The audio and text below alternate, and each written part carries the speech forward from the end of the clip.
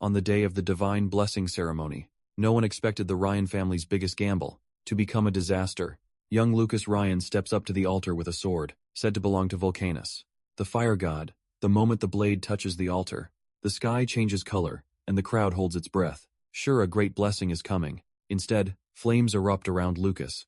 His soul is scorched, the sword burns to ash, and Lucas collapses unresponsive, as Julia cries and their father begs for answers. At the same time, in another world, our boy who has already lost his father keeps getting pushed around, but he still lives for his mother and little sister. On his way home, Truck Kun hits him, and he feels himself fading out with blood. On the road, he makes one last wish. If there is a next life, let him protect the people he loves with his own hands.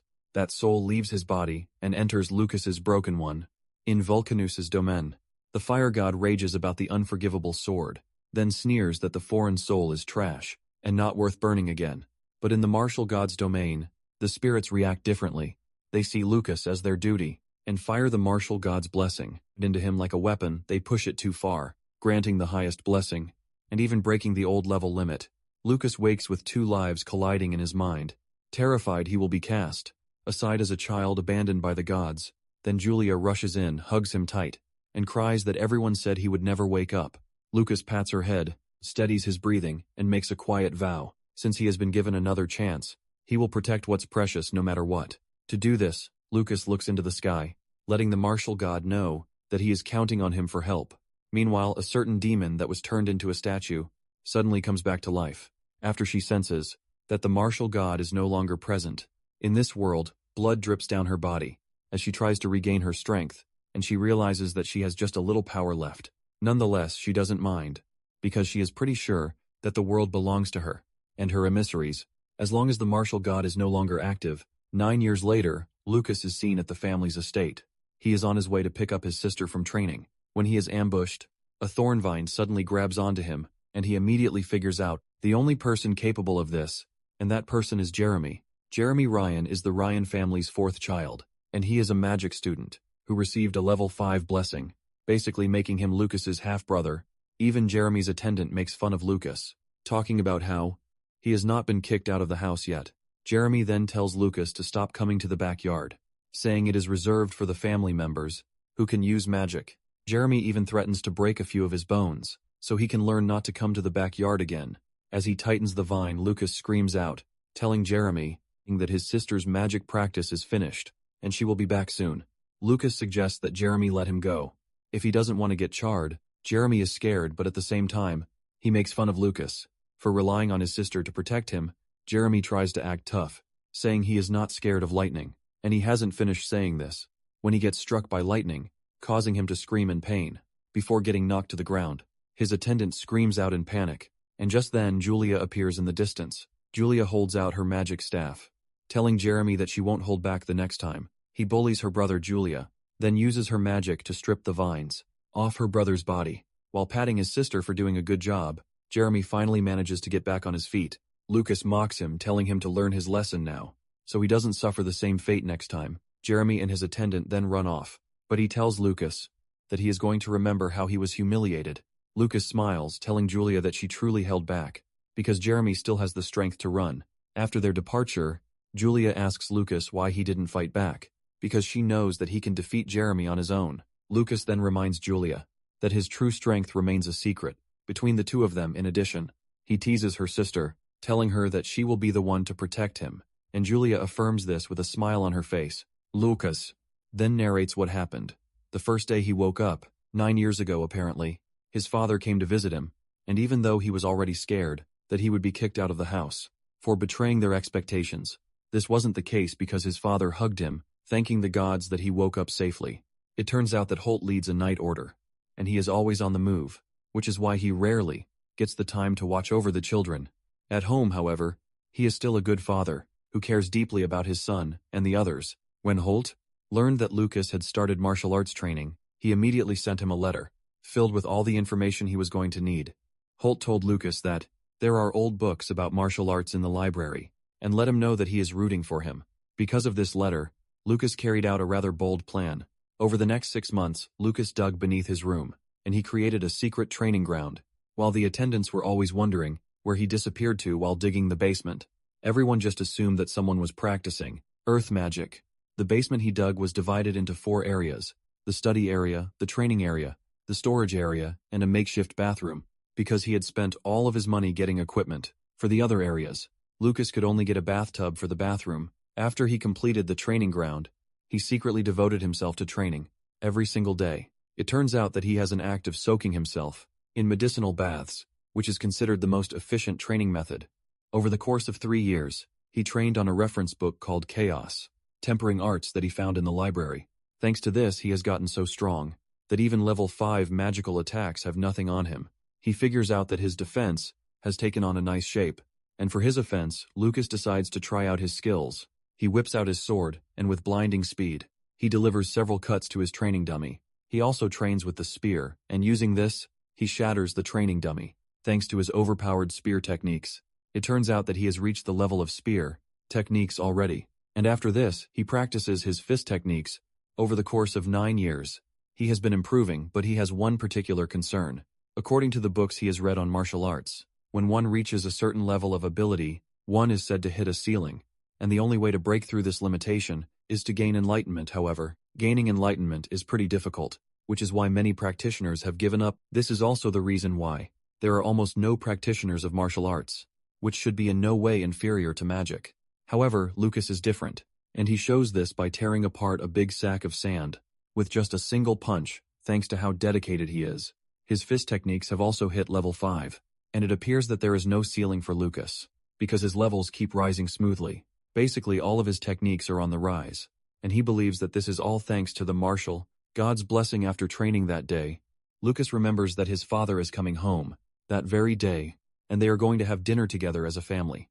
After he is washed up, he joins the family at the dining table. His father welcomes him with a smile, saying, "It's been 6 months since they last saw each other." He urges him to take a seat, and Lucas calmly walks to his seat. While Jeremy is fuming where he is, Horton mentions that the Allen Magic School is opening a martial arts department, and as a special measure, his father has already applied for him.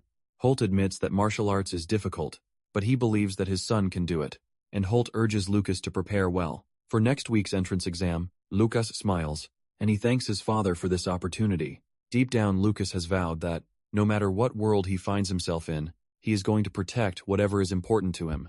However, at the same time, he is trying so much not to stand out, because he doesn't want to attract trouble. Suddenly, Julia raises her hand, telling her father that she wants to enter the Allen Magic School with Lucas. Holt commends his daughter for having such a great attitude, but he lets her know that she is still 11 years old, and she is not old enough to enroll. Julia then reveals that there is an elite course at the school, and it has no restrictions. Julia whips out the letter she received from the school, telling her that she can take the elite course. Holt is surprised to hear this, but at the same time he understands that Julia's reputation must have reached the school. Lucas's mother smiles beautifully, saying, "It appears that a great mage will be born from the Ryan family." In the near future, this causes Julia to laugh out loud, while Jeremy is left fuming really hard. Their father then tells the two that he wishes that they both pass the exam. Jeremy is pissed that Lucas is getting special treatment, when there is nothing special about him. Just then his mother, Jessica, touches him, telling him to calm down, because he has nothing to worry about, since there is no assurance that Lucas will pass the exam. 1 week later, Lucas and Julia prepare to leave for the academy. His mother urges him to take care of himself, and she assures him that she will come visit him once he settles down in school. She also gives Lucas the lucky coin that his father gave him. Apparently, the coin is from the Martial Fortune dynasty that unified the world about 10,000 years ago. Holt revealed that he obtained the coin after he defeated a magical beast, and the front of the coin bears the image of the first Emperor Mars, and on the back is engraved the weapons that he once used. When Lucas saw this back then, he realized that Mars is the martial spirit god. As he departs, Holt tells Lucas to always keep the coin with him. Lucas considers himself pretty lucky, because he is blessed with a good family. In his present life, and also in his past life, several hours after their departure, the butler Forden suggests that they camp in the nearest clearing, because the sun will set soon. While they are resting and preparing to eat, the butler tells them that they are going to reach Dacktown, where the school is located, by nightfall the next day, if they leave early in the morning. Julia is surprised to hear this, and she asks Forden if there is anything interesting in Dacktown. Forden lets her know that there is something to look out for, because Dacktown is famous for the magical dodgeball tournament. held every spring in addition. He mentions that the town is famous as a gourmet town. When Julia hears this, she is already drooling, because she imagines herself eating everything she wants. Suddenly, Lucas's senses kick into action, and he realizes that 12 horses and 13 people are approaching them at high speed. From 2 kilometers away, Lucas then asks Forden if bandits usually appear in the area, and Forden confirms this, but says the possibility of running into them is low. It turns out that Lucas is able to sense the danger, thanks to the chaos tempering arts, thanks to the incredibly sharp senses that he now has. He knows that he is not making a mistake. He analyzes the situation, and realizes that they are greatly outnumbered, so he has to handle the situation very carefully. Lucas then gets on his feet, telling Forden that they need to prepare, because a mysterious group is heading towards them at an incredible speed. The 2 soldiers with them are surprised, because everywhere is pretty quiet, and they just assume that Lucas is messing around. Even Forden is surprised to hear this, but he still grabs his sword, telling the others to prepare their weapons. Even though Forden is a bit skeptical, he believes that it is better they are cautious than be sorry later. Moments later, bandits arrive on the scene, and this is when the soldiers realize that Lucas wasn't lying. The bandit leader excitedly rushes toward Lucas's group, talking about how they have found a new set of prey. They notice Julia and Lucas behind the soldiers, and immediately deem the 2 as their targets. Forden angrily tells the bandits what happens when they touch nobles, but the bandit leader says he doesn't care. He then tells his boys to kill the soldiers, and leave the kids alive. Forden and the soldiers then prepare to engage the daring bandits. The soldiers are able to initially hold their own against the bandits. Forden also decapitates a bandit that got too close to him, and the kids, even though Julia wanted to help, Forden tells her to leave the fight to him. Forden and the soldiers continue pushing back the bandits, but to avoid any real issue, Forden tells Lucas to escape with Julia. Suddenly, the soldiers get roasted by a mage's power. It turns out that the bandit leader is a mage, and this ultimately ruins whatever strategy Forden initially has. Forden becomes scared for the safety of the kids, and he screams at Lucas, telling him to escape with Julia into the forest. In that short moment of distraction, Forden gets cut in the chest by one of the bandits, immediately reducing his efficiency. The bandit leader then tells Forden that he is going to burn him alive for killing his comrade. However, Forden is not scared, as he is ready to lay down his life, as long as it means protecting Julia and Lucas. Meanwhile, Lucas has realized that there is no way Forden would be able to win against the bandits because of the mage. Even though Lucas is willing to keep his abilities hidden, he remembers that Forden has been the kindest to him, aside from his parents.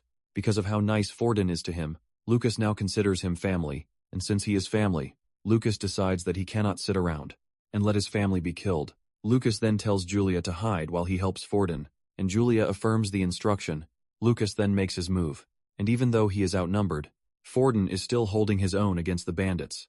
Just then, Forden gets exhausted, and he crashes to his knees.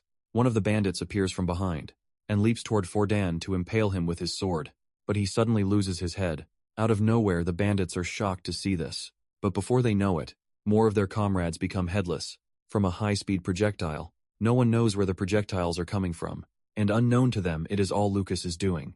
Lucas is glad that he already upgraded his Gale strike skill to level 4 while he was playing around, hitting flying birds with stones. Thanks to this, he knows that killing a mere level 1 bandit with a pebble is nothing but child's play. Pissed about how his comrades were all killed, in an instant, the bandit leader raises his staff and fires off a large fireball at Forden to finish him. Forden can see the attack coming straight for him, but he is already too tired to dodge. And he also believes that a strange helper has shown up to protect the kids so he can finally rest. Just then, Lucas appears before the fireball hits, and he cancels it out, shocking Forden, who never thought Lucas was this powerful. The bandit leader is also stunned to see his magic cancelled so easily. However, he believes that he still has time to fire off another shot, but Lucas lets him know that he has reached the end of the road, and he tears him to pieces with a powerful blow to his chest. After taking down the bandit leader, Forden is left questioning everything he just witnessed. He considers Lucas being able to kill a high-level mage a totally unprecedented event. However, Lucas just turns around to smile at the old man, telling him that it appears he has talent for martial arts. Forden is still celebrating with Lucas when they sense something sinister behind them. The piece of the bandit leader's body suddenly starts to transform into an ugly-looking creature that looks pretty dangerous. Seeing how terrifying the monster looks, Lucas concludes that he has to take it out as fast as he can, because he can't allow Julia to see it. Lucas wastes no time leaping toward the monster, and he lands a punch, but it does absolutely no damage to the monster. The monster then launches a counterattack by hurling spikes at Lucas, forcing him to jump backwards. Surprisingly, the monster starts feeding on the bandits' dead bodies. To power itself, Lucas wonders what sort of monster it is, and by using his all-seeing eyes, he is able to see the insignia controlling the monster. Before he knows it, the monster has grown to be a giant monster, on all fours, and since physical attacks won't work on the monster, Lucas decides to try something else. Lucas imbues himself with explosive chi before lunging at the monster and delivering a powerful strike. This leaves a bright, golden light that totally swallows the monster up and destroys whatever core is controlling it. After taking out the monster, Lucas sits down to catch his breath, and Julia comes rushing over to hug her big brother. Julia praises his brother, telling him how amazing he is for defeating the bad guys. For Dawn, on the other hand, is left stunned because he can't even understand what just happened. Just then, one of the bandits' horses starts neighing. Catching their attention, they turn around to see a girl who has been tied up on the horse. Shocking them, meanwhile, the demon from 9 years ago is getting stronger, and she just got the signal that one of her emissaries has been defeated. She wonders who might have defeated the dude, but she decides not to worry herself too much about this, because she is more focused on recovering her power. Back at the scene, Julia learns that the girl they just rescued is Maya Rasta. When Forden hears the Rasta name, he mentions that he has heard it somewhere before, and Julia also says the same. Lucas then mentions that both the Rasta and Ryan families are nobles, living near Dacktown. Julia confirms this, saying Lucas is right. Julia then asks Maya why she was attacked by bandits, and with tears in her eyes, she narrates her ordeal. Apparently, several hours ago, bandits suddenly appeared and attacked her carriage, killing all of her guards. Even her maid tried to protect her, but she ended up suffering a terrible fate.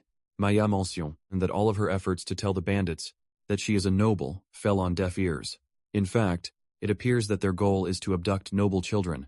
Julia then comforts her, telling her that she has nothing to worry about, because the bandits are now dead. Later that night, after the girls have slept, Lucas asks Forden what he thinks about what Maya said earlier. Forden then mentions that bandits are habitual offenders, because it appears that they have been targeting noble children.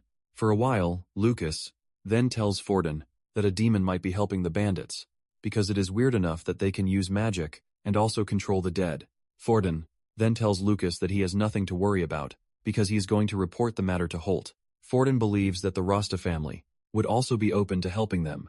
Once they report the situation to her, Lucas lets Forden know that he has a suggestion to make, to avoid trouble in the future. The following day they arrive at Docktown, and Lucas tells Julia that there will be no sightseeing in the town, to avoid trouble. Lucas says there might still be bandits in the area, and for safety's sake it would be better if they go directly to the magic school. Julia is a bit disappointed, and Lucas tells her to understand the situation, because it is for her safety, and Maya agrees with Lucas, but Julia remains in a bad mood, to please his sister. Lucas tells Julia that he is going to buy her everything she wants from the town's gourmet district. Once they pass through there, Julia is happy to hear this, and Maya is blown away by the closeness between the two. Forden then suggests that they open the window, so that they can get a view of the town. Julia quickly agrees to this, and she is astounded by the beauty of the town. Even Maya talks about how lively the town is deep down. Lucas agrees with them, because the town has the same atmosphere as the city that he lived in during his past life. As they pass through the food center, Lucas buys his sister all the food that she wants. Just as promised, not long after this, they arrive at the academy's gate, and Forden lets them know that this is as far as he can go. Lucas tells Forden that he has nothing to worry about, because he is going to protect Julia. Julia also jumps up in joy, telling Lucas that she is going to protect him too. Lucas eggs her on by telling her that he is counting on her. Lucas is left with tears in his eyes as he says farewell to the two. Maya, on the other hand, is pleased to have met Lucas and Julia, because they appear to be two interesting siblings. In a quick revelation, Forden had told Lucas the night before that Maya was once his fiancée. When they were younger, however, the engagement was called off, after the incident that left Lucas talentless.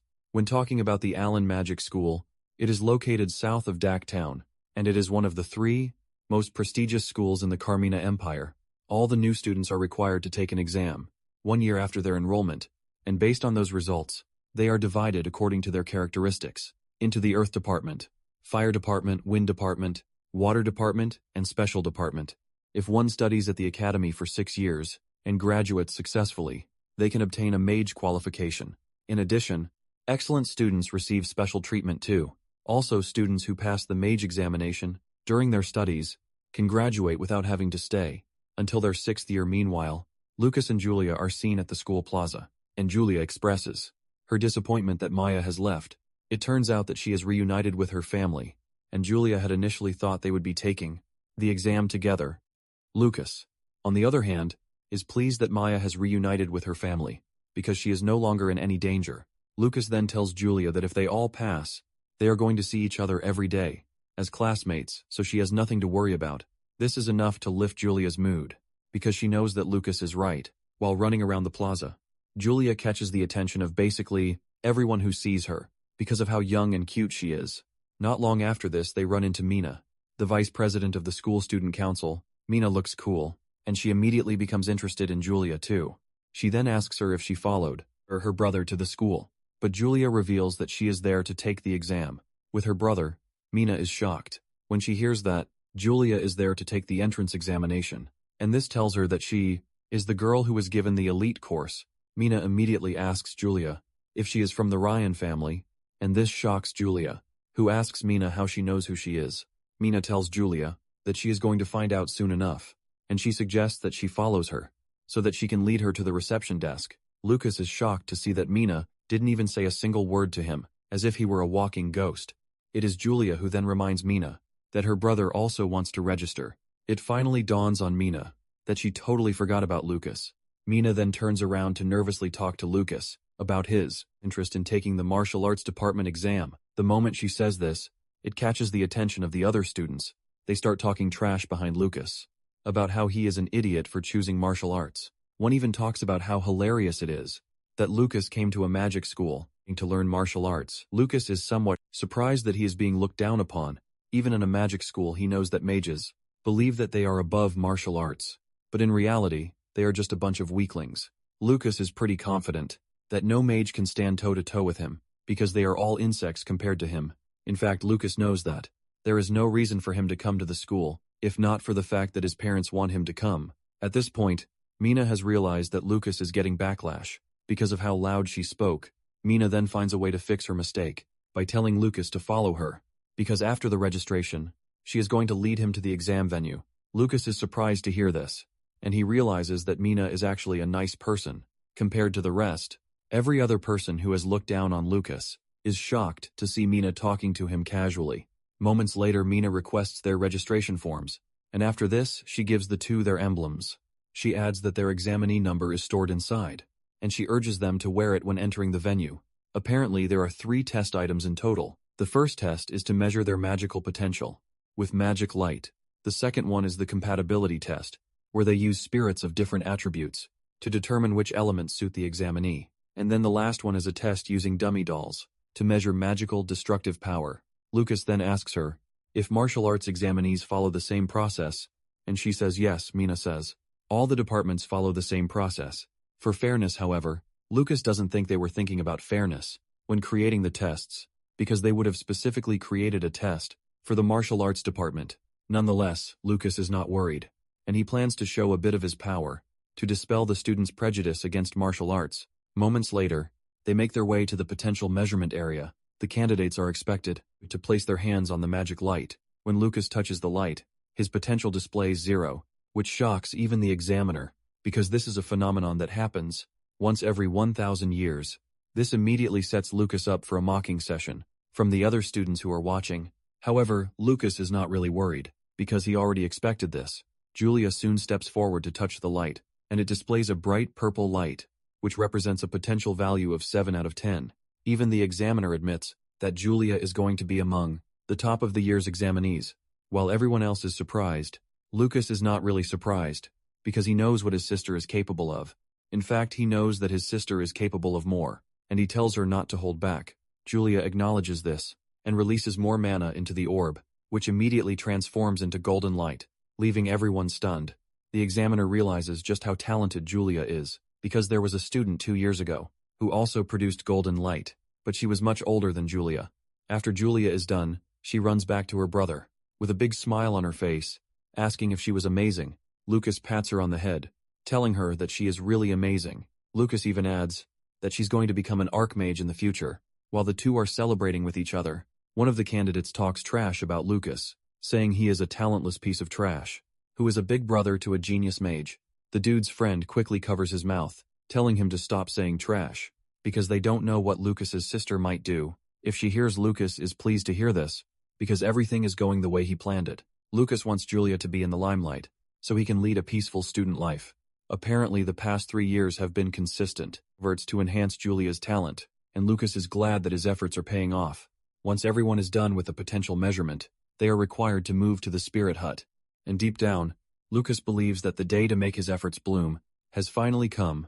The candidates are informed that they are going to undergo a compatibility test. Here, just as expected, all of the spirits are swarming around Julia, shocking the other students. One of the students, who received a level 6 wind god's blessing, mentions his frustration that no wind spirit came to him during his test. Since all of the spirits are going toward Julia, they believe that this means she is compatible with all magical elements. It turns out that Lucas has a hand in what is happening, because he was the one who created a mage circulation technique skill for Julia, which has helped her raise her potential. Even though she is still level 2, Lucas knows that she has shown enough to pass the entrance exam. The examiner soon announces that Julia's compatibility is 90, which is the highest score among all examinees. The examiner thanks Julia for her success, and while she is still enjoying the compliment, she turns around to see the other students staring at her in such a bad way. Julia cannot handle this, and she rushes toward her brother, telling him that she is scared of how the other students are staring at her. Lucas then tells Julia that it can't be helped, because she is a genius, and she is bound to receive a lot of bad looks. Lucas then tells her that she has nothing to worry about, and he urges her to get used to it. Julia then agrees with her brother, saying she has to become stronger, so she can protect him deep down. Lucas is worried about his sister, and he figures out that he has to help her build a thick skin. While everyone is praising Julia and talking about her talent, they are also trash-talking Lucas for being talentless. Apparently during Lucas's compatibility test, the spirits didn't even try to go near him, because they were all disgusted. However, one of the students told his friend that something strange happened.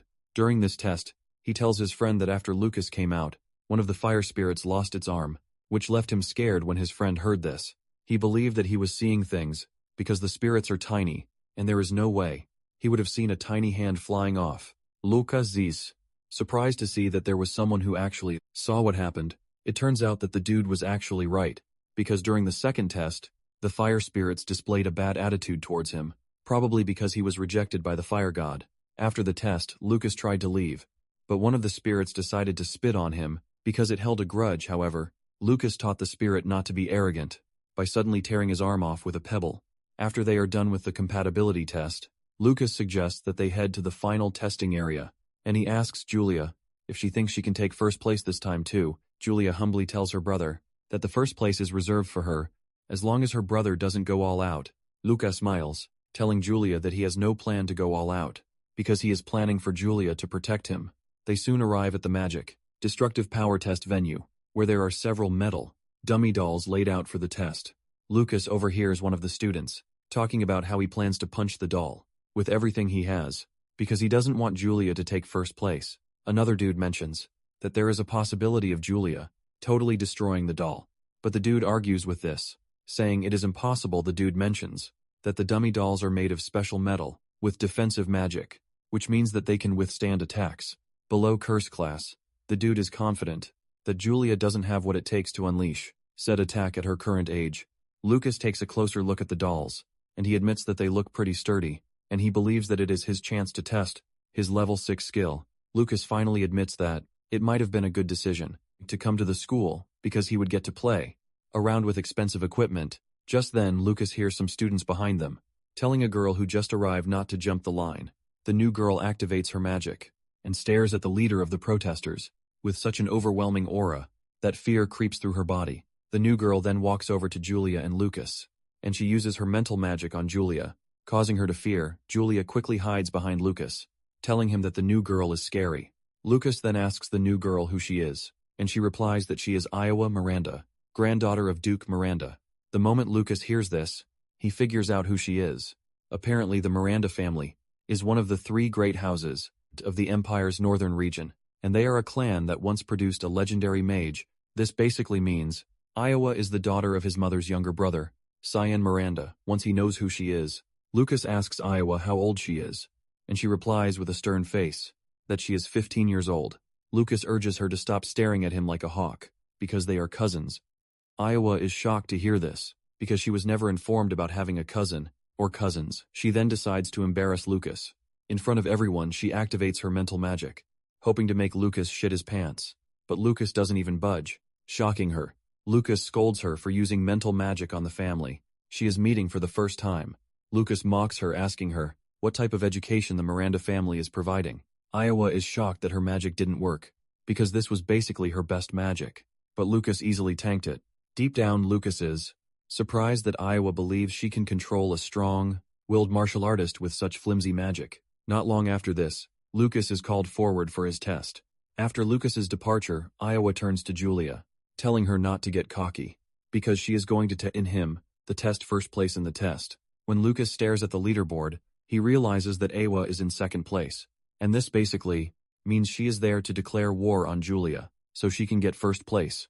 Lucas then concludes that he has to interfere, because he needs his peace, and cannot let Julia lose the first place position. Lucas then goes back to Julia to give her what he claims is candy. Julia excitedly collects it, believing that it is going to be sweet. However, it turns out to be a medicinal pill, which is super bitter. Lucas pats Julia on the head, telling her that it is a special magic medicine, which is made with rare ingredients, and he assures her that she is going to understand its effect. Soon enough, the examiner is forced to call on Lucas again, telling him to make his way into the test arena. Upon arriving at the arena, the examiner tells Lucas to attack the doll with his full magical power, and they are going to evaluate its destructive force to produce his final grade. Since he can't use magic, Lucas asks the examiner if he can use physical attacks. Instead, when the other students hear this, they start laughing at Lucas, because he is seriously daring to take the test with a physical strike. They consider this a barbaric art, and use that to talk down on martial artists. In general, one of them believes that Lucas is just going to break his hand, and that will be the end of it. While they are all mocking Lucas, Julia hears this and stares at them with her side eyes, causing them to quickly rearrange themselves.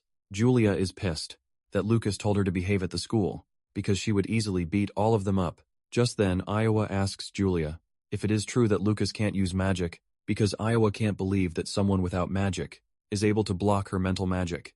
Julia then tells Iowa that her brother really can't use magic, but he is still amazing nonetheless. Iowa believes that Julia has been tricked by her brother because there is no way a martial artist can do anything impressive. Suddenly, a loud bang hits the test area, shocking everyone present, as they wonder what just happened. 2 minutes earlier, the examiner had told him that his method of attack didn't matter. Lucas acknowledges this, and he figures out that he should have enough power to deal with the dummy. Lucas then gets himself into position, and he dashes toward the dummy, landing a powerful punch that sends it into the distance. The dummy hits the wall and displays a golden light on its head. When Iowa sees this, she is ultimately shocked, because Lucas's speed was comparable to high-ranking wind magic. In addition, the dummy glowed gold, which means the attack hit with curse-class power. Even the other candidates who were watching couldn't believe their eyes, because there is no way a talentless dude is damaging a dummy.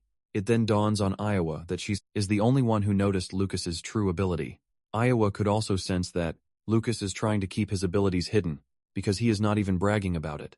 To the examiner, he assumes that the dummy malfunctioned, but he tells Lucas that he is going to give him the perfect score.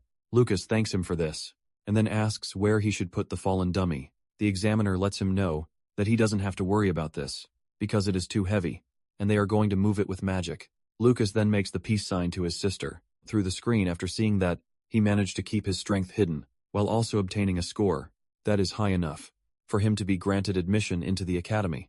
As the exams went on, everyone totally forgot about Lucas's power and focused on Julia's overwhelming talent.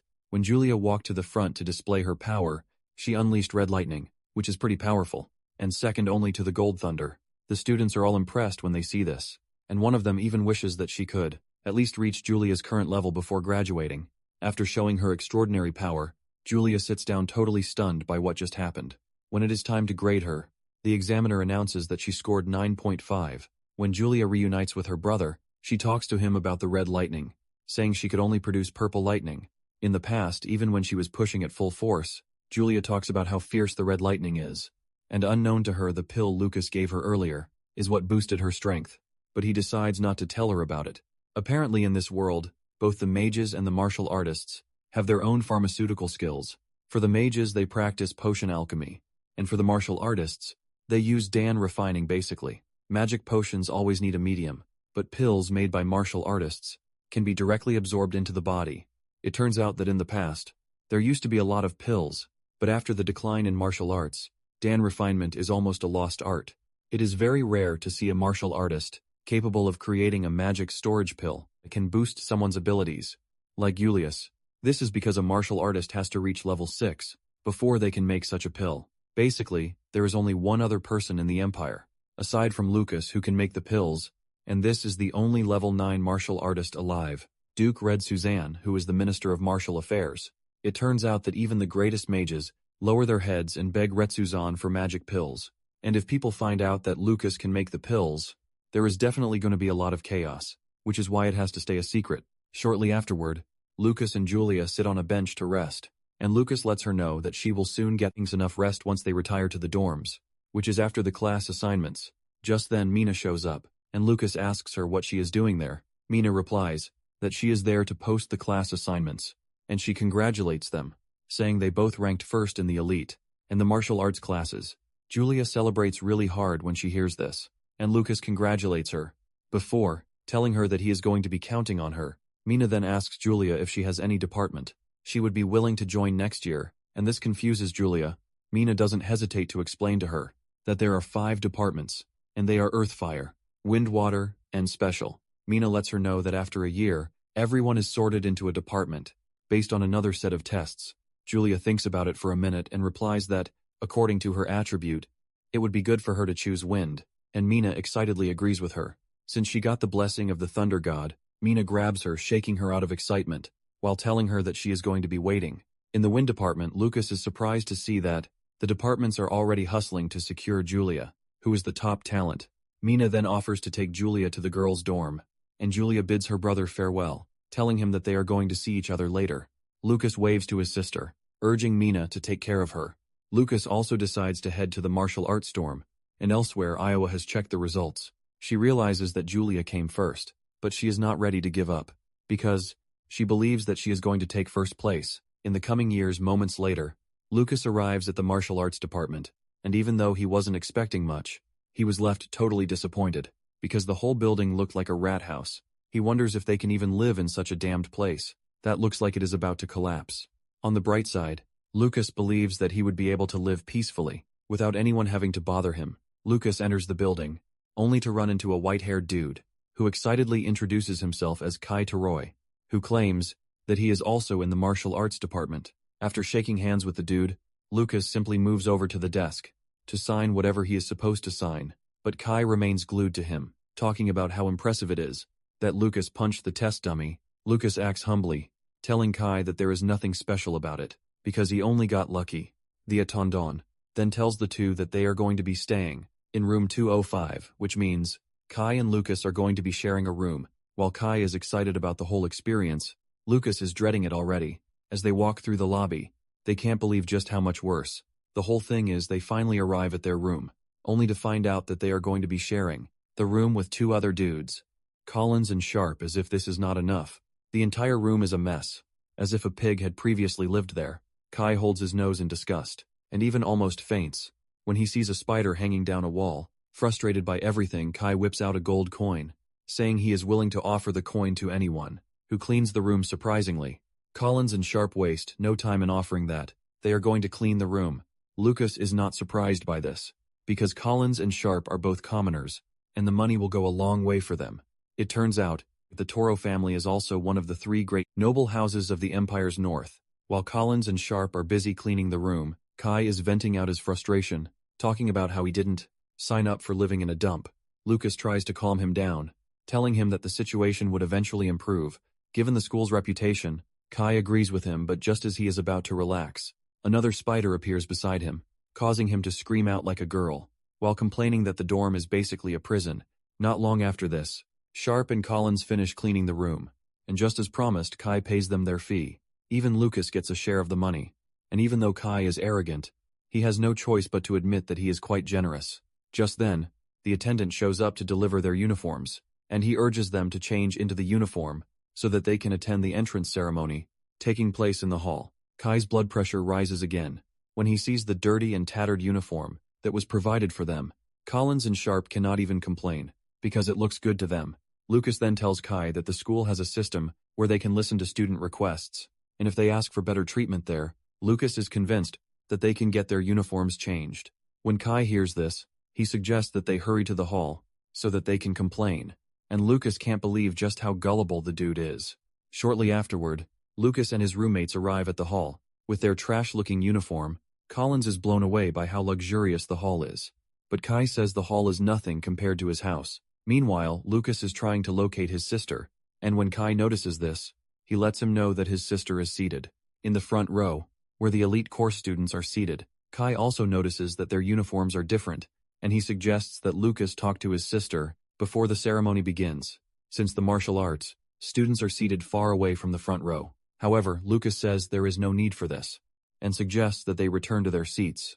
Deep down, Lucas is glad to see his sister, wearing such a prestigious uniform. Once Lucas and his roommates are seated, he notices a girl, who appears to also be in the martial arts department, seated close to them not long after this. The student council president, Theodore Formal, shows up in a cool-looking way to introduce the school's point system to the students. The students are all blown away by how cool-looking Theo is, because he has also reached level 6 before graduation, which means he is a genius. Theo then starts by informing the students that the point system in the school is fundamental to almost everything, from the magic skills, precious books, subordinate magical beasts, and rare materials. In fact, all of these, including guidance from great masters, can be obtained with points. He continues by saying, there are many ways to earn points, but points earned through labor are only 1 to 5 points per hour, which is extremely low rather than labor. It is more efficient to earn points by participating in events. For each department, he mentions that the orientation being held for the new students that very day is prime earning time for current students. Lucas finally understands why Mina was helping them. Theod continues further, saying that if a student becomes a student council member, they are going to receive a stable monthly point income. The president is going to get 500 points per month, while the vice president gets 200 points per month, and the members get 100 points per month. To round it all off, he mentions that there is the risky method, which is monster hunting apparently. There is a magical beast mountain range, located behind the school. This mountain is famous for housing several magical beasts. Theod says if the students hunt beasts there and submit the materials, they are going to receive corresponding points. When Lucas hears this, he immediately becomes interested, because he considers it a training ground, made just for him. Several hours later, Lucas is able to sneak out of his room, thanks to the effects of the tranquility incense that he lit up in the room, causing his roommates to sleep soundly. He is excited to visit the magical beast mountain range, and when he gets to the back of the school, he runs into a tall wall. However, this is nothing to hold a determined Lucas back. He easily leaps past the wall, and with excitement written all over his face, he lands in the magical forest. The first monster he comes across is a horned frog, and Lucas toys around with the monster before easily pulling out its horn, leaving it incapacitated. The horns of the poisonous blackhorn frog are said to be commonly used in magic potion concoction, and Lucas believes that they would fetch him some really nice points. Lucas has found out that the school has legendary martial arts manuals in its collection, which is why he needs to earn points to obtain the skills that were rumored to have been used by the martial god. Since he is running on borrowed time, Lucas decides to quickly assess the locations of the magical beasts, and using his overpowered eyes, he is able to pinpoint the locations of the monsters in his surroundings. Roaming around is the level 1 shell mouse, level 2 one-eyed bat, level 3 magic crest leopard, but all of them pose no danger to Lucas, as he trashes all of them pretty easily. All of the monsters he meets are one-shotted with ease, and in no time he has gathered a big haul. He is confident that he can exchange the materials for points so he can get ingredients for Dan refining. Nonetheless, Lucas doesn't feel fulfilled, as he notices that the whole area is strangely quiet. In addition, there are extremely few traces of magical beasts, leaving him to wonder if there is a powerful, magical beast living in the area. Lucas then employs his sharp senses to see if there is any, and he soon locates one hiding out in a cave. At the same time, the beast locks onto Lucas, but Lucas doesn't mind, as he dashes toward the cave. which is 1 kilometer away. Upon reaching there, he realizes that the beast is a level 6 ice fire wolf, and it looks pretty dangerous. Lucas finally understands why. The beast has a strong sense of territory, and this is because it is a wolf. However, Lucas is a battle maniac, and he wastes no time lunging toward the wolf. The wolf then meets him halfway with an ice breath, freezing up his right arm. Surprisingly, this isn't enough to stop Lucas, who still lands a powerful punch on the wolf's jaw, to send it flying into the distance. Lucas is a bit disappointed in himself, that all he could do was send the wolf flying, without being able to punch a hole in its body. Excited to use the wolf for training, Lucas tells it to get back on its knees, because he is pretty sure that it is not done yet. The wolf gets back on its feet, and fires off a powerful flame at Lucas, totally leaving him shrouded in flames. The wolf maintains the fire breath for a couple of minutes, to make sure it kills Lucas. When the wolf believes that Lucas has been taken, care of it raises its head to howl in victory. But before it knows it, Lucas appears behind it. By the time the wolf realizes this, Lucas has closed in on it, and he delivers a powerful punch, imbued with chi on its body. This punch is powerful, enough to cause the wolf to cough up blood, and the force from the punch also sends it flying, really far into the distance. This leaves the wolf on its back, and Lucas commends it for being able to freely manipulate opposing attributes like fire and ice skillfully. While receiving praise from Lucas, what the wolf sees is an overwhelming, horror-like figure standing above it. Nonetheless, the wolf still tries to fight back, by unleashing a combination of ice and fire at Lucas, to create water vapor. However, Lucas easily dispels this, and when the wolf sees this, it tries to escape, but Lucas chases it down. Lucas easily grabs its tail, and gives it a proper WWE smackdown. Even though Lucas is fighting a large magical beast, he doesn't feel any kind of threat, and he is even exhilarated.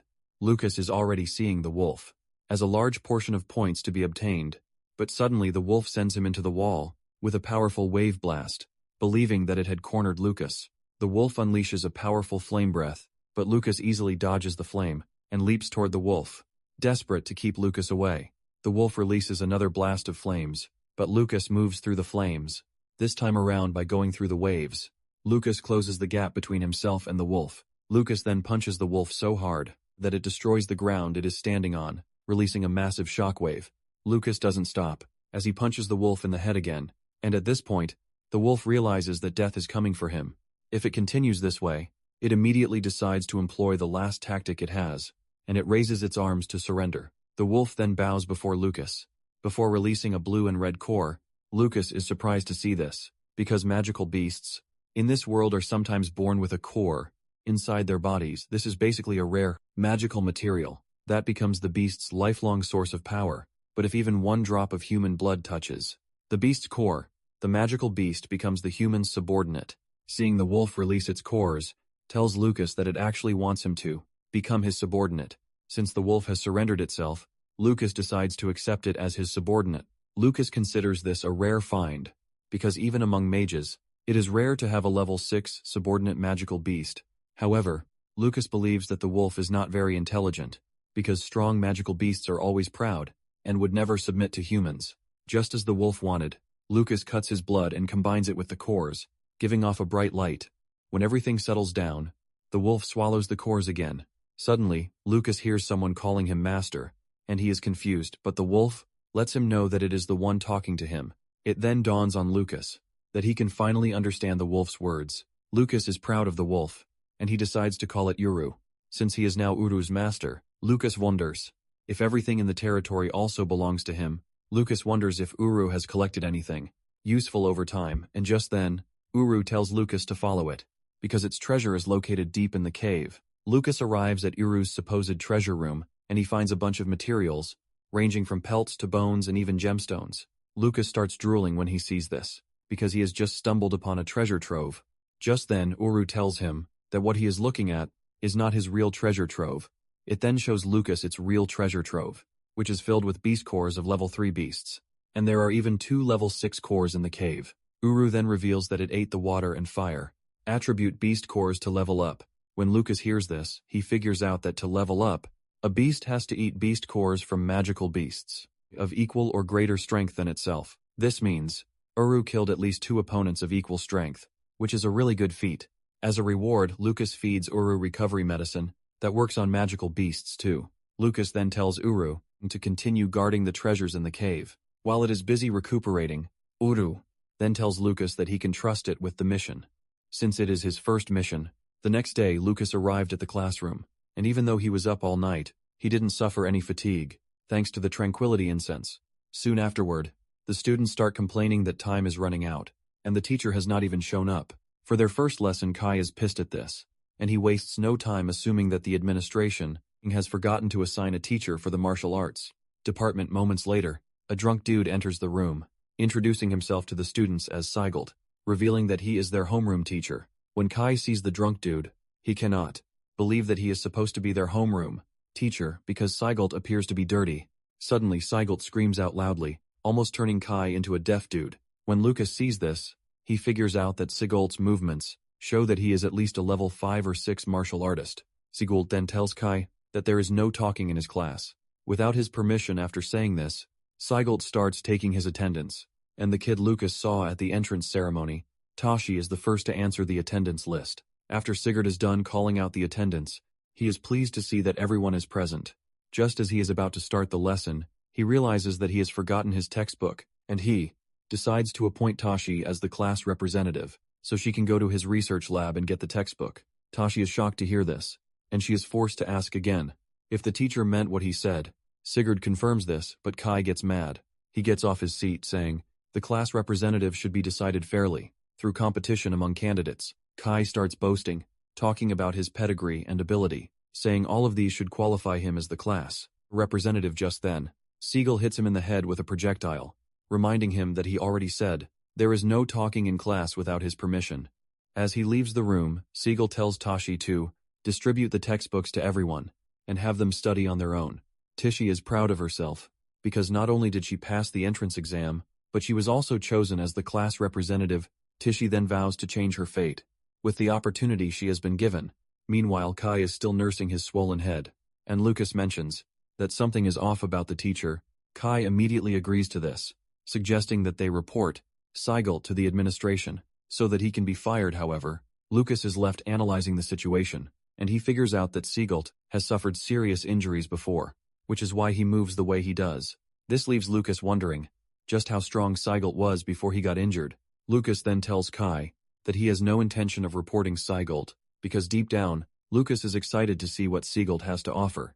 Several hours later, Kai and Lucas are seen in front of the cafeteria. Kai complains bitterly about how Seigold left them to self-study. For hours, Kai considers Siglet an irresponsible teacher, who even decides who is going to be their class representative. While Kai is busy raging about this, Lucas meets with his sister, and he pats her on the head, asking her how her first class went. Julia reveals that her homeroom teacher, Linda, is such a nice person, because she cheered her on, to motivate her into becoming the class representative.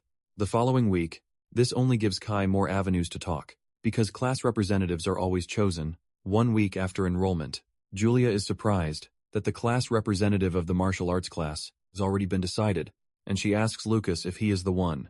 However, Lucas lets her know that he is not the one. Lucas then suggests that they head to the cafeteria to eat, because he heard that the cafeteria's food is pretty good. It turns out that meals at the school also follow the point exchange system, and new students who just enrolled without any points can exchange cash for points. But this is only once. Surprisingly, the exchange rate differs for each department. Julia ends up getting a really nice meal, which she consumes excitedly. Apparently for 1 coin, other departments get 100 points, but the martial arts departments get just 10 points. Kai cannot believe that even the teachers discriminated against the martial arts students. One of the teachers tells the complaining martial arts student that status doesn't matter in the school, because everything revolves around points. While eating the dry bread that he got, Kai concludes that enrolling at the school is more or less giving up on his human rights. Julia pities how bad Kai looks, and she even offers him her food. Kai shed tears, as he declared that Julia is such a nice girl. Moments later, Maya shows up, and Julia suggests that they eat together, but Maya reveals that she has already eaten, so she is fine. Maya then mentions that she baked cookies, as thanks for helping her the other day. She asks Julia if she is interested, and she excitedly accepts the cookie. Lucas also accepts the cookie, and he commends Maya's skill, saying the cookies are delicious.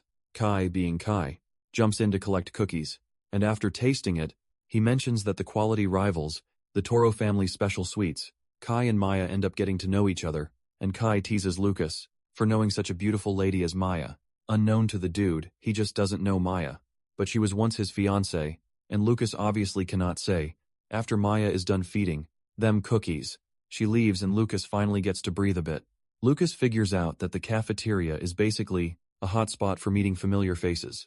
Just as he predicted, Mina soon shows up, and not long after this, Theod also moves around the cafeteria just to Aura Farm by flying around with his fire magic. When Lucas sees this, he realizes that Theod is a dude who likes to show off. However, Lucas has already lost all respect for him, because after the entrance ceremony, he overheard the fact that Theod is only able to use level 6 magic. Thanks to medicine, Lucas is busy eating when he notices Sigurd exiting the cafeteria, and he wonders where he is going. Meanwhile, the teachers are also complaining about Sigurd's trashy behavior, but some sympathize with Sigurd because they know he only changed. After what happened to him, Sigurd soon joins the other teachers and the headmaster. Once they are all present, the headmaster lets the teachers know that their agenda for the day is all about the magical beast taming tournament. It is no news that magical beasts frequently attack in the Carmina Empire, and because of this, taming skills are required. This also makes it an annual tradition for Allen Magic School's new students to participate in the magical beast taming tournament. Julia's homeroom teacher then reveals that over 2,000 level 1 magical beasts have been prepared for the competition. She suggests that they hold the tournament in the next 6 days just as they usually do. One of the teachers, Greg, then cuts in saying he is fine with holding the tournament in the next 6 days, but he believes that the martial arts students do not need to participate because they can't compete against magical beasts. However, Sigurd disagrees with his take. Greg tries to act cool, saying he was thinking of the students while making the suggestion, but Linda cuts in telling Greg that Sigurd is right. Linda tells Greg that as new students of the school, the martial arts students are allowed to participate. Another teacher agrees with Linda, saying all the students should be treated equally. Deep down, Greg is pissed when he hears this, because he can't believe that there are still teachers who agree with Sigurd, especially Linda. Greg believes Linda is supporting Sigurd because she believes that he can go back to his former self, who was a level 8 powerhouse. Greg has no choice but to back off, but he believes that the martial arts students will just break down in tears after seeing the monsters, with everyone agreeing to it. The headmaster makes it official that the martial arts students will be participating. After the meeting, one of the teachers approached Linda, asking her if she was really okay with the martial arts students participating in the tournament, because Greg kind of had a point in what he said. Another teacher tells Linda that it is true that martial arts require real combat, but reminds Linda that the magical beast taming tournament is harsh. Linda then smiles, telling them that a long time ago, someone taught her that a coward, without spirit to overcome difficulties, has no right to call themselves a martial artist, and this person is none other than Sigurd. Linda adds that any student who refuses to participate in the tournament will eventually be expelled from the martial arts department by him when Sigurd returns to class.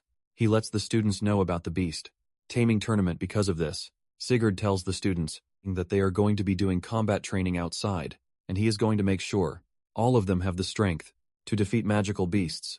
Just as usual, Kai opens his big mouth to talk about the issue of the class representative, saying the tournament is usually held to decide the class representative. Since their class representative has been decided, he mentions that they have no reason to participate, but Sigurd hits him in the head again to silence him. Lucas, on the other hand, is thinking about the combat training, and he is worried about how he is going to hold back to make sure he doesn't blow away his sparring partners. Moments later, they report to the training grounds, and after observing Tashi for a few minutes, Lucas realizes that Tashi is pretty strong, and it appears that he is the only one even stronger than her in the class. This then tells Lucas that Sigurd knows what he was doing when he picked Tashi as the class representative. After hours of training, the bell for lunch finally rings, and Sigurd tells them that training is over. Kai thanks his stars because he is already excited about the whole thing. Collins and Sharp then reveal that they are heading to the cafeteria. Collins tells Kai that they are going to bring food for him, as promised. Sharp is shocked when he hears this, forcing him to ask Collins if he made another deal with Kai. Kai then reveals that he told Collins to bring back 2 points worth of food in exchange for 2 coins. This is basically a situation where Collins saves money and Kai saves points, so he considers it a win-win situation. Sharp is pained when he hears this, because he would have jumped on the deal if he knew about it too. Collins smiles and then tells Sharp that he will leave him to take the next one.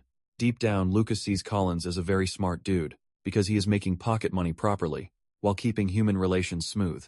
Kai then walks over to Lucas, talking about how smart he is. Because of the deal he made, he even suggests that Lucas follow his footsteps, but Lucas ignores the advice.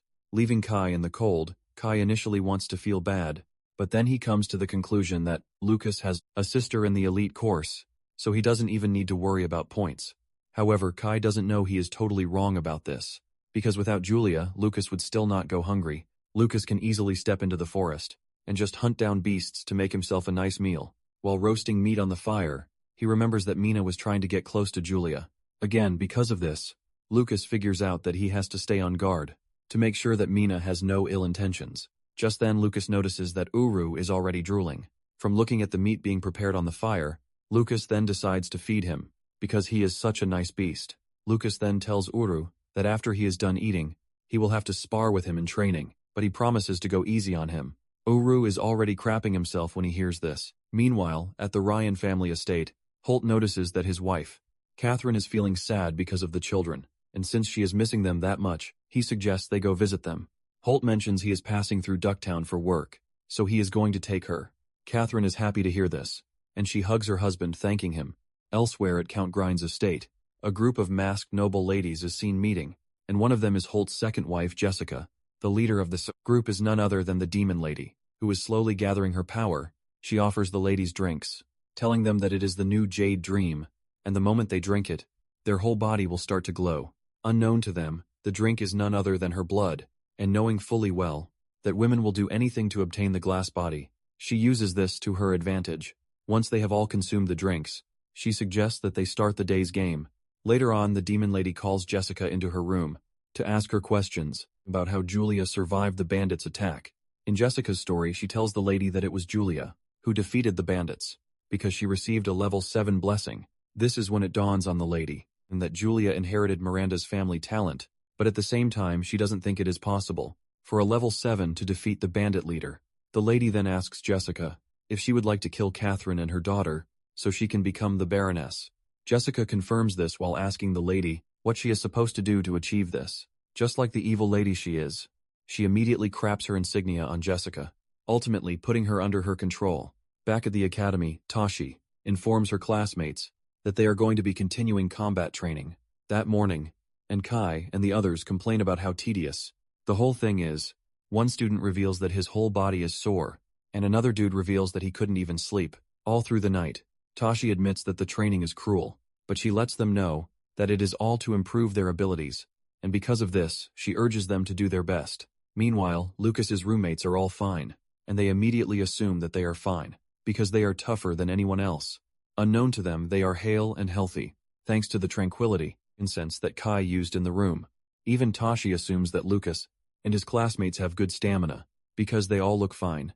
Moments later, training begins, and Kai pairs up with Lucas. Kai charges at him as usual, but Kai easily pushes him backwards.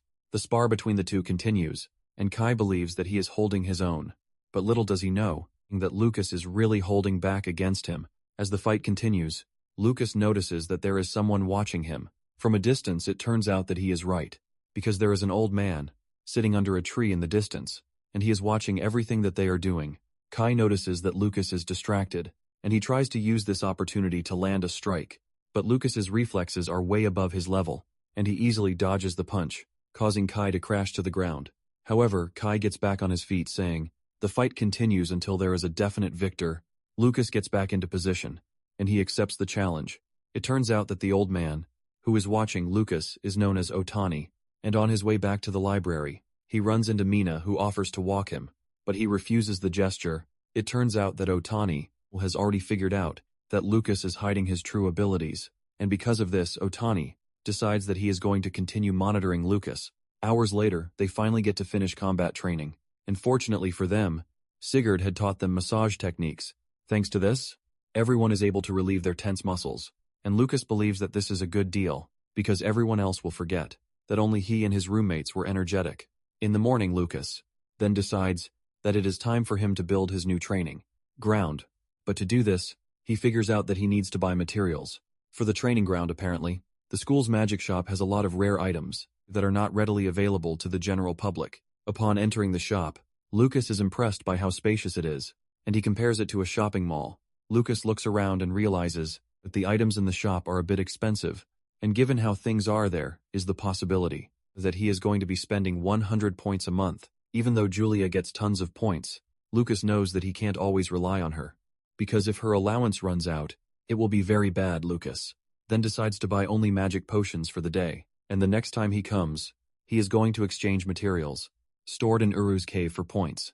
The attendant is busy sleeping when Lucas shows up at her desk with a bunch of items, telling her that he wants to buy them. After checking out the items, the lady reveals that the total cost for everything is 5 points. The lady notices that Lucas is from the martial arts department because of his uniform, and since they can only spend 10 points, he is already using half of the points all at once. After Lucas is done paying, he proceeds to leave, but as he reaches the door, the lady urges him to be careful with his spending, because he might just regret it later. Lucas just smiles at the lady, telling her that the things he bought are not even enough, and he is still going to come back to buy more. At the same time, the lady is surprised that Lucas bought a lot of potion items, when the martial arts class doesn't even make them. She wonders how Lucas is going to use the items, but she just assumes that Lucas is spending recklessly, because he is a noble later on.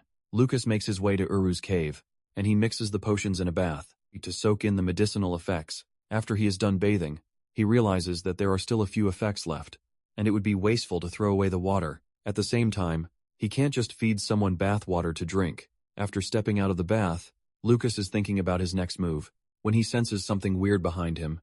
He turns around to see that Uru is drinking the bath water, and before he knows it, Uru has finished it. Lucas is initially disgusted, but then he pats Uru on the head, telling him that the water would actually strengthen his body too.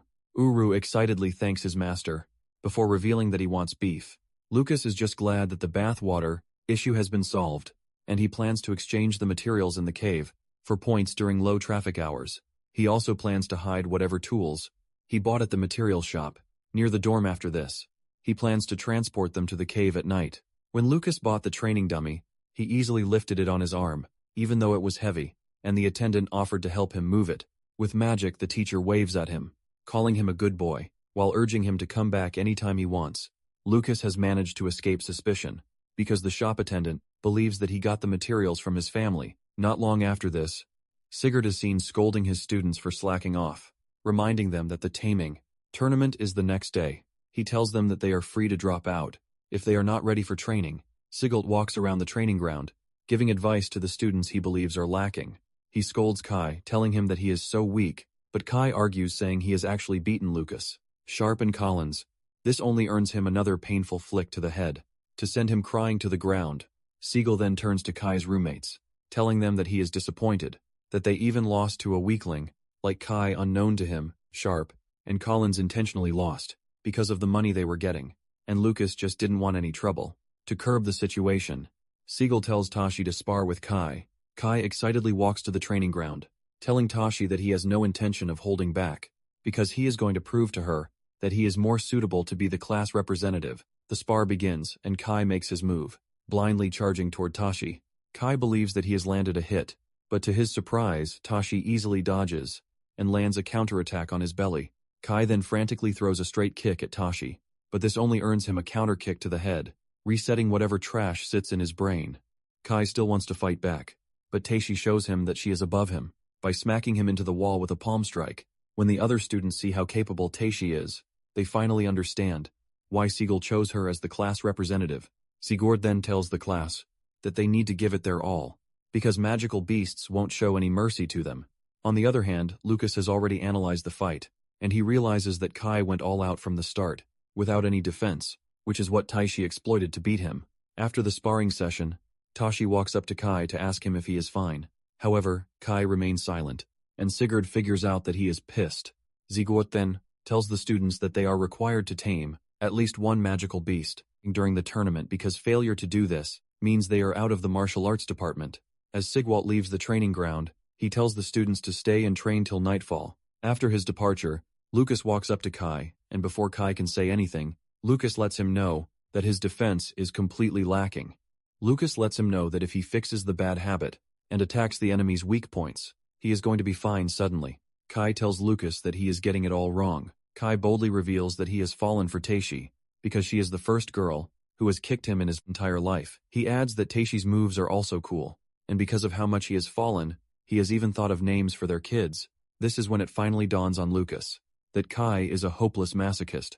The next day, the students report to the arena, and they are blown away by how big the arena is, leaving them to wonder just how many magical beasts are being kept there. Kai almost crap his pants when he realized that there are literal, terrifying beasts roaring below them. Meanwhile, Greg's students are pissed that martial arts students are allowed into the venue.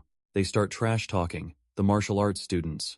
But Sigloth stands up for his students, telling the fellows to drill the tournament rules into their heads. Instead of thinking about unnecessary things, Lucas is surprised to see Sigloth actually standing up for the martial arts students. Kai, on the other hand, talks about how nervous he is, but Lucas assures him that he is going to be fine. He tells Kai to think of the magical beasts as Sigult, but Kai is confused when he hears this. Lucas explains to Kai that he should think of Sigult when fighting the magical beasts. Kai is excited when he hears this, and he talks about how pumped he is. Meanwhile, Sigurd can actually hear them, but he doesn't mind. Lucas continues with the advice, telling Kai that low-level, magical beasts can't break through his defense, and if he can focus on defending, he is definitely going to win. Kai accepts the advice, assuring Lucas that he is not going to make the same mistake he made while fighting Tashi. When Sigwald hears this, he realizes that Lucas is actually pretty good when it comes to giving advice. Moments later, the examiner shows up, and he tells the students that whoever tames 10 magical beasts will receive a perfect score. He adds that points will be deducted accordingly for those who kill any beast. He mentions that the time limit is 10 minutes, and if anyone gets injured during the test, they are to scream loudly for a teacher. Outside the arena, once he is done explaining, he kicks off the tournament, telling the first group of competitors to enter. Julia is the first to enter, and she realizes that the test area is covered with a space barrier. She finally understands how they were able to fit 50 magical beasts in such a small building. The moment she steps into the area, the beasts are already roaring at her, but Julia is excited to take them on. She dashes at the beasts, unleashing a wave of lightning at them. Meanwhile, on the outside, the examiner tells the students that the beasts used in the taming tournament are coated with a special magic potion, and the moment the beast submits, vivid smoke rises from its body. The teachers outside the barrier make use of magic circles to sense the situation inside, which allows them to track each student's taming count and assign scores accordingly. 3 minutes later, Julia steps out of the exam venue. After getting a perfect score, she immediately runs up to Linda, who tells her that she is amazing because she finished in just 3 minutes. Julia then reveals that she would like to check on her brother. She asks where the martial arts venue is located, and Linda reveals that they will be holding it at venue 10. However, Linda lets her know that the martial arts students will enter last, so it might still take a while. Since this is the case, Julia decides to go get snacks first. Meanwhile, Iowa is eager to see if Lucas will do something extraordinary, just as he did at the entrance ceremony. 2 hours later, the martial arts students are still waiting, and Kai talks about his worry. However, Lucas lets him know that there is nothing to worry about, because in terms of actual ability, martial arts students are not inferior to the mage classes. Sigurd hears this, and he gets off his seat to clap for Lucas, then tells the rest of the students that they don't have to look down on themselves. He adds that the reason no one has been injured so far is that level 1 magical beasts can't hurt humans. Sigurd adds that martial artists are superior to low-level mages in terms of physical strength and close combat ability. The students are surprised to see Sigurd encouraging them, which is quite weird. Teishi also shows up, revealing that she has gone to check, and no one is injured. She mentions that most people are just exhausted from using too much magic power, and in addition she reveals that she picked up some important information. Apparently, the beast's movement range is restricted by barriers so that the students won't get surrounded, and if one thinks they can't win, they can just run from the spot and look for weaker beasts. Tashi lets them know that they are definitely going to score points if they manage their stamina and take it seriously. The students are happy to hear this, and they start hailing their class representative, calling her the best one ever. Deep down, Sigurd is pleased that he chose Tashi, because it appears to be the right call. Just then, Greg shows up to mock the class, telling them that they can only get grades by using trash methods. Sigolth is surprised to see Greg, and he asks him what he is doing there. Greg scornfully reveals that he is there to tell them that the martial arts department will be entering shortly. As he walks away, he mocks the students, telling them to work hard, because the department might just disappear. He even adds that he doesn't mind if the martial arts department disappears because the department shouldn't have been established in the first place. Lucas is pissed when he hears this, because he sees Greg as part of the same people who bullied him in his past life. Lucas then gets off his seat, and he tells Sigelt that he would like to enter the venue first, since he was ranked first in the class. At the entrance ceremony, Sigelt lets him know that he can actually have someone else go ahead if he is nervous. But Lucas insists that he wants to be the first to enter. Lucas assures them that he is definitely going to get excellent results, to take a dig at those who mock the martial arts department. The rest of the class is glad to hear this, and they cheer Lucas on telling him to get it done. Sigwalt was impressed to see this, because the students had completely changed from their timid selves 10 minutes later. Lucas enters the venue for the exam, and the moment he steps in, he realizes that there is a detection magic circle hanging above the space. He figures out that if he avoids the detection circle while he is moving, he won't have to worry about the teachers knowing what is happening inside the barrier.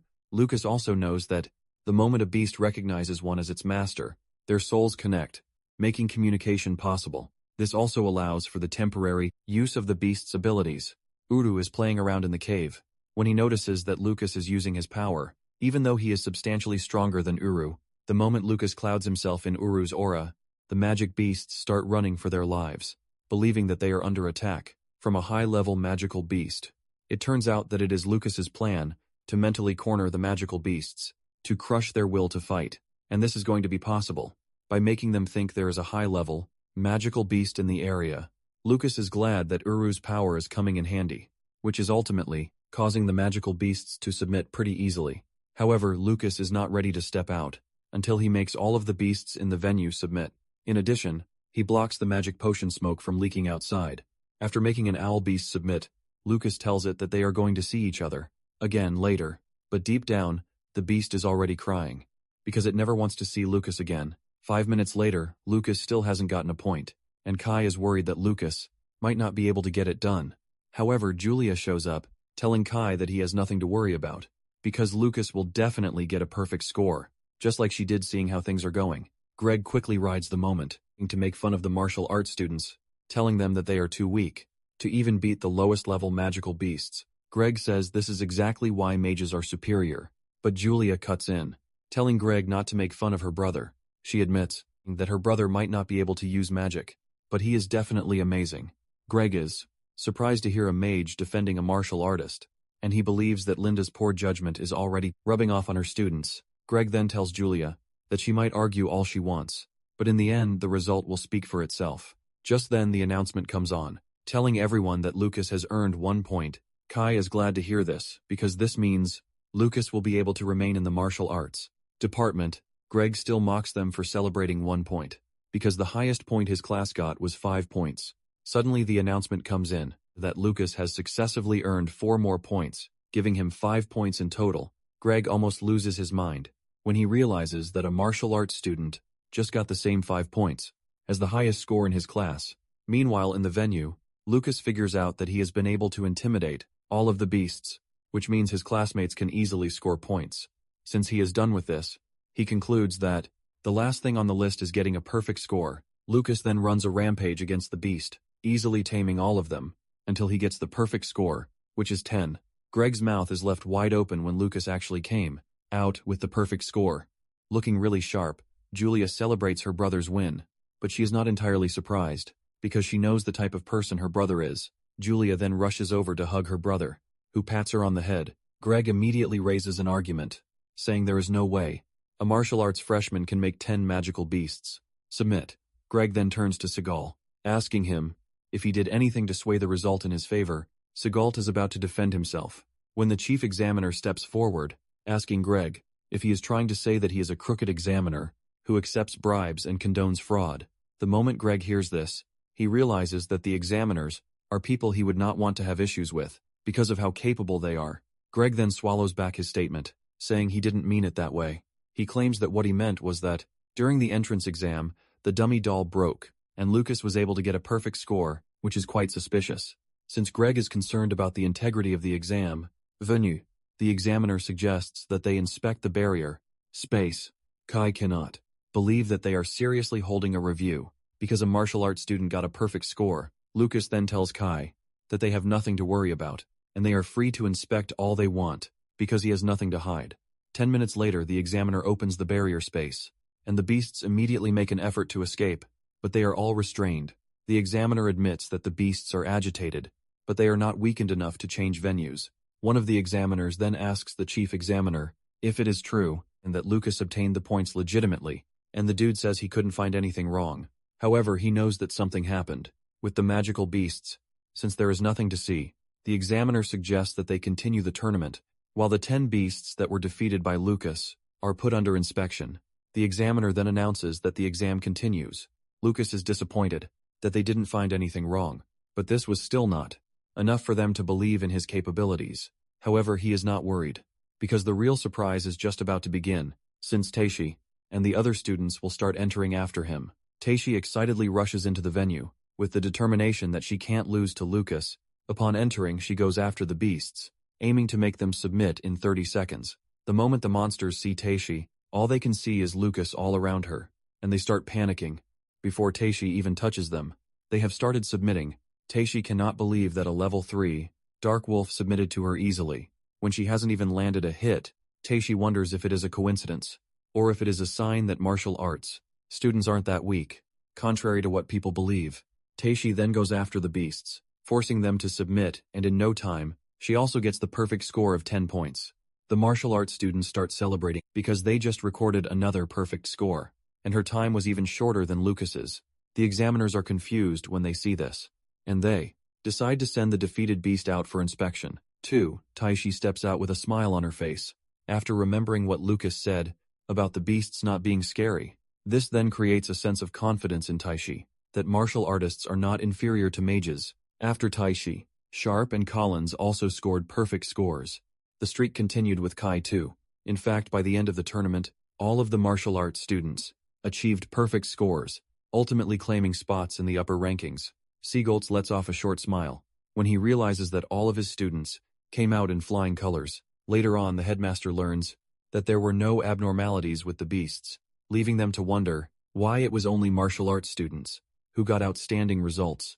The chief examiner then reveals his assumption, saying it might have happened because the beasts were frightened by the attacks from the mage class students who competed before the martial arts department. His counterpart adds that the tournament has been held for the past couple of years, and they have never recorded something like this before. However, it is important to note that this is the first tournament since the martial arts department was established. The examiner believes that the martial arts students' close combat confrontations with the beasts likely amplified their fear. Because of this, the headmaster suggests that they let the martial arts department compete first. The following year, nonetheless, he lets them know that the year's result will stand as it is. Greg bursts into the room, arguing that this only means the martial arts department will push aside the mage classes and tie with the elite course for first place. The headmaster confirms this before asking Greg if he objects to it, and he nervously says no. However, Greg argues that it is unfair that the martial arts department is taking first place. Through luck, just then Otani, who is also present in the room, cuts in saying, luck is also part of one's ability. Otani tells the group that they cannot revoke the results, since it is not the student's fault. The headmaster agrees with Otani and tells the teachers and examiners to announce the results.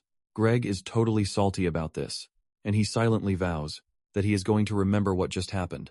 The headmaster then asks Otani to give his insight on the whole thing, since he is a level 9 martial artist, and he must have figured out the real cause of the whole thing. Otani then replies that he cannot say the details, but he assures the headmaster that it is not a bad thing for the school. Deep down, Otani has decided to keep quiet about Lucas's true strength, since this is what he wants. Elsewhere, Kai and the other martial arts students are seen celebrating because they all got perfect scores. Lucas tries to give all the glory to Seagal, saying it is thanks to his special training. Apparently, Lucas does this to make sure that no one suspects him of anything. Kai then asks his friends what they are going to use. Their first place bonus of 20 points for Sharp mentions that he is going to save it, since he still has to treat Kai to meals.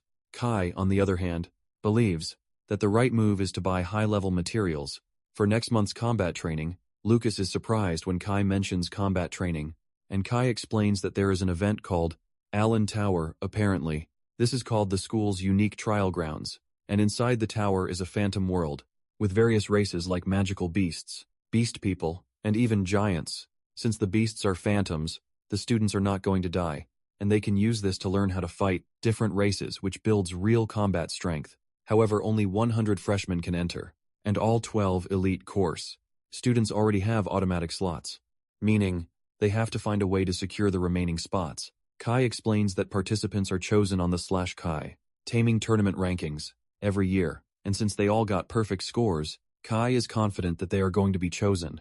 Just then, Sharp and Collins get up, claiming that they are going to the material shop to buy training equipment. When Lucas sees this, he realizes that the martial artists are vying to actually get stronger. This makes him even happier that he helped everyone get perfect scores in the tournament. Kai then grabs Lucas, suggesting that they go to the material shop, but Lucas says no, revealing the pendant given to him by Seagalt. The pendant looks like a beast's tooth, and Lucas says he wants to examine it. Apparently, it is the only thing that was given to the first three, who got perfect scores in the tournament. Kai teases Lucas, saying if the order had been different, the pendant would have belonged to Tashi, and Lucas smiles, saying his luck is pretty strong. Kai then tells Lucas that he is heading to the materials shop to catch up with the others. Meanwhile, the mage department has found out that everyone in the martial arts department scored, and this pisses them off, especially those in Greg's class. One of the students, Lila, talks about their dream to stay at the top for 3 consecutive years and become the top class after the elite course. Lila is extremely mad because her dad has put in so much effort. Over the past 10 years, another student shows up, totally pissed, because the martial arts students have taken the spots for the Allen Tower event. One of the students tries to pacify his guys, reminding them that the martial arts students didn't cheat, but the dude claims that the martial arts department bribed the examiners. The moment he says this, he is able to sway everyone's opinion to the fact that this is possible. They remember that Kai is in the department, and since his family is filthy rich, they could have easily bribed the teachers. Another student with glasses, Andre, mentions that he just saw Sharp and Collins moments ago, Emulsion, that the two have bought the last training equipment at the school materials shop. He then tells his comrades that, by the time the department is given their 20-point bonus, they are going to start stealing all the precious materials that are supposed to belong to them. Just then, Lila tells her comrades that martial artists' meridians are more fragile than glass. She suggests that they mess with them, and moments later, the trio corners Sharp and Collins. Sharp is the first to go down, and when Collins sees the injury on his back, he realizes that he has been poisoned, which will require immediate treatment. Collins then tells the trio that he is ready to hand over all of their points, but Lila knocks him down with a poison shot, saying they are not there for points. Collins then asks her why she is attacking them, and Lila reveals that she has a simple demand, which is for the two to crawl back to the martial arts department, the way they are. Lila wants them to tell the whole class that their lives are worth less than weak insects. Hours later, Lucas and Kai are stuck looking for Sharp and Collins. They walk around the yard calling their names. Lucas is seriously worried, but Kai believes that the two are only running late. However, Lucas lets him know that the situation is pretty different, because this is the first time he has ever smelled such strong blood on the road they are taking. Just then, Lucas locks on to where the blood is coming from, and he dashes in that direction. Kai is surprised to see the dude suddenly running. Kai runs after him, and shortly afterward, they find Collins and Sharp bloodied in the bush. Anger immediately takes over Lucas, who starts demanding to know who did this to the two. Lucas quickly grabs the two to check on them, and with his last strength, Collins tells Lucas that they were attacked by Lila and her goons from Greg's class. The moment Lucas realizes that their meridians have been severed, his anger jumps the scale. Kai screams out in fear, but Lucas lets Kai know that they are still alive, but unconscious. Lucas then tells Kai to go find medicine. While he tries to stop the bleeding, Kai acknowledges this and runs off. And after he is gone, Lucas reassesses the situation. He quickly figures out that their bones were shattered into pieces, which is clearly the bone-crushing technique used by black market assassins. Lucas immediately swears that he is going to destroy the perpetrators for using such a cruel technique on his roommates. He considers it attempted murder, because what they did is in no way bullying. Lucas hears Sharp struggling to breathe. While calling out to his mother, Lucas assures him that he has nothing to worry about, because he is going to avenge him. Moments later, Kai returns with Tashi, whom he ran into on his way. Tashi is shocked to see the two unconscious, but Lucas assures her that they are not in any mortal danger. Nonetheless, he says they are going to have to rest for several days. Kai is glad to hear this, and he says they are lucky that Lucas was able to give them first aid. Tashi angrily reveals that she will be going to the student council the next day, but Kai thinks this is a waste of time, because even the teachers are turning a blind eye to whatever happens to them. However, Lucas replies that he doesn't care, and the moment he says this, his expression totally changes. Tashi notices this, and she realizes that Lucas has changed from his usual, gentle self into something scary. Lucas confidently declares that he is going to make sure he settles the grudge, no matter what. The next day, Lucas heads to the student council room to tell Thea that they would like a duel. With students from Greg's class, Lucas lets Thea know that an apology will be demanded if they win, but if they lose, they are going to hand over their S-rank bonus instead. Theo then casually replies that there is no proof that Greg's students are the culprits. He also asks Lucas if he is talking about the pendant.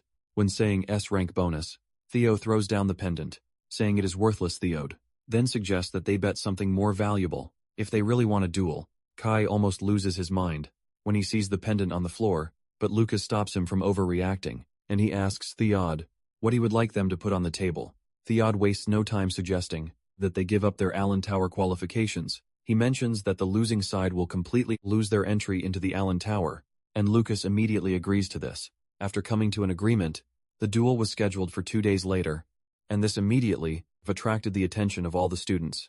The freshmen, who were not happy with the martial arts department securing Allen Tower slots, wasted no time cheering for Greg's class. In fact, Greg also commends the trio who had attacked Sharp and Collins. Meanwhile, Sigurd remained silent all through, but made sure he intensified the combat training. On the day of the duel, the students are already present at the arena, and just as expected, most of the students are there to support Greg's class. Lila opens her loud mouth as usual, telling Lucas that there are many people watching, and he is free to back out before they are disgraced. In the arena, Lucas simply replies that they have no idea how the match is going to turn out. The referee then tells both sides to prepare for the duel. Kai is the first to step into the arena to represent the martial arts class, and he is going up against Andre. Once the match begins, Kai makes the first move and he dashes toward Andre, and Andre sets an ice attack. But Kai deflects everything. Andre is shocked to see this, and Kai makes fun of him, asking him if he has done his best. Unknown to Kai, Andre has already set a trap for him, and he is counting on the fact that Kai is a dullard. Before Kai knows what is happening, he suddenly finds himself trapped between giant ice spikes, and Andre confidently tells him that there is no escape for him. Andre then shrinks the ice spikes, piercing Kai's body, causing him to bleed. Andre starts to boast, telling Kai that this is what he gets for provoking a mage. Kai remains hanging from the ice spikes, as Andre walks up to him, asking him if he is ready to surrender on the outside.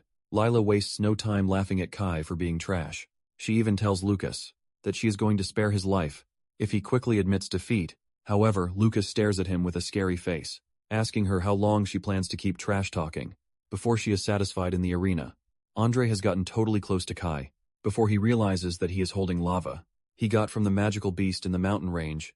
Lila also sees this, and she screams at Andre, telling him to run away. Before he knows it, an explosion emerges from the lava, but Andre manages to leap backward. With no serious injury, however, this leaves him shaken up, because he realizes that Kai is a crazy dude to have detonated the lava slime jelly at close range, when he is also open to danger. Andrew is still thinking about this, when Kai appears behind him and cuts his underarm with his knife. Andrew pushes backward in pain, but the audience is totally focused on Kai, because his legs are completely charred. They can't believe just how crazy Kai is, to have blown up his own legs to escape from the ice prison. It turns out that Kai is following Lucas's advice, because he had already told him how to engage Andre in a fight. Meanwhile, Andre is still pissed that he got injured by a martial artist. Nonetheless, he believes that Kai has no way to escape again, because his legs are already burned. Andre launches another long-range attack, but Kai meets it halfway with another bag of lava slime jelly. This leaves a loud explosion, leaving a cloud of smoke. Kai then uses this to close down on Andre, and he looks like a maniac while doing so. As he descends on Andre, all Andre can see is a terrifying madman coming for him. He screams out as he frantically shoots out an ice barrier, but Kai punches through it. As he reaches Andre, Kai smiles, telling him that he hates ice users because they always slip up. At the end, Andre screams like a baby, telling Kai not to come near him, but Kai delivers a powerful headbutt to shatter Andre's glasses and then knock him out. Andre flies through the arena and ends up crashing into the wall. Andre cannot believe that Kai actually destroyed his ice shield with brute force. At the same time, Andre is surprised that he is losing to a mere martial artist. With this, Kai comes out on top as the winner. Kai walks back to Lucas, talking about how impressive he is. Lucas then throws him a recovery potion, and Kai mentions that he has been in peak condition since the start of the day, but he doesn't even know why. Unknown to him, he is operating on an optimal level, because Lucas slipped a homemade ability enhancement drug into Kai's morning breakfast. Since Kai has won his match, the next to enter the stage is Tashi, and she will be going up against Lila. Kai is worried, and he asks if Tashi will be fine. Lucas assures him that he has nothing to worry about, because as long as it is Tashi, she will be fine in the arena. Lila believes that Andre lost, because he was holding back against Kai, since he is from the Toro family. This only makes Tashi angry, because she can't believe that no one is ready to accept the fact that Kai won. Through skill, Tashi is thinking about this.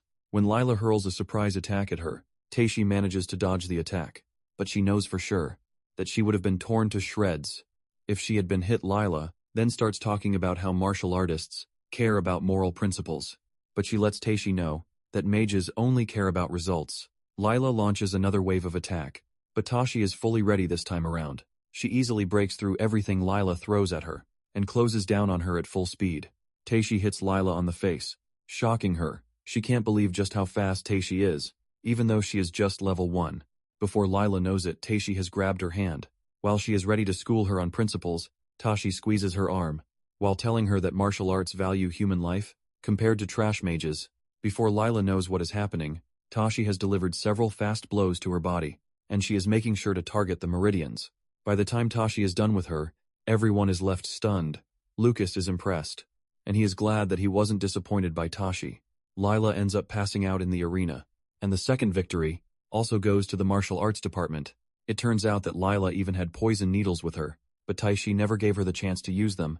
Apparently Theod was the one who permitted it, and when Mina hears about it, she is pissed, but Theod downplays this, saying nothing bad actually happened. The whole arena is already in chaos, as no one expected the martial artist to be dominating. Even the third student, who wants to go up against Lucas, is worried, because they are the ones getting humiliated. Nonetheless, he thinks he has a chance, because of the dangerous technique he knows. Moments later, the third match begins, and Lucas's opponent dashes toward him at great speed. Apparently, he is trained in physical techniques, which is why he believes that he has a chance. In fact, he is confident that Lucas will not be able to track him down, because of how fast he is. Tashi notices that Lucas is not moving, which means he is focusing on defense, instead of recklessly attacking. Even though Lucas is not going to show his true abilities, he decides to see what his opponent has under the hood. Lucas shocks the dude by suddenly appearing in front of him, with a punch aimed straight for his head. Lucas intentionally misses, allowing his opponent to leap backward. The dude then throws his knife into the distance. Fear creeps through the dude's body when he senses the scary aura coming from Lucas's body. However, the dude already has a plan cooked out. He activates his secret plan, and recalls the knife he previously threw into the distance, and as it returns it cuts Lucas on the neck, but Lucas doesn't even budge. The dude starts boasting about his bone-crushing technique, saying no one can withstand it. He goes after Lucas again, because he sees that he is not moving, while boasting that he is going to shatter every bone in his body. Just as he gets close to Lucas, Lucas suddenly moves to the side, telling him that he is not going to go unscathed. The dude is shocked that his technique didn't work, and Lucas can still move meanwhile. Kai is worried that Lucas is still struggling, and he believes that something is wrong. Lucas's opponent then creeps up behind him, believing that he holds all the cards. Just as he is about to push his knife into Lucas's neck, to finish him, Lucas grabs his arm, telling him that he has had enough, and it is finally his turn. Lucas then smashes the ground with one leg, releasing a cloud of dust to cover them. The dude gets scared when he sees the amount of force Lucas is able to generate with just one leg with the dude in Lucas's range, and the dust obstructing external vision. Lucas lets him know that he no longer has to worry about anyone. Seeing what is about to happen, the dude still thinks he has a chance, but Lucas slams him into the ground and stabs his hand with his own dagger. The dude screams out in pain, and Lucas asks him how he feels, now that he is getting stabbed by the same weapon he used against Collins. And sharp Lucas then continues punching him around, like he is a toy. And it soon dawns on the dude that he can't use magic, which means Lucas's last attack severed his magical meridians. Realizing that he is going to get beaten to death, the dude quickly begs for his life, telling Lucas to stop at this point. The dust is cleared off, and Lucas has no choice but to let him go. However, Greg cannot believe that the dude is conceding defeat. because he thinks he can still defeat Lucas. With his abilities, Sigluth is disappointed in Greg, because he can't even see through the injuries that his student has sustained. Nonetheless, Sigluth is worried that the whole thing might become trouble for the department. With Lucas winning, the martial arts department wins the 3 matches, and the martial arts students start celebrating. Lucas is walking back to his friends when the dude suddenly attacks him from behind, aiming to push his knife into his neck. However, Lucas vanishes right before his very eyes and appears right behind him. Lucas then hits the dude on the neck with a special technique, and the moment Lucas does this, the dude realizes that something is leaving his body. The dude crashes to the ground, losing consciousness. While wondering what Lucas just did to him, Lucas stands above him asking him if he didn't know that he could also be counterattacked by the same technique. When Iowa sees what happened, she freezes in fear, and Julia notices this. She then asks her what the issue is. Apparently, Iowa recognizes the technique that Lucas just used as the meridian severance technique, which is an advanced technique from the ancient texts. It turns out that no martial artist in the Empire has been able to use the technique in the past 100 years. This further leaves her wondering just who Lucas is. After the match, the martial arts students are seen celebrating their win, and they finally have the bragging rights, calling majors cowards who only rely on surprise attacks. The students are now confident that they have what it takes to challenge mages to a duel. Suddenly, Siegel shows up, telling the students that they are already overestimating themselves, because he has always told them not to get cocky. One of the students argues that they also won the taming tournament. Siegel then tells the students that the department was only able to win because the magical beasts were under intense stress from prolonged attacks. Sigurd concludes that what they had was luck. However, he admits the duel was won through skill, but he says only those who participated in the duel have incredible talent. Since this is the case, he asks the group if they are willing to continue living their lives depending on the strong ones. Sigurd asks them if they are willing to remain weak and susceptible to attack. Just like Collins and Sharp, he lets them know that they are never going to become strong if this is how they want to live their lives. As he walks away, Sigurd tells them that it would be better for them to quit immediately if that is how they want to live their life. Sigurd's words sink deep into the students, and as they all vow that they are going to get stronger to prove themselves, Lucas cannot argue against this, because he knows that the teacher is right. It is good for them to have confidence as a martial artist, but at the same time, having confidence without training is no way to improve. Seagal then runs into Linda, who commends him, saying he is starting to act like a proper homeroom teacher. Sigwalt then says he is only doing this to prevent the kids from ending up the way he did. Sigwalt asks Linda what she wants, and she shows him an envelope containing the details of what happened to Lucas's opponent. Apparently, his meridians have burst like a spiderweb pattern, which is similar to the ancient forbidden technique, Meridian Crusher. The dude is seen in the infirmary, writhing in pain, because he has lost all access to magic. The dude's father soon comes to the school, raging about how his son can never use magic again. He demands severe punishment for the perpetrators by disbanding the martial arts class. Just then Siegel enters the room, telling the man that he is right to demand punishment against the perpetrators because the magic Lila and her goons used during the duel perfectly matches the one used on Sharp and Collins. Siegel says this basically makes it clear that Lila and her friends are the culprits who severely injured his students. Siegel then tells the headmaster to punish Greg and his students because they are the perpetrators in this situation. Greg is surprised that Siegel is bringing up the issue. At the weirdest possible time, Greg cuts in, telling Sigurd not to change the subject, saying they are currently discussing who is responsible for his student break being hit with the forbidden technique. Sigurd then replies that it hasn't been confirmed to be the forbidden technique, yet since Meridian Crusher isn't something a rookie martial artist could possibly wield, the son's father secretly agrees with Siegelt because he believes that there is no way an incompetent person like Lucas, who was rejected by the gods, could control an ancient forbidden technique. Greg then argues that an advanced martial artist can actually wield the technique, and looking back at the whole thing, Greg says the only advanced martial artist at the arena was Siegelt. This immediately sparks the tension between the two, and Siegelt walks up to Greg, telling him that if he could actually use the forbidden technique, he would have used it on him a long time ago. The headmaster then asks Siegelt to explain Break's current condition, and Siegelt says there was a possibility that karma caught up to him. Apparently Siegel had asked Lucas about the whole thing, and Lucas maintained the fact that he didn't use a forbidden technique. Lucas then shared his own theory about the whole thing. Lucas says Break had paid huge sums of money to learn methods of tormenting people from black market assassins, and because of this, he was famous in these circles as a problem noble child. Lucas then says, a certain powerhouse from the underworld must have been scared that information from the underworld is at risk of leaking, which is why they took advantage of the duel to make a move.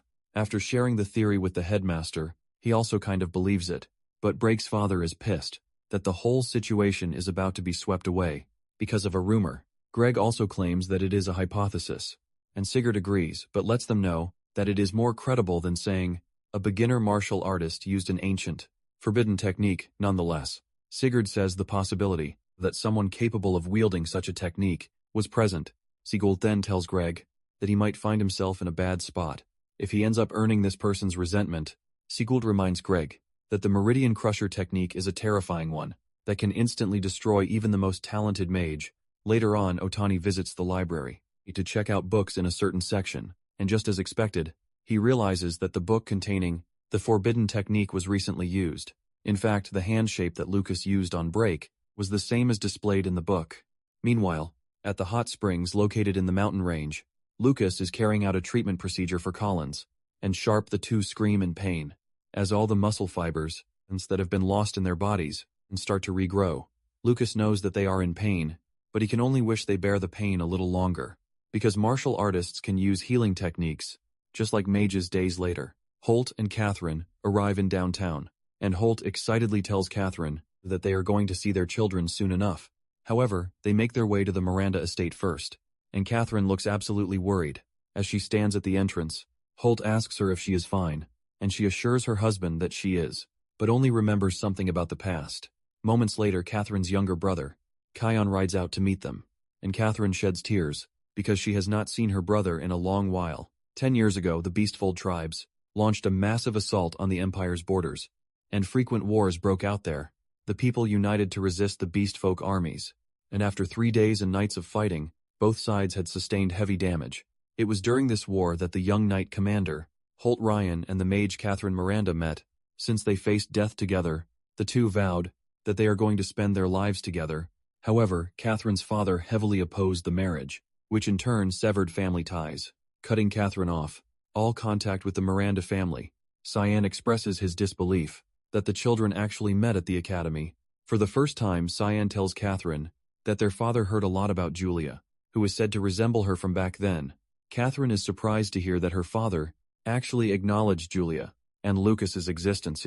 Cyan then suggests that Catherine come back because her father has always wanted to see her. Catherine is excited to hear this, but Cyan lets her know that seeing her, it means only her. Holt quickly figures this out, and he tells Catherine to go ahead to visit her family, since he is even going to the front lines. Catherine wants to argue, but Holt lets her know that it is fine because he is just glad that his wife can finally return home. He tells her that he will come pick her up when the campaign ends. When Cyan sees this, he realizes that Holt is really a good husband because he swallowed his pride and even secretly asked him for help, just so Catherine can reconcile with her father. Even with all of this, their father still doesn't care, because his daughter went ahead to marry a martial artist. Cyan wishes that someone would appear one day and dispel society's prejudice against martial artists. Back at the academy, Lucas and Julia visit the cafeteria as usual. The rumor about an outside assassin attacking Brake has already spread across the school. Moments later, Kai leaves to deliver food to Collins and Sharp, leaving Julia with Lucas. Lucas soon notices Julia's new hairpin, and she reveals that it was IWA who gave it to her, saying it is a gift from the Miranda family. Lucas is pleased to hear this, and he also figures out that the Miranda family is trying to get close to Julia, since she is a genius mage. Lucas then urges Julia to get along well with Iowa, for their mother's sake. Just then, Julia says she has to write to her mother to inform her that she is the class representative. She is in the middle of this when Mina shows up, and she congratulates her on her new position, saying she is definitely going to become the pillar of the school in the future. Suddenly, Iowa gets up from her seat, and she angrily walks out of the cafeteria. Some minutes earlier, Iowa had gone to Linda's office to complain about Julia's appointment. As the class representative, Linda calmly explained to her that Julia surpasses her in every other aspect, which is why she believes that Julia is more suitable as class representative. Linda urged Iowa to understand the decision, but it appears that Iowa cannot accept the fact that she just lost to Julia again. She is determined to prove that the teacher only chose Julia because she likes her. As she walks out of the cafeteria, Julia can see that she is angry, and she hasn't been eating properly either. Mina then asks Julia if she is close with IWA, and Julia says yes, since she is her roommate. Julia mentions that IWA's mental magic is amazing, because she saw it for the first time. Mina admits that mental magic is rare, but before she continues her conversation, she activates a mute magic circle to prevent anyone else from hearing them. Mina then says, mental magic users are a bit of a problem when they are smart, because they are always hard to handle. Mina then tries to get into the conversation by talking about her wind magic, but Lucas can see through her, and he suggests that she get down to why she is there. Mina immediately figures out that Lucas is on her guard, but she believes she can have her way with Julia, as long as Julia adores her. Mina admits that Lucas is perceptive, and she replies that she is going to be direct. She asks the two if they know about the dangerous place, called the Magical Beast Mountain Range. Behind the school, she mentions that there's been a sort of ecological anomaly in the forest. Mina reveals that lower-level magical beasts have drastically decreased in number, and even Magic Crest, leopard cubs that used to be everywhere, have totally disappeared. Apparently 3 days ago, the Empire's investigation team discovered a high-level, magical beast slayer. Julia immediately reacts to this, out of fear that they have discovered Uru's hideout, but Lucas is able to get control of the situation by coughing to distract Mina from what Julia said. Lucas then asks Mina if she wants them to do a field mission in the forest. Lucas also asks about the mission's difficulty, and when Mina realizes that Lucas is not serious about the whole thing, she reveals that they are going to get 100 points. If successful, the moment Lucas hears this, he immediately becomes interested, saying he and Julia should be able to handle it. Meanwhile, at the Miranda estate, Catherine is having dinner with her brother and her father, Soa Miranda. Cyan cannot believe that his father is actually making Catherine stay in the guest room, even though her room has been cleaned. This just shows how stubborn the old man is. In addition, Catherine hasn't even touched her food, making the whole atmosphere look like that of a funeral. Just then, SOA opens his mouth to address Catherine, and he says he has heard about Julia's incredible skill. Because of this, SOA mentions that he is ready to recognize her as his granddaughter, and Catherine thanks her father for this. Catherine then mentions that Lucas is also an excellent martial artist, but SOA replies that he doesn't really care. SOA says the only thing the Miranda family seeks is those with the talent to become holy archmages. When Catherine hears this, she realizes that her father would never change his mind about martial artists. Just then, one of the attendants enters the room, telling them that the investigation team that went to the Magical Beast Mountain Range has sent new information. Cyan and Catherine are both shocked to learn that an investigation is being carried out in the Magical Beast Mountain Range. SOA reads the letter, and the team informs him that a new area has been discovered beneath the den, but the danger level remains unknown. Zion and Catherine immediately stand up to ask their father if something happened at the Magical Beast Mountain Range, because the school is close to the mountain range. Their father calms them down, reminding them that the teachers are at the school, and even his subordinates are there, so nothing will happen to the kids. As long as they stay quietly in the school, SOA steps out of the room, telling Catherine to wait until the matter is settled. Before going to see her children, Catherine acknowledges her father's order, but deep down she is worried about her children. Back in school, Mina heads to the mission desk to accept the mission, but she is surprised to hear that the mission criteria have been changed, and can only accept the mission if she has at least 5 members on her team. The dude reveals that the president of the student council was the one who changed the rule overnight, because there was an anomaly in the cave within the mountain range. When Mina hears this, she realizes that Theod must have changed the conditions, because he believes that Mina would fail to gather 5 people. When Lucas sees this, he realizes that Mina is not very popular, which is why it is hard for her to gather 5 people. It then dawns on him that this is the reason. She has been cozying up to Julia. Since the entrance exam, Mina walks back to the two, telling them that they might have to abandon the mission, but Lucas tells her to leave, recruiting to him and Julia. Mina thanks them for the help, and deep down she is already feeling bad that she is using them as pawns. Just as expected, Lucas recruits Kai to the team, and he excitedly accepts. Kai is even more excited to join, because his parents just bought him some advanced equipment, and he is eager to try them out. Julia also goes ahead to recruit Maya, and when Mina sees the team, she can't believe that she is about to roll out with freshmen. Lucas then suddenly asks Julia why she called Maya instead of Iowa. Julia sadly replies that Iowa is not ready to listen to her. Even though the team looks totally inexperienced, Mina is relying on her strength and that of Julia for the mission's success. She then suggests that they leave immediately, because even with acceleration magic, it is going to take them half a day. to get to the magical beast's den, which means they have to hurry.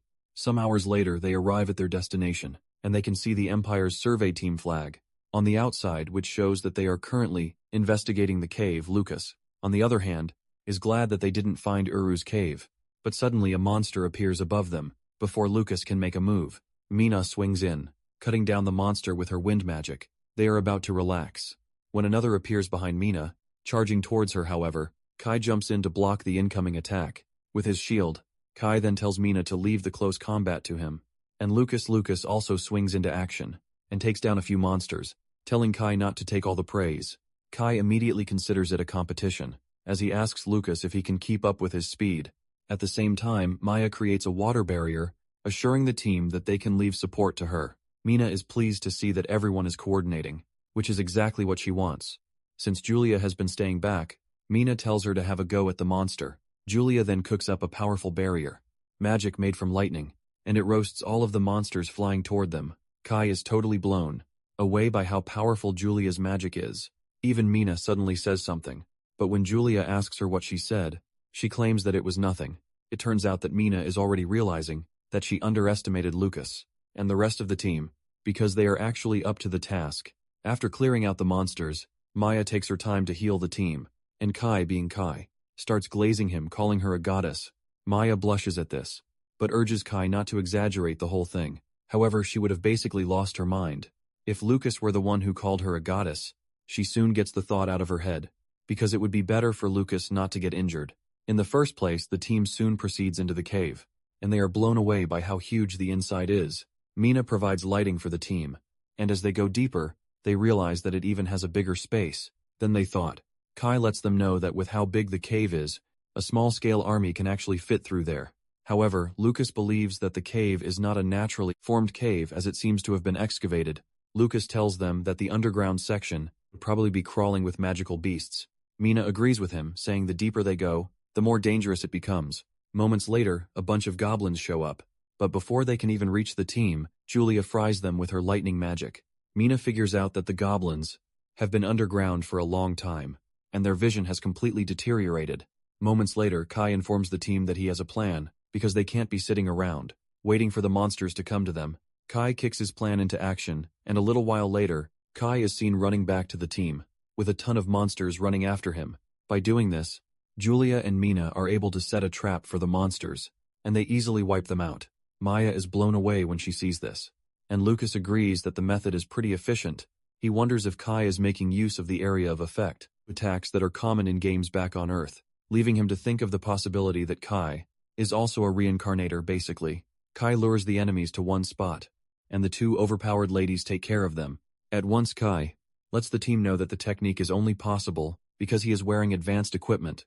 Kai makes fun of Lucas, saying he is already taking all the glory from him, but deep down Lucas doesn't care about attention. However, thanks to Kai's suggestion, the team moved steadily, defeating magical beasts on the way, and they gradually approached the center of the dungeon.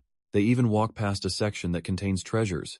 Moments later, the girls stand back to take a break, but Kai is enjoying the hunt so well that he just runs off, so he can lure more enemies to them. Moments later, Kai returns with a bunch of monsters, but to his surprise, the team is no longer where he left them. Unknown to him, they have hidden themselves in an opening. Since Kai is not ready to give them a break, Kai is forced to run toward the entrance of the cave, with the monsters chasing him. Lucas sarcastically says they have to sacrifice him, since it's his own fault, and Julia says a prayer for the afterlife. Instead of following the sarcasm trend, Maya decides to be the fun guy at parties, saying she is going to save Kai no matter what. The others cannot believe that Maya is taking the whole thing seriously. Suddenly they hear a loud scream, and Maya believes that it is Kai, but Lucas lets them know that it came from the center of the cave. Lucas is confident that the survey team has found the dungeon boss. Mina suggests that they go check it out, but Lucas can smell blood in the thickest form, coming from the center of the dungeon. Mina then gives the girls recovery potions to use, and in no time they start moving again. Mina tells them that their strength might not even be needed, because the survey team is enough to take care of the danger. Not long after this, they run into a horrific scene, where the entire survey team has died. Fear grips Mina, and she tells the team that they have to retreat. Immediately, suddenly, a scary minotaur appears out of nowhere, holding the survey team leader in its right hand, and a giant axe in the other hand. The minotaur appears close to Mina, and she freezes in fear, since she wasn't expecting a disaster class monster to be in the cave. Mina watches as the Minotaur makes a move to crush her, but Lucas is already rushing toward her. Lucas knows fully well that something is up, because such a dreadful monster shouldn't be around the cave. Lucas then pushes Mina out of the way, ready to take the full force of the Minotaur's blow, but suddenly the axe gets stopped by a wall of ice. Julia rushes toward her brother, asking him if he is fine. While asking who cast the ice shield, Lucas then tells the team that the person who cast the shield is the dude getting crushed in the Minotaur's hand. The Minotaur is pissed that the dude got in its way. The team is also impressed that, even though the dude is suffering from fatal wounds, he still endeavored to save them. The soldier then urges the kids to run and call for help from the Imperial Army, because the ancient seal that was in the cave has been broken. Pissed, the Minotaur squeezes hard on the guy's body, causing him to scream before passing out. The Minotaur threatens to wipe them all out, but just as it seems that all hope is lost, the dude regains consciousness again, and he unleashes a massive ice wall to trap himself and the Minotaur. He then screams at the kids to run away and report what is happening in the cave. Lucas is gutted that he couldn't save him, but he promises to come back and avenge him. The team then starts running away, but as the dude dies, his ice trap weakens and the Minotaur breaks free. Annoyed, the Minotaur prepares to consume the soldier. For getting in his way, however, Julia stops this by hitting the Minotaur with a powerful lightning strike, while telling the Minotaur that the dude is a great warrior, not an insect. It can treat however it wants. Mina then grabs the falling soldier with her wind magic, and they dash toward the exit. Lucas decides to stay back, telling the team that he is going to hold off the monster. However, Mina doesn't think Lucas can do it, because the Minotaur is a disaster-class beast. Lucas knows it won't be easy, and while they are still trying to escape, the Minotaur catches up. It hits the roof of the cave, causing massive destruction. Lucas turns around to fight, but Mina jumps in, saying it is her duty to protect everyone. As the Vice President, Lucas is impressed by this, because he already assumed that she was a selfish girl, but she turns out to be braver than expected. Julia also stays back, saying she can't leave her brother and Mina behind. Maya then reveals that she already sent a message, spell to Kai, who is at the cave entrance to call for help. Since she's done this, she believes that it would be better if they all fight together. As they prepare to take on the Minotaur, Mina says they might not even be able to beat the Minotaur if they all work together, but Lucas urges them to believe. Lucas is the first to dash toward the monster, with his chi-infused fist, saying there is no way they are losing to the monster. The Minotaur angrily swings at Lucas too, leaving a large hole in the ground, but Lucas easily dodges the strike. Lucas then goes after the Minotaur, delivering another powerful blow to its body, and Mina tells him to keep up the pressure, so she can attack while it's distracted. The Minotaur is pissed that Lucas is giving it a big problem, but unknown to it, Julia has been cooking up a powerful strike. By the time she is done, she suddenly appears from above, with a warning to the Minotaur to stop bullying her brother. She hits the Minotaur with the big lightning, ultimately causing it so much that it screams out loudly. Lucas also uses the opportunity to punch the Minotaur in the weak points to keep its movement locked. With the Minotaur trapped, Julia hits it with a powerful spell. The Thunder Arrow Bell. Mina also joins her by hitting the Minotaur with a powerful spell, Wind Cutter. With the two combining their powerful attacks, the Minotaur coughs up blood and crashes to the ground. However, it lets them know that it is going to kill them. Once its legs heal, Maya then tells the Minotaur that she is not going to let this happen, and she hits the Minotaur with a water blast. Surprisingly, the Minotaur's legs have healed, and it makes fun of them, saying a little water doesn't hurt. The Minotaur gets even more aggressive, threatening to eat all of them, but Julia appears above, telling the monster that it will soon find out what happens when a body is soaked in water. Before getting shocked, Julia assures the monster that it is going to pay for killing the soldiers, and she hits the Minotaur with a powerful lightning strike. Thanks to the water, the lightning courses through the Minotaur's body, penetrating every nook and cranny of its body. Lucas is impressed when he realizes what his sister and Maya just did, with how powerful the attack is. The Minotaur cannot tank it, and it crashes to the ground, totally unresponsive. Lucas then jumps on the Minotaur, preparing to deliver the finishing blow. Suddenly, the Minotaur unleashes a massive, dark aura from its body, forcing Lucas to leap backwards. While everyone watches in horror, before they know it, the Minotaur is back on its feet, and it looks more dangerous than it was minutes ago. At the entrance of the cave, Kai senses the immense pressure coming from the cave, and this is when he realizes that the situation is critical. He quickly rushes off to call for help, while hoping his team members hang tight. As the Minotaur comes back to life, the demon insignia appears on its chest, releasing a massive shockwave. By the time it is done healing, the Minotaur looks like a scary demon, and Lucas realizes that things have gotten serious, because his ears are bleeding. Just from the monster's shockwave, Lucas turns around to check on the girls, hoping that they are fine. To his dismay, Mina just used the last of her strength to shield and the others, but even this wasn't enough, as they had all been gravely injured. Mina loses the rest of her strength, and she immediately passes out. To make it worse, Lucas sees his sister, bleeding from the head and totally unresponsive. This immediately turns off whatever restraint he has, and he goes after the Minotaur. With a powerful chi punch, the Minotaur tries to block Lucas's punch with its hand, but Lucas is already determined to kill the beast, and he easily shatters the monster's hand. Lucas doesn't stop there, as he goes after the monster's second hand, shattering it too. However, the monster continues raging, and this is when Lucas realizes that the monster is really crazy, because it is acting as if it can't feel pain. Surprisingly, the Minotaur regenerates its arms, and before Lucas knows it, the beast swings its giant axe at him. Lucas manages to jump backwards, saving himself from dying to the strike. Lucas soon realizes that he is coughing up blood, thanks to the monster's roar. The monster commends Lucas's strength. Before going after him again, Lucas is forced to run around the confined space, but this causes the Minotaur to start crashing into the cave. Lucas knows this is bad, because the falling rocks would eventually fall on the girls just as predicted. One of the boulders goes straight for Julia, but Lucas is there to block it, saving his sister. The Minotaur then lets off another resounding roar that bounces off the rock wall, causing it to be more intense. Lucas tries to block the roar, but it is so intense that it crushes his insides. Lucas coughs up blood, causing him to be temporarily immobile, giving the Minotaur the chance to come after him, with the intention of striking him down. However, the Minotaur's axe gets blocked by Lucas's strong defense, and he punches the Minotaur back, telling it that it can only say he is finished. After he's made sure that it has beaten him, the punch from Lucas rids the Minotaur of its axe, and Lucas grabs it, dashing toward the beast with it. Lucas lets the Minotaur know that it will never get to lay hands on his comrades, as long as he is alive. Lucas slashes the Minotaur's head with the axe, causing it to scream out in pain, but Lucas doesn't stop there. As he continues to deliver vertical blows to the beast's body, Lucas cuts him so badly that he leaps behind it. After he is done cutting him from the front, the axe soon gets broken, but Lucas doesn't stop there. As he continues punching the beast in the hardest way, the Minotaur manages to grab him at some point, but before it can even crush him, Lucas breaks free with a dangerous technique that crushes the Minotaur's hand. At this point, all the veins in Lucas's body have turned dark, and he is looking like he has lost whatever control he has left of himself. Even though the Minotaur looks really dangerous, Lucas looks more dangerous. As it dashes toward it with a punch, the Minotaur never learns, and it tries to block Lucas's strike, but Lucas breaks through as usual.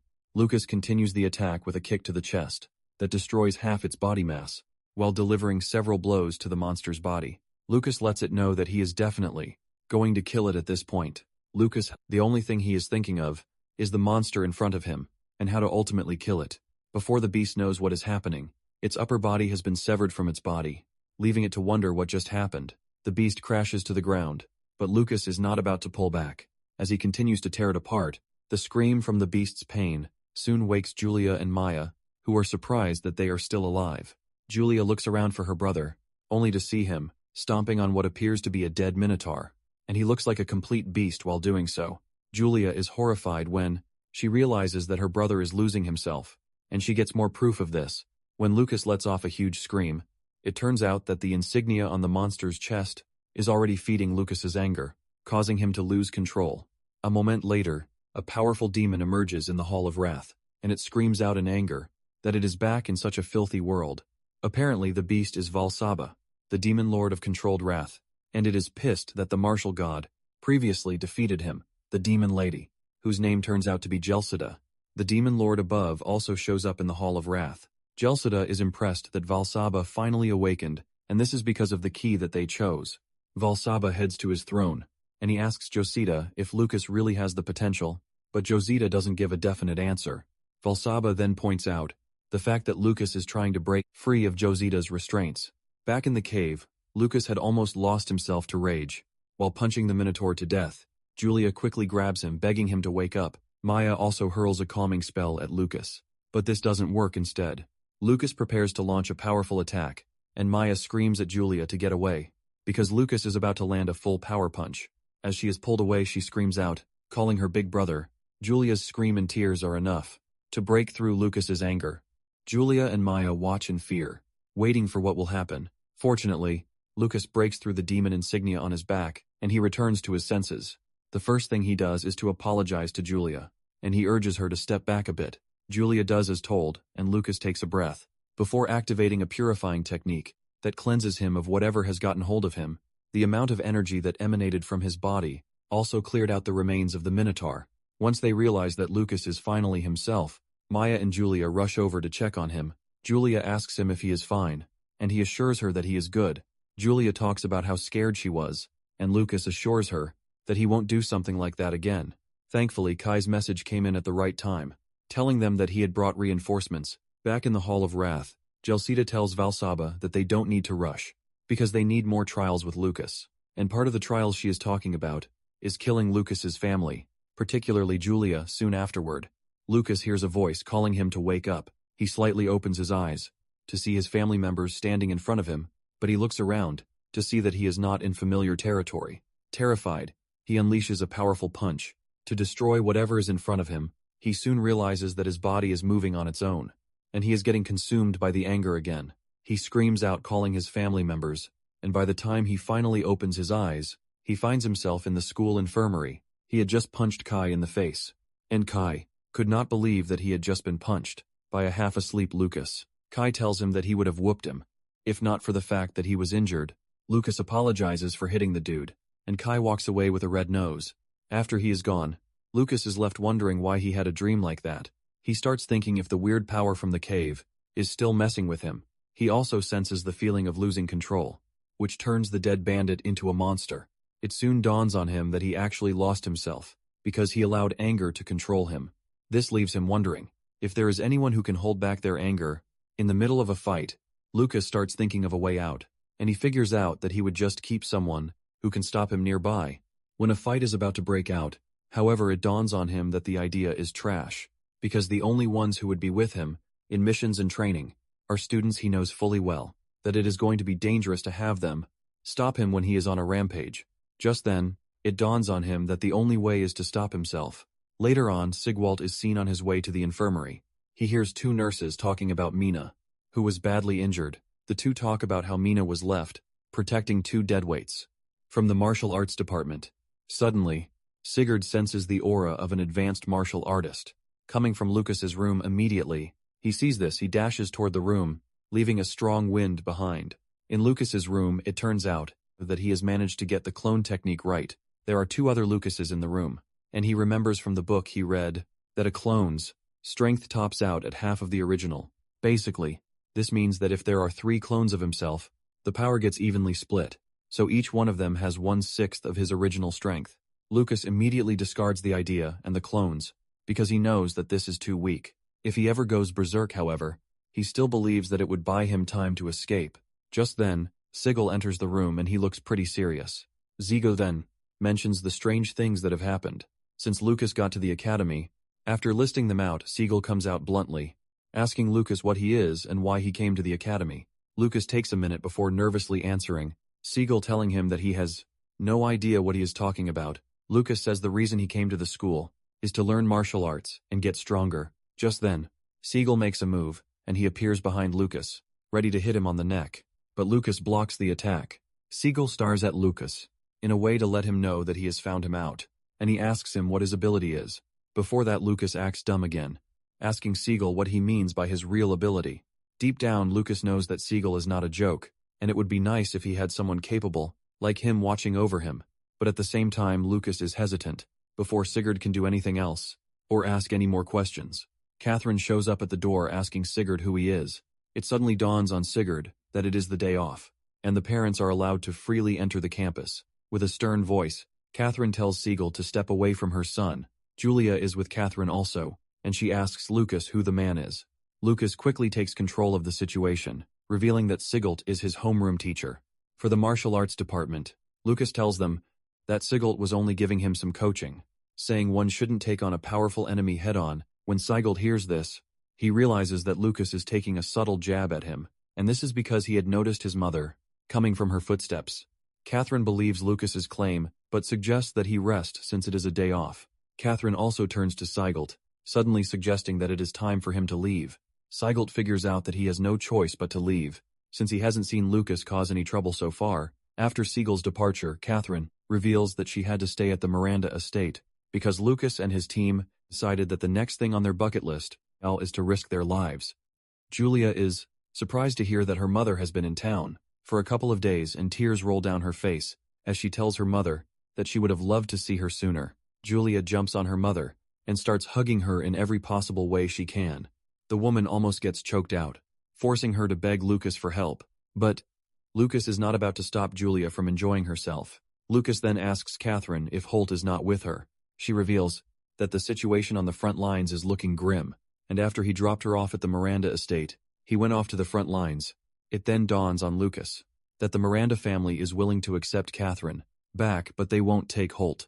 Catherine then tells Lucas that his father told her to give him a present for taking first place in the entrance exam.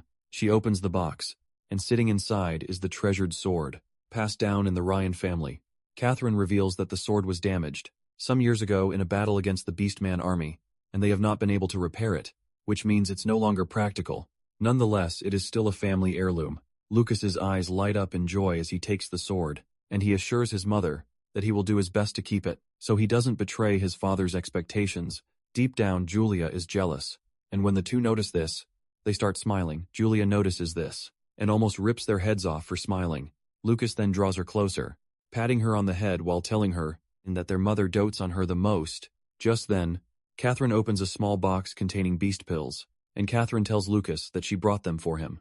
However, she also baked sweets just for Julia, and the moment she sees the sweets, she immediately forgets that she was angry. She jumps up in joy, telling her mother how much she loves her. Catherine then brings out a letter meant for Jeremy. Catherine reveals that the letter is from their father, and he also prepared some pills for Jeremy. It turns out that Catherine took the pills to deliver because Jessica didn't follow them. This time around, Julia takes the letter and says she will deliver it. Even though she doesn't like Jeremy, later on Julia heads to the boys' dormitory, and Jeremy's friends tell him that he has a visitor. The boys are shocked to see the genius, Julia, at their dormitory. When they later find out that Julia is Jeremy's sister, they start swarming around him, urging him to take Julia on a mission next time. This only pisses Jeremy off, and he slaps off the dude's hand. Jeremy walks off in annoyance and jealousy, leaving the boys to wonder what is wrong with him. Apparently, he is pissed that since he has been in the school, his father and mother have never come to see him once. But they came, and even decided to give Lucas the treasured sword. Because he took first place in the exam, Jeremy is pissed that Lucas is getting all the love from everyone, and because of this, Jeremy vows that he is going to take back everything that should have been his. Before Julia and Lucas knew it, the fun time had gone by, and their mother had no choice but to return to the Miranda estate because she would be staying a while in town before leaving. Even though Julia and Lucas know that they can't see their mother, they are happy that she's nearby. Mina, on the other hand, remained badly injured. But Lucas made a potion for her. He lied that it was from the Miranda family, and thanks to this, no one questioned the potion's incredible effect. Things continued smoothly, and 2 weeks later, the Allen Tower event arrived. While the martial arts students are busy celebrating the event, Sigolth shows up, telling them to quiet down. He lets them know that the tour of the tower is part of their education, showing the importance of the event. Just as expected, the mages started bad-mouthing the martial students. The moment they entered the venue, Kai is pissed that they have started picking on them again, but Lucas urges him to calm down. Lucas knows fully well that not everyone likes the fact that they are around, because most believe that they got lucky to have gotten the slots. In fact, the first-year homeroom teachers of the mage classes even complained to the headmaster, saying martial masters are not needed in the Empire. Because of this, they demanded that the martial arts department hand over their slots. But in all of this, Sigurd didn't seem to be worried. Lucas is left wondering if Sigurd really trusts the headmaster this much, or if he has something else he is relying on. Sigurd soon gathers his students to give them a pep talk, and he tells them that every year, the third years are the first to enter the Allen Tower, to set an example for the new students. Moments later, the third year, students are told to get ready to enter the tower. It turns out that Jeremy is also part of those entering the tower, and he is glad that, after 3 years of being at the school, he finally has a chance to enter the tower. Basically, this has been his own fault, because he never ranked in the top 100 until that year. While they are preparing for their entrance, Julia shows up to cheer him on. while the other students are glad that the genius from year 1 is there. Jeremy couldn't even acknowledge his sister's presence. Julia is disappointed, but it turns out that she only did it because her mother told her to. As the students prepare to enter, Jeremy makes the vow to surpass Lucas. Upon stepping into the tower, the students are required to place their magic staff in front and then close their eyes. Jeremy recognizes the voice speaking to them, but can't recall where he heard it. It turns out that the person in the control room is Director Otani. Once everything is ready, Otani pulls his power together to open the tower. A golden light encompasses the tower, and Lucas immediately recognizes the fighting spirit of a martial artist. He is surprised that there is a stronger martial artist than Siegelt. In the school, this is when he fully understands that Siegelt wasn't worried about their slots being taken, because the only one who can open the Allen Tower's doors is the strongest martial artist. Weeks earlier, the headmaster had had a meeting with Otani, telling him about the complaints he was getting. He lets him know that there are loads of people demanding that he revoke the martial arts department's entry slots to get a better grip on the situation. The headmaster asked Otani to tell him more about the anomaly. Otani replied that he already told him that there is no anomaly that can harm the school. Otani leaves the meeting, telling the headmaster to keep everything as it is, and he will open the Allen Tower as scheduled. This is when it dawns on the headmaster that, if the martial department doesn't get a chance, nobody gets to enter Allen Tower. Now, in the present day, Jeremy lands in the Allen Tower, and he realizes that only his consciousness landed in the tower. However, everything looks so different, because even his magic staff looks the same as the one he always used. His teammates notice he is looking around, because this is his first time in the tower. Instead of supporting him, they just tell him to meet up with them, so that they can continue the mission. Meanwhile, on the outside, Lucas has figured out that he can sense the mental energy waves, so he can see what the students are doing inside. He sees how Jeremy's teammates are treating him, and realizes that he is already getting picked on. From the start, Sigo sees Lucas sitting still, and he probably figures out what he is doing. He then decides to explain the whole process to his students. He tells them that when the trial begins, they are going to be teleported to a random location in space. He lets them know that they can decide whether to go solo or form a team. However, if they decide to form a team, the maximum number of people that can be on a team is 3 people. He tells them that they have to work in groups if they want to reach the upper floors. When Kai hears this, he automatically assumes Lucas will be forming a team with him, but Lucas breaks his heart, telling him that he is only teaming up with Sharpen Collins. Lucas says that based on the tournament rankings, the 3 of them will end up in different groups, but Kai can only think about how he is going to end up alone. Moments later, 3 of the third-year students step out of the tower. The first-year students are shocked, because they didn't even waste time in the tower. Sigurd then continues his explanation, revealing that the phantom enemies inside Allen Tower would change in strength based on the students' ability. He tells them that there are students who underestimate this and get knocked out right away. Lucas then decides to check out how Jeremy is doing. Inside the tower, apparently, Jeremy has caught up with his teammates, and they are heading to the second floor. Upon arriving on the second floor, beasts launch a surprise attack from behind, but Jeremy quickly latches onto this, and he uses his power to grab them, giving his teammates the chance to finish them off. By defeating the beasts, they get a ton of points. This immediately tells the team that the rumor about the second floor being dangerous is true nonetheless.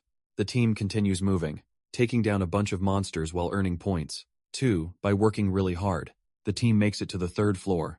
However, they get knocked out on the third floor, and as they step out of the tower, Jeremy's teammate notices that he has been quiet. He asks him if he is not happy, but Jeremy replies that he is, and this is because he finally gets a feel of what his father usually feels whenever he is on the front lines. Because of this, he believes that he is now one step closer to his father. Hours later, Lucas figures out that he could use the mental energy, sensing to see what is happening up to the third floor. Apparently in the trials, phantom enemies with different characteristics appear each time, and even the same type of enemy gets stronger. With each floor one climbs, Lucas wonders if the phantoms are created from real beings that exist in the world, and if this is the case, he wonders just how terrifying Otani's combat experiences are. He believes that Otani has also noticed his true abilities just like Sigalt, but he can clearly see that they are quietly observing him. This leaves him wondering if it is goodwill, or if he should be worried. Not long after this, Mina and her group gathered to enter the tower. Apparently, the leading group managed to reach the 4th floor, and everyone is rooting for Mina's group to catch up. 2. Julia, being Julia, jumps up from where she is cheering Mina on. telling her to do her best. Unlike Jeremy, she turns around to thank Julia. The teacher asks Mina if her injuries have healed, and she assures the teacher that she has recovered completely. The teacher then urges her to do her best, and the other students are amazed at how good she is. With the teachers, and even Julia, one student reveals that Mina is quite talented, which is why she became a VP in her second year. They believe that her abilities are unmatched, except for the president back then. However, they know that she is not popular, and when Mina hears this, she realizes that they are bad, mouthing her already. In no time, Mina and her team make it to the third floor. However, they dash through the floor, avoiding unnecessary fights, just so that they can get to the fourth floor. Lucas is impressed that they made it to the fourth floor in 30 minutes, which is quite impressive for the strongest in the third year group. Upon arriving at the fourth floor, they encounter elite beastmen that are about twice as big as the ones on the third floor. It dawns on the team that this is why most of the students get knocked out. On the fourth floor, instead of sitting down and discussing with the rest of her team, Mina one-shots all of the monsters standing in her presence. By doing this, she realizes that the last mission has helped her abilities grow. She knows fully well that the monsters in front of her are nothing when compared to the Minotaur from the cave. After wiping out the first batch of monsters, Mina tells her teammates that she's going to leave the cleanup to them while she searches for the passage to the fifth floor. As she continues her search for the passage, she encounters more monsters that she is forced to defeat. After a hard-fought battle, the team makes it to the fifth floor. Blowing everybody's mind, Kai is impressed, and he wonders when he will get to reach the fifth floor. Sigurd lets him know that there is no need for him to rush, because making it to the third floor is enough. Sigurd lets them know that, if they steadily improve their abilities, the enemies on the fifth floor won't be scary. When Lucas hears this, he figures out that Sigurd has entered the tower before. Moments later, Mina and her team step out of the tower, and judging by how distraught she looks, Lucas could see that she couldn't achieve her goal. It turns out that Theo is watching from his office, and he mocks Mina for thinking she can surpass a genius like him.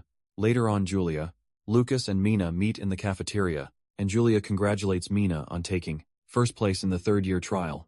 Lucas also commends her, saying she managed to reach the fifth floor. Mina looks disappointed, and she mentions that she wasn't able to beat Theod's record. Julia is confused, because she knows that Theod also finished on the fifth floor, which means that they are tied. Mina reveals that, by the time she saw the stairs to the sixth floor, she was already exhausted. In Theod's case, he managed to climb the stairs, and got as far as almost opening the sixth floor door. Because of this, Mina believes that she is still inferior to Thea in stamina, tactics, and magic control across the board. Mina then shifts the discussion from herself, asking Julia and Lucas if they have gotten a team. Julia excitedly reveals that she is teaming up with IWA. IWA had boasted that she was only teaming up with Julia because her father told her to. Lucas, on the other hand, believes that the Miranda family has fully acknowledged Julia's strength, which is why they are trying to get close to her. Lucas then tells the two that he is teaming up with Sharp and Collins. Julia is shocked when she hears this, because she was expecting him to be with Kai. Lucas lets Julia know that their rankings are way apart, which is why they ended up in different groups. Even though Lucas has explained everything to Kai, he is still grabbing onto him, calling him a heartless traitor for leaving him behind. Kai is without a team, and while he is still crying about it, Tashi shows up telling Kai that he can join her team, because she is looking for one more member. The moment Kai hears this, he immediately jumps to Tashi's team. On the training ground, Sigurd is impressed that everyone has found a team, and he tells them to get fired up, because they are all aware of what people say behind their backs, since they know the trash things that they are always saying behind them. Sigurd suggests that they work to make sure that none of the insults come through. Tashi also motivates the team, saying they are going to work hard, so that nothing goes the way the haters want it to go. The others join her, saying they are going to prove that they earned the Allen Tower entry slots. Lucas is impressed by how Siegel has managed to motivate the team, contrary to the trash that has been flying around. Siegel's motivation worked brilliantly, as the team started working hard in training. During breaks in training, Siegel would explain things that they needed to know. In fact, Siegel sometimes played the enemy himself, and sparred with the students. Even though the training was brutal, no one complained, because they all knew what they were training for. Finally, the day of the freshman trial arrived. The school is informed that the martial arts department will be participating in the trial, because their results in the monster taming tournament are valid. The martial arts department then gathers to listen to Sigurd's speech. Before entering, he tells them that once they enter, the first thing they should do is meet up with their team. At the central stairs, he tells them to run if they can, and if they can't, they should fight like their life depends on it, so that they can at least take down an enemy. When the mage students hear this, they start making fun of the martial arts students, saying that even their own homeroom teacher doesn't trust their strength. They are even excited to see what is going to happen to the martial art students when they run into magical beasts. They are all confident that the entire martial arts department will be wiped out in 3 minutes this time around. Kai isn't pissed or agitated, and Lucas is pleased to see that. The dude has grown a bit once they are ready. The examiner calls on all 12 students to step forward. Watching everything from behind the scenes is Otani, and he believes that it is time for the legacy left behind by the war god to finally fulfill its purpose. With this, Lucas leads the line, and the students march into the tower to face the first great trial of their lives. Upon entering the space, Lucas realizes that everyone is following Siegel's instructions to avoid enemies and head for the central stairs. Lucas then figures out that he just has to go the opposite way. Apparently, most of the first floor is filled with goblins, and these monsters use magic to block the enemy's vision before they fight. Lucas soon notices where the goblins are, and he tells Sharp and Collins to wait for him. He lets them know that he wants to run a test, but he assures them that he is going to catch up very soon. Lucas then unleashes his clone to take down a goblin, but just as he suspected, he didn't gain any points from this. He figures out that the energy making up the phantoms in the tower is the same as the energy he is using to create his clones. This immediately tells him that the phantoms are being created by the martial artist who opened the tower. Since the energy is the same as his clones, he figures out that using a clone shouldn't get noticed. Lucas concludes that he is going to use a clone to protect Sharp and Collins, while his real self continues moving through the floors. Just then it dawns on him that he can actually change a clone into a magical beast. He tries it out, and just as he suspected, it works out pretty well. His clones turn into goblins, and Lucas smiles, because he finally has what it takes to move freely in the tower. When Otani realizes that Lucas has managed to master the cloning skill, he is blown away by how fast he is. However, he is interested in what Lucas plans to do.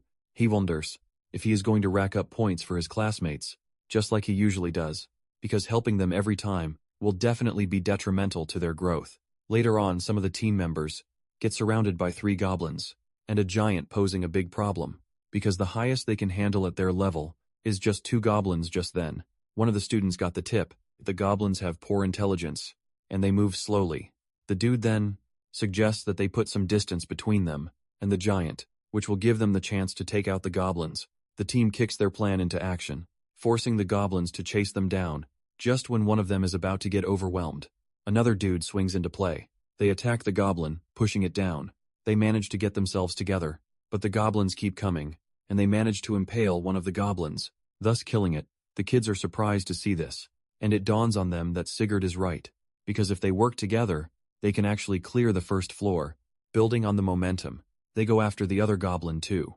Standing in the distance is Lucas, who is watching their every move, and it turns out that the goblin they just killed is one of his clones. Basically, he is doing this to train them, so that they can understand just how fun fighting is. Some minutes earlier, Greg and his team of haters had seen the martial arts team get surrounded by monsters because of how much they hated the martial artists. They already assumed that they were going to die. Greg is confident that the students are just going to embarrass themselves, but by the time the students win, Greg almost loses his mind.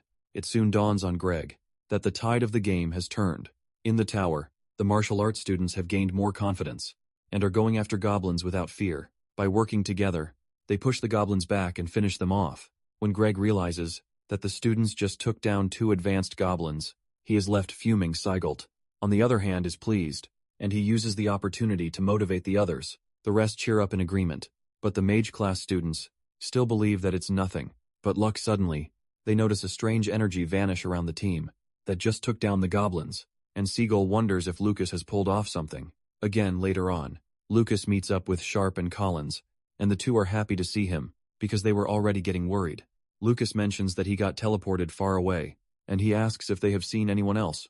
The two tell him that there is still a team that hasn't arrived yet, but aside from this team, everyone else is already at the meeting point. When Lucas meets with the rest of the team, he realizes that they are a bit tired, but no one is seriously injured. Lucas knows that the team that defeated the goblins will be showing up very soon, and he tells the team that, once everyone is accounted for, they should proceed to the second floor. On the outside, their haters don't want to acknowledge the fact that the martial arts department is doing well for itself. They all assume that the team is running from enemies, which is why they made it to the second floor. Greg almost bites down on his tongue, trying to understand how the whole team managed to reach the second floor, because all first-year mage students usually drop out on the first floor. Because of how things are going, Greg knows fully well that the martial arts department will soon grow to become a threat to the mages. Upon arriving at the second floor, the team gets teleported randomly, and this depends on the group's performance. Apparently, the stronger the team, the tougher the trial gets.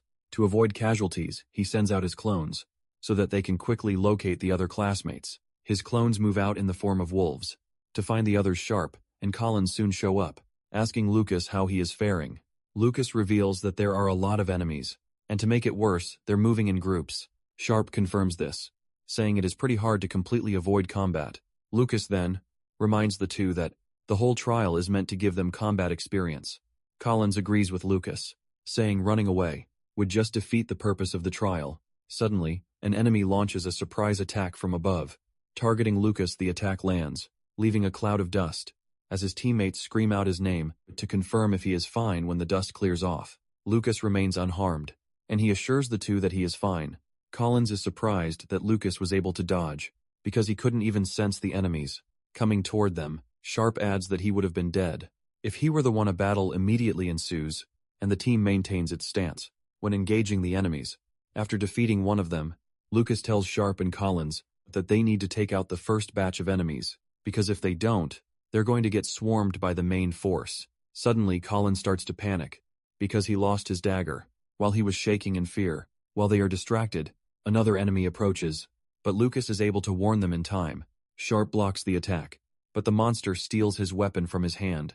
This reminds him of what Siegelt said about the monsters on the second floor being completely different from the first floor. The enemies are basically stronger and smarter, giving them the capacity to launch surprise attacks and even steal their weapons. Instead of being scared that his weapon has been stolen, Sharp is actually motivated to teach the monsters a lesson. Suddenly, the monster gets attacked, and it turns out that Sharp had gotten himself a gauntlet before entering the tower. Sharp then dashes toward the monster, while letting it know that no one rivals him. When it comes to strength, Sharp almost lands the hit, but the monster manages to leap backwards, dodging the strike. However, this turns out to be a well-laid-out plan by Sharp and Collins. Collins meets the monster halfway and cuts it from behind. While the monster is still crying from what Collins did, Sharp finishes it off with a powerful punch to the chest, ultimately winning the battle. Lucas is impressed and he commends the two's teamwork. Lucas has already defeated his own monster too, and he suggests that they continue moving forward, all for the glory of the martial arts department. On the outside, Greg can't believe that none of the martial arts department students have dropped out. Greg knows that they should have been surrounded by monsters the moment they reach the second floor, which is a mystery of how they are still alive. The mage students have started cooking up assumptions, saying the Allen Tower difficulty was lowered because the martial arts students are pretty weak. However, one believes that this is not the case, because the teachers would have complained by now. Meanwhile, on the second floor, Lucas and his team are busy taking on monsters. Without fear, they go against skeleton monsters, wolves, and the like. Even when the monsters appear to be dangerous, none of the team members backs down. Whenever one loses track of the enemy they are fighting, there is always a teammate to cover up for their lapse in judgment, showing just how crazy their teamwork is. Shortly afterward, Collins and Sharp start talking about how they are already getting tired. When Lucas hears this, he suddenly engages the hero's battle cry to release a surge of energy into the two to keep them going. Apparently, the technique is exclusive to the Ryan family, and with this, Lucas believes that they should be able to clear the second floor together. Not long after this, a monster suddenly launches a surprise attack on Collins and Sharp. The attack catches them off guard, giving them no room to move. Just as they are about to be crushed, an arrow flies from behind them, taking out the monster. The assistance turns out to have come from another student from another team. Simultaneously, the teams take down their enemies, gaining a ton of points in the process. Following the momentum, the team believes that they can actually make it to the third floor. Moments later, Greg realizes that everyone on the team has reached the third floor, stares, and he almost pisses his pants. Even the other teachers have started talking about this, saying the martial arts department students are moving, as if they are not freshmen. Before they know it, they are already praising Siegel, wondering what he taught the kids. Suddenly, Greg lets off a huge smile, saying that not everyone will reach the third floor, because they are already at their limit. He confidently mentions that they will have no choice but to forcibly eject from the tower. Just as he said, the students are already tired as they reach the stairs. In fact, some are about to collapse, forcing their friends to grab them. Collins is among those who are totally exhausted, and he suggests that they leave him and continue the journey before Lucas knows it. Others start to fall down, urging Lucas to make it to the third floor for them. Surprisingly, Sharp speaks up, reminding the team that they have already come so far, and it would be nice if they could at least reach the third floor together. Lucas is glad to hear this, and he supports Sharp. Saying they are a team, Lucas tells them to fight hard, so that they can pass through the third floor door. As one with Sharp and Collins' motivation, everyone agrees to use every last strength that they have to reach the third floor. Moments later, the announcement comes on, telling everyone that all 12 students have made it to the third floor. Upon arriving at the third floor, they are immediately swarmed by monsters, taking down the team members one after the other. The first team that got knocked out talks about how brutal the third floor is, because they couldn't even see how many enemies were attacking them. It turns out that Lucas was also knocked, and he has already used this to figure out that the third floor is the martial arts department limit. For that year, he also allowed his real body to drop out. To avoid suspicion, however, his clone is still inside the tower, so he can support the second martial arts group to help them reach the third floor too. By doing this, everyone in the martial arts department would get better scores, and he wouldn't have to stand out. In the end, Tashi got a total of 55 points, which is the highest, while Lucas settled for 43 points.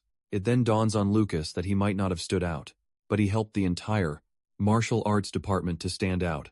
When Greg realizes that every student in the martial arts department made it to the third floor, he concludes that they are in a mess, because only the elite course department usually does something like this. Greg is immediately left with the desire to defeat the martial arts department in both points earned and floors reached. Not long after this, the mage class enters the tower, and right from the first floor, they start unleashing their magic power like crazy. When Otani sees this, he wonders if it is a crime to lose to the martial arts department. However, he is patiently waiting to see what magic power the mage class will use on the second and third floors. Otani is disappointed. The mages have already lost their composure from the very start. Soon afterward, reports start coming in about the mages getting knocked out. The lowest number only managed to make it to the third floor, making the whole situation bad for Greg. Greg refuses to accept reality, and he grabs one of the examiners, asking if they multiplied the monsters. When the mage class entered the tower, however, Linda stepped forward, urging Greg to accept reality and not embarrass himself in front of the students. Linda says she is pretty sure that the tower is functioning the way it should, unless he is saying his own abilities have deteriorated. Greg is left in the cold, and he watches in horror. As Linda walks up to Seagal to discuss with him, it turns out that Linda was praising Seagal for surpassing the mage class. Seagal humbly replies that the students worked hard to get to the top themselves. Seagal then reminds Linda that the elite class is about to enter, and she should be there, but Linda replies that there is no need for her to be there, because she trusts her students. In addition, she has confidence in her class representative Julia. Meanwhile, Julia is busy glazing her brother, saying he can easily get to the fourth floor if he wants to. The examiner manages to cut her short by telling her that it is time she and her team enter the tower. Lucas then cheers his sister on, telling her to do her best and also eat her candy. The examiner is surprised that Lucas went out of his way to tell his sister to eat her candy. Just as Julia throws the supposed candy in her mouth, the examiner takes a closer look, and he realizes that it is a magic power pill that rapidly restores magic power. The examiner is surprised that Julia was given something so expensive for just a school trial, since martial artists who can make the pills are pretty rare. Just as usual, Julia realizes that she has been tricked. After she has swallowed the pill, deep down Lucas knows that Julia already has plenty of magic power. But since everyone is always taking medicine before trials, he doesn't think it's a crime to make her take one too.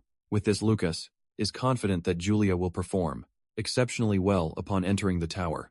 Julia's first lightning attack shocks Iowa so much that she couldn't even close her mouth, as if she did nothing special. Julia smiles at Iowa, casually telling her to stay close to her. As they continue further, Julia easily takes out the enemies, leaving her teammates little to no stress. While her other teammate Derek is glad that they have Julia on the team, Iowa is indifferent. Iowa talks about how she could have controlled the monsters to kill each other if it were the real world. Julia agrees with her, saying Iowa would be terrifying on a real battlefield. since her mental magic is useless in the tower, because the monsters have no conscience. Iowa figures out that the best she can do is use her power to scout out where enemies are. Iowa is sad that she is a dead weight, but she is surprised that Julia is not even complaining. In fact, she even acknowledges her abilities. Iowa being Iowa walks past Julia, telling her that she is going to leave the spotlight for her for the moment. Suddenly, IWA stops, causing Julia to run into her. Julia asks her why she suddenly stopped, and IWA says it's nothing. Deep down she is worried, because she keeps sensing something off. That is neither an enemy nor a classmate. Not long after this, Julia and her team reach the 4th floor, and it turns out that the presence IWA was sensing was Lucas. The teachers are blown away. When the announcement comes on that 3 freshmen have made it to the 4th floor, they start praising Linda, but she tries to return the praise to the students, saying it is all them. Lucas hears this, and he agrees that Julia is excellent on her own, even though the magic pill is going to increase her magic power. Reaching the top floors solely depends on her actual abilities. Since he trusts in his sister's strength, Lucas has decided to just watch over her, without interfering in the tower. Julia is running through the enemies, but suddenly 4 enemies appear behind her. Before Iowa can warn her, she is about to be taken out.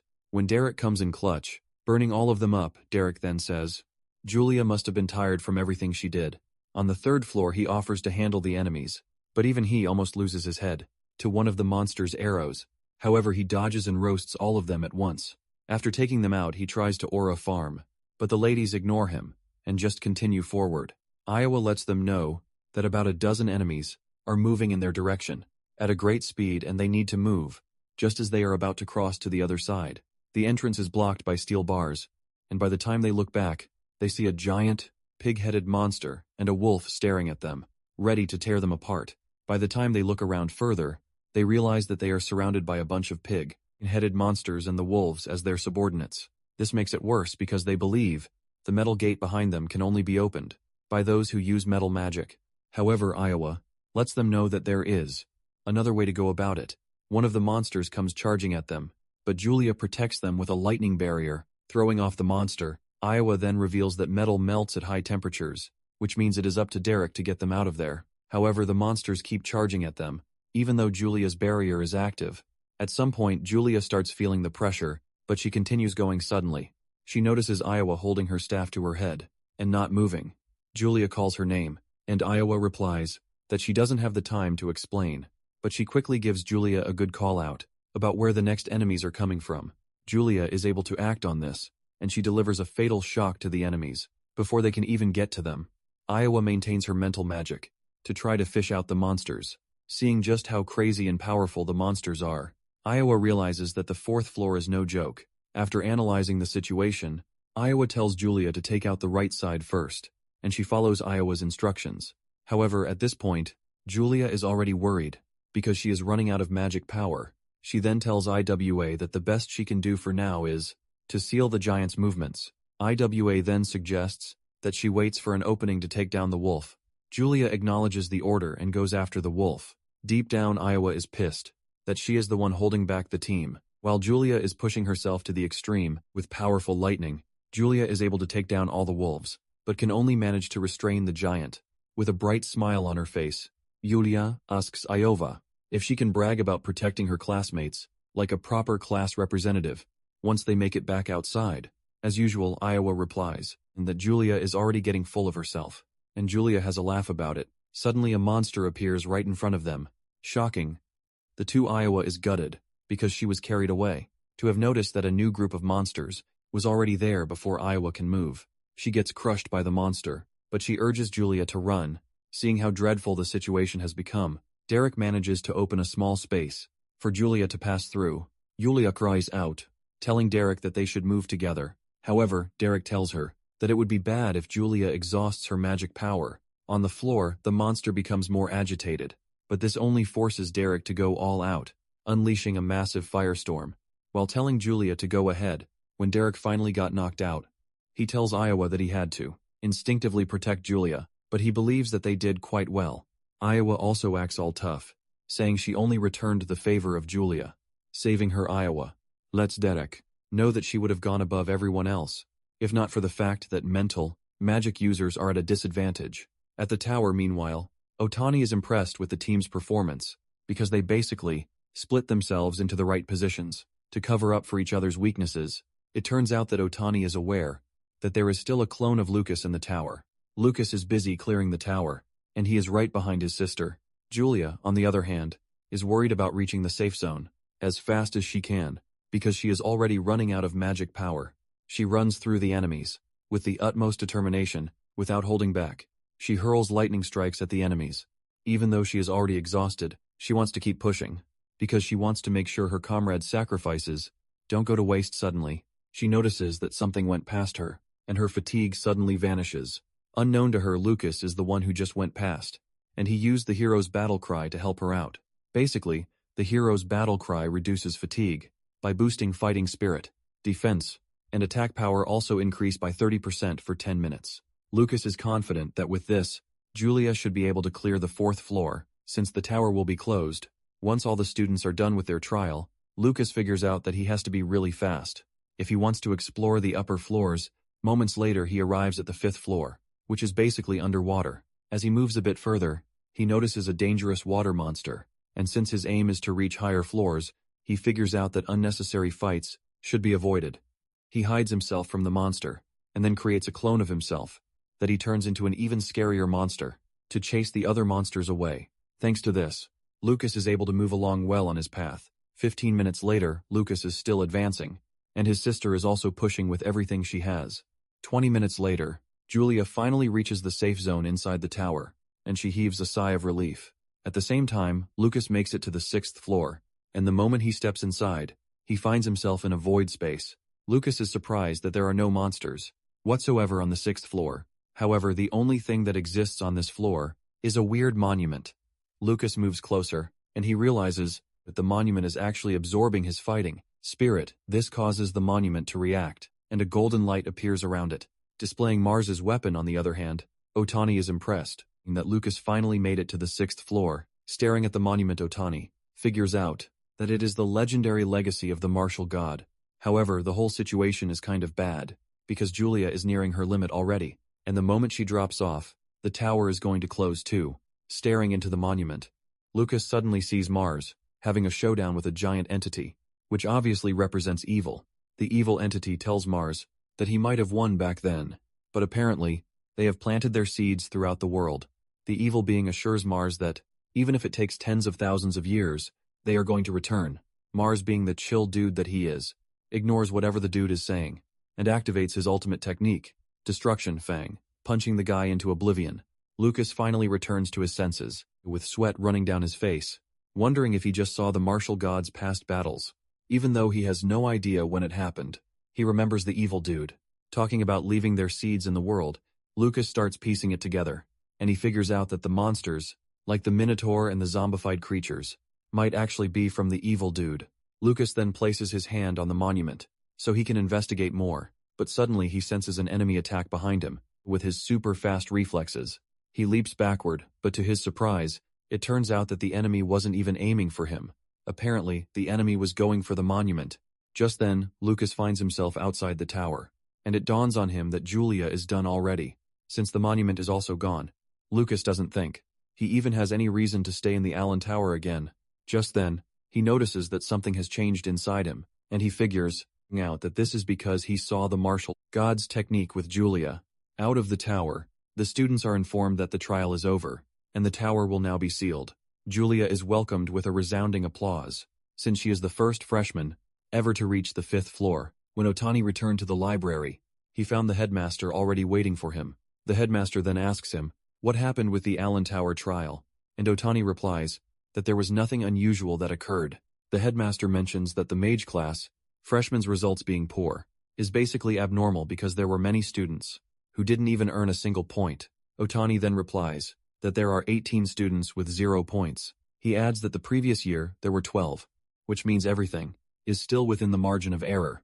The headmaster then argues against this, saying the number of students who reached the 2nd floor is half of last year's. Otani simply tells the headmaster to ask Greg and his fellow teachers about this.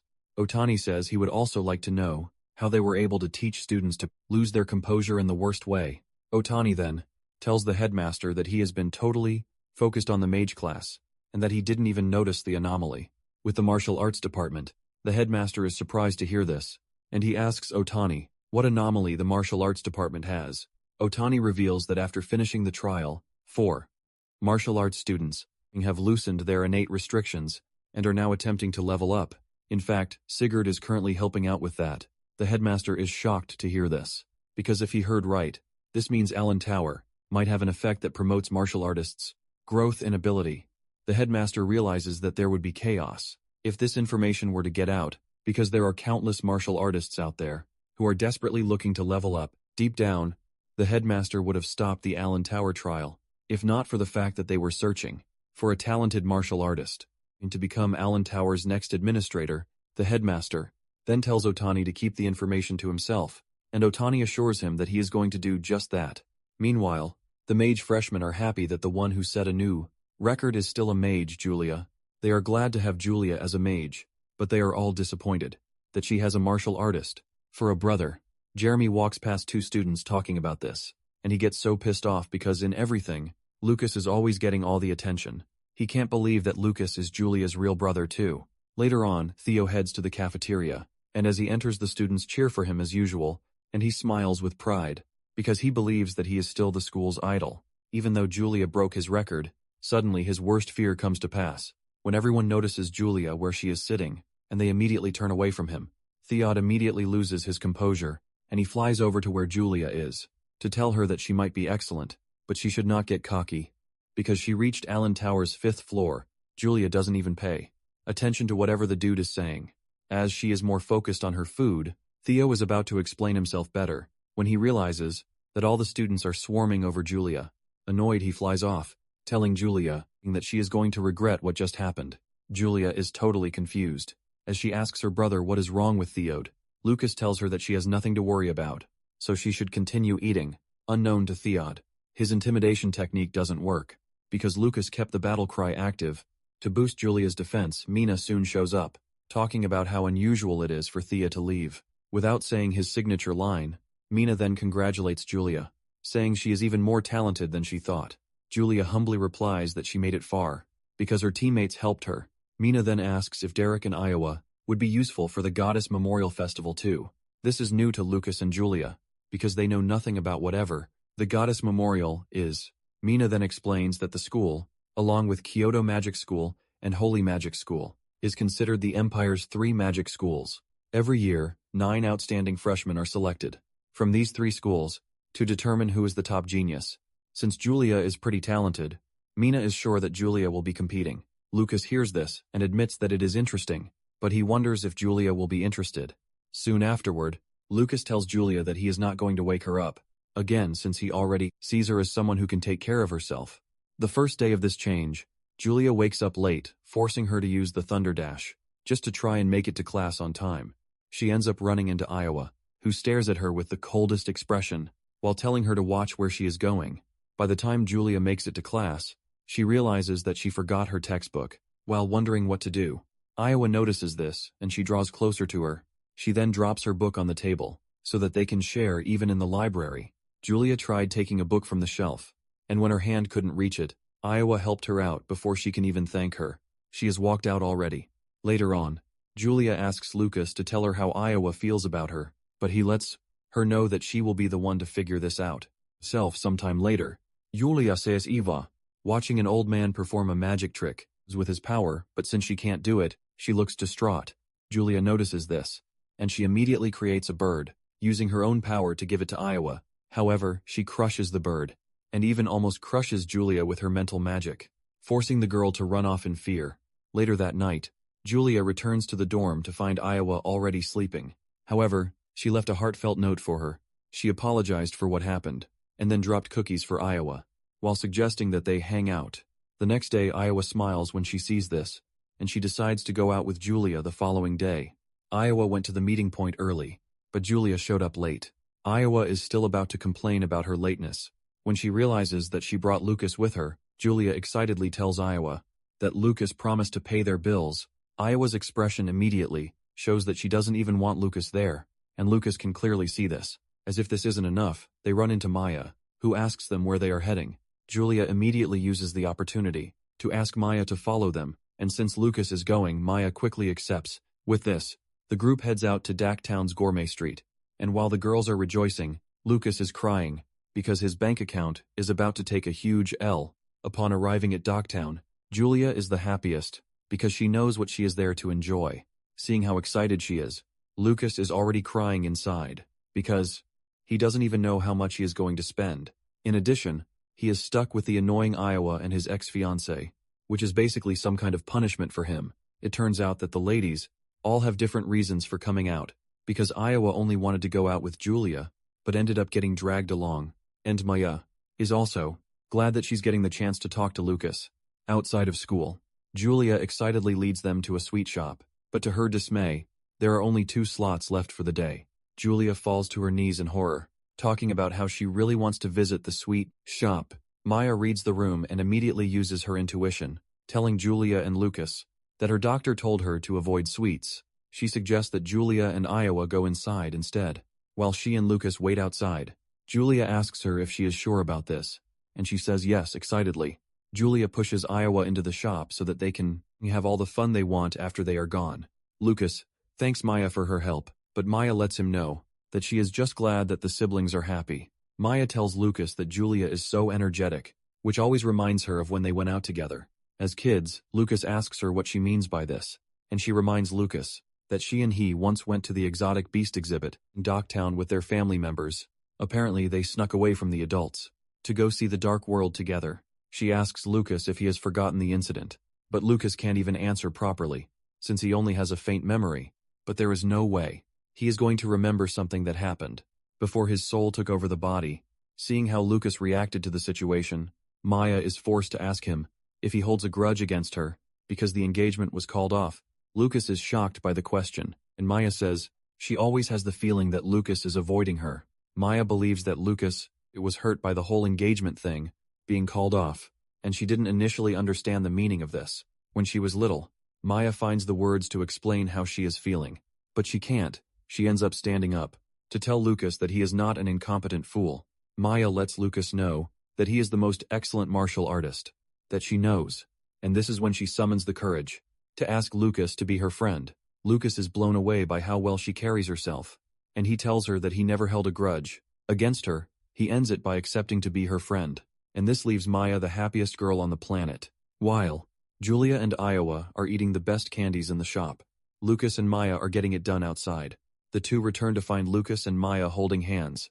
Like a couple, Maya and Lucas freak out, trying to tell the two that it is not what it looks like, but there is no way that they are convincing the two that they don't have something going on.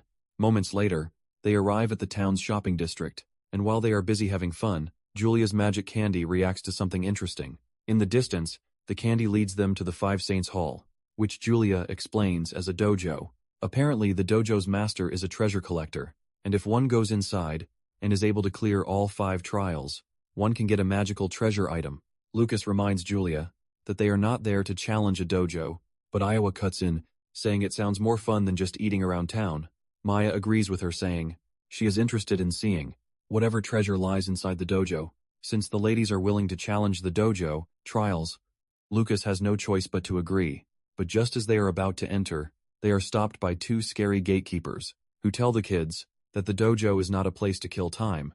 Before the head guard knows what is happening, Lucas has gotten to him and tapped him on the shoulder, releasing an overwhelming aura that puts fear in his body. Lucas tells him that he heard that they could try the treasure challenge in the dojo, which is why they are there. The gatekeeper is ultimately terrified by Lucas's fighting spirit, and Lucas is also impressed that a mere gatekeeper is actually a level 4 martial artist. After showing the dude what he can do, Lucas asks him if they can now enter, and he quickly opens the door for them, telling them that they are welcome. Iowa is surprised to see that the gatekeeper's attitude has changed suddenly. After talking to Lucas upon entering, they are welcomed into the Five Saints Hall, and they are informed that the first trial is the Beast Trial. There is a clown overseeing the first trial, and he runs a circus where he keeps dangerous beasts. He tells the group that they are free to pass if they can clear his checkpoint. The dude then calls forth his fire lion, which turns out to be a scary, fiery beast. He releases the magic chain used to hold down the beast, and he orders the beast to go after the group. The beast rushes forward as if to tear them down, but Lucas stands in front without moving an inch. Suddenly, The Joker notices that his beast is not attacking, and unknown to him, Uru's spirit residing in Lucas's body has overwhelmed the beast so hard that he finds it hard to move.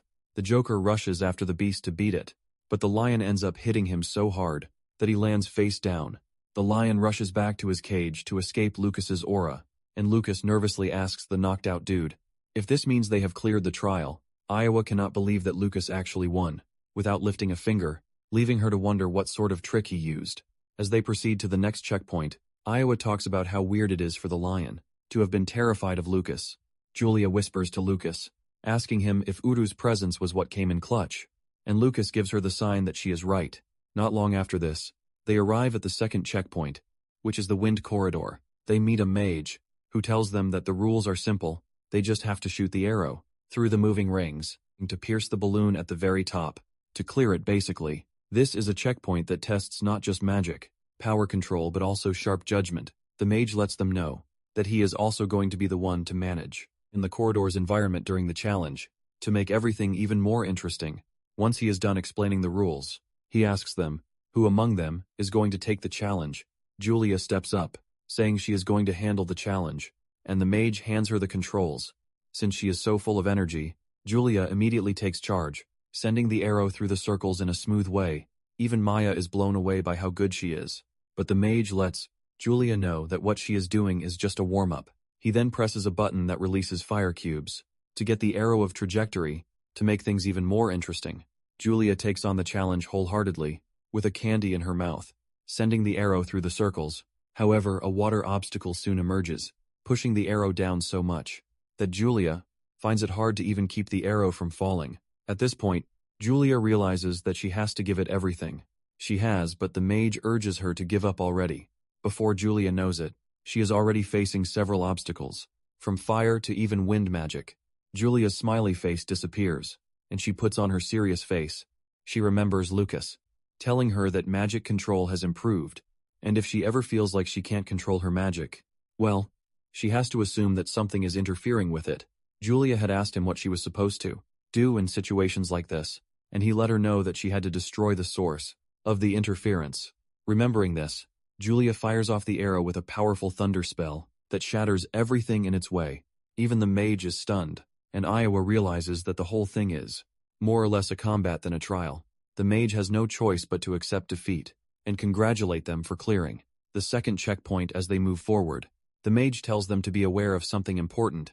He lets them know that not all checkpoints can be cleared with brute force, and moments later, they arrive at the third checkpoint, which is the alchemy workshop. Basically, this is a checkpoint where technique and concentration are tested, not strength. The alchemist in charge tells them that they would have to compete with her to see who can quickly create a legendary magic potion. The alchemist reveals that the potion they will be making this time around is the legendary magic potion called Trivia's Tears.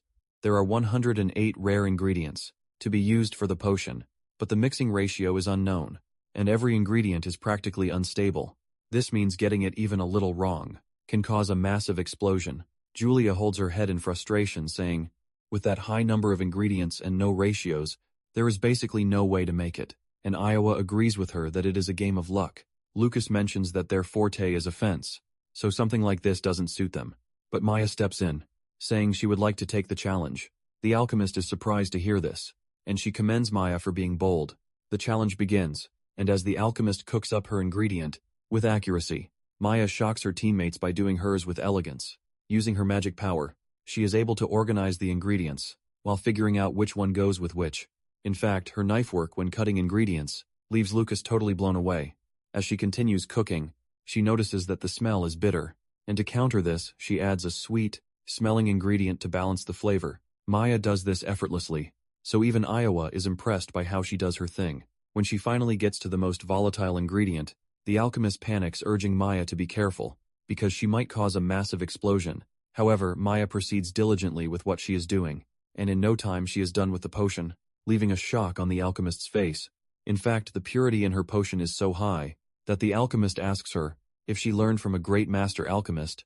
Maya says no, revealing that this is actually her first time making Trivia's Tears, and she also has no idea how she pulled it off, but she wants to believe that it is, thanks to all the cooking that she does. Maya reveals that she focuses on the smell of the ingredients, and thinks about the best combinations and proportions, which is why it is more like cooking for her. Maya admits that making the potion seemed like making a hearty, medicinal soup to her. The alchemist cannot believe that Maya just compared a legendary magic potion to medicinal soup. Julia commends Maya, saying this is basically why her sweets are so amazing. She adds that the cookies she made the last time were so good that she almost cried. Iowa commends her, telling her that her cooking talent is one of a kind. She even teases her so that Lucas can hear, telling her that whoever marries will be a lucky person. Maya almost passes out from excessive blushing when she hears this, as she tries saying cooking is just a hobby for her. However, deep down she wonders what Lucas thinks of her. Lucas, being the dumb dude, doesn't even think of her cooking as a marriage skill, but is thinking of having someone like her in the unit to cook good food during long deployments, to boost morale. Iowa can hear his thoughts, and she basically tells him that he is the densest guy she's ever met. The alchemist admits that she never thought she would lose to a young girl's cooking skills. After honing her mixing technique for half her life, the alchemist then gives Maya the potion, telling her that it is hers. Maya doesn't want to accept it, because of how valuable it is, but the alchemist lets her know that it is fine, since she is the one who made it. She tells her that when it really matters, it is going to save her life. Even Lucas urges her to take it, telling her that it is proof of her own ability. Maya finally accepts the potion, and with this they proceed to the next checkpoint, where a scary lady awaits them. Upon arriving at the fourth trial, they are welcomed by the scary lady, who informs them that the fourth trial is a crucible of mental strength. She informs them that they are going to play a card game that is most popular among the Empire's upper class, and it is a game called King's Lie. Basically, the rules of the game are simple. Each player draws one card, and whoever has the higher number wins. However, the lowest card, which is the assassin, can defeat the highest card, which is the king. One is allowed to use magic to change their card's number, but the more one changes it from the original value, the more magic it consumes.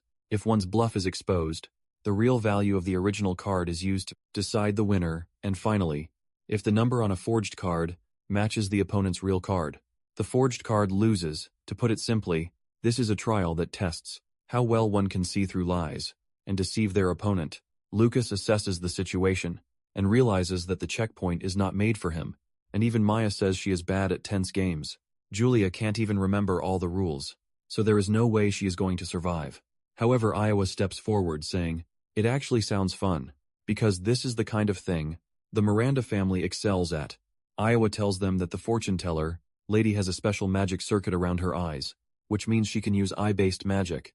The lady is surprised that Miranda is able to figure this out, and she is pretty impressed by the amazing challengers who have come to meet her that day. Once Iowa is ready, the lady suggests that they begin the test. The card game begins on the table, and Iowa first pulls the king's card, which has a higher number than what the lady pulled, which is the archbishop. Julia assumes that they have won with this, but Iowa isn't celebrating, because she knows that it is not that simple. She can sense that her flow of magic is strange, even though it is faint just then. Iowa uses her magic to figure out that the lady's archbishop card was a fake, and the lady is blown away, as she doesn't expect Iowa to have quickly seen through a forged card. Just then the lady starts laughing, telling Iowa that she might have seen through her disguise, but she still loses instead of panicking. Iowa also started laughing, saying she already thought about it, and it appears that she was right, because the lady had put a second layer of disguise on her card. Iowa then reveals her hand, and the lady is shocked when she realizes that the assassin card she produced was a fake. She starts freaking out, because she actually erased every trace of the magic. Iowa then tells her that she is not the only one who can erase traces of magic power, and from the beginning, she already had a feeling that the lady would try something like this. This is why she kept her eyes on her hands, to make sure she drew a certain card. Iowa then reveals that her real card is the assassin card, and going by the rules that say, if a forged card and the true card have the same number, the forged card loses. Iowa automatically wins. Iowa tells the lady that her strategy was quite clever, because she initially disguised her card as the Archbishop 8, which is the strongest non-king card to test the waters. Apparently, if Iowa's card turned out to be king, the lady plans to win with a double-layered bluff. Using an assassin card, however, this is a tactic that only works with opponents who have less insight than the lady, and she has basically lost, because she underestimated Iowa. The lady is forced to admit that it was an impressive match, because her insight was top-notch and disguised perfectly, from the lowest, which is an assassin, to the highest, which is the king. The lady then says, "IWA, could have just waited for her to reveal that her assassin was a fake. Since she's already seen through her plan, IWA confidently tells her that, as heir to the Miranda family, she doesn't like letting others take the initiative. Deep down, IWA knows it was a close one, and her mental strength was nearly at its limit.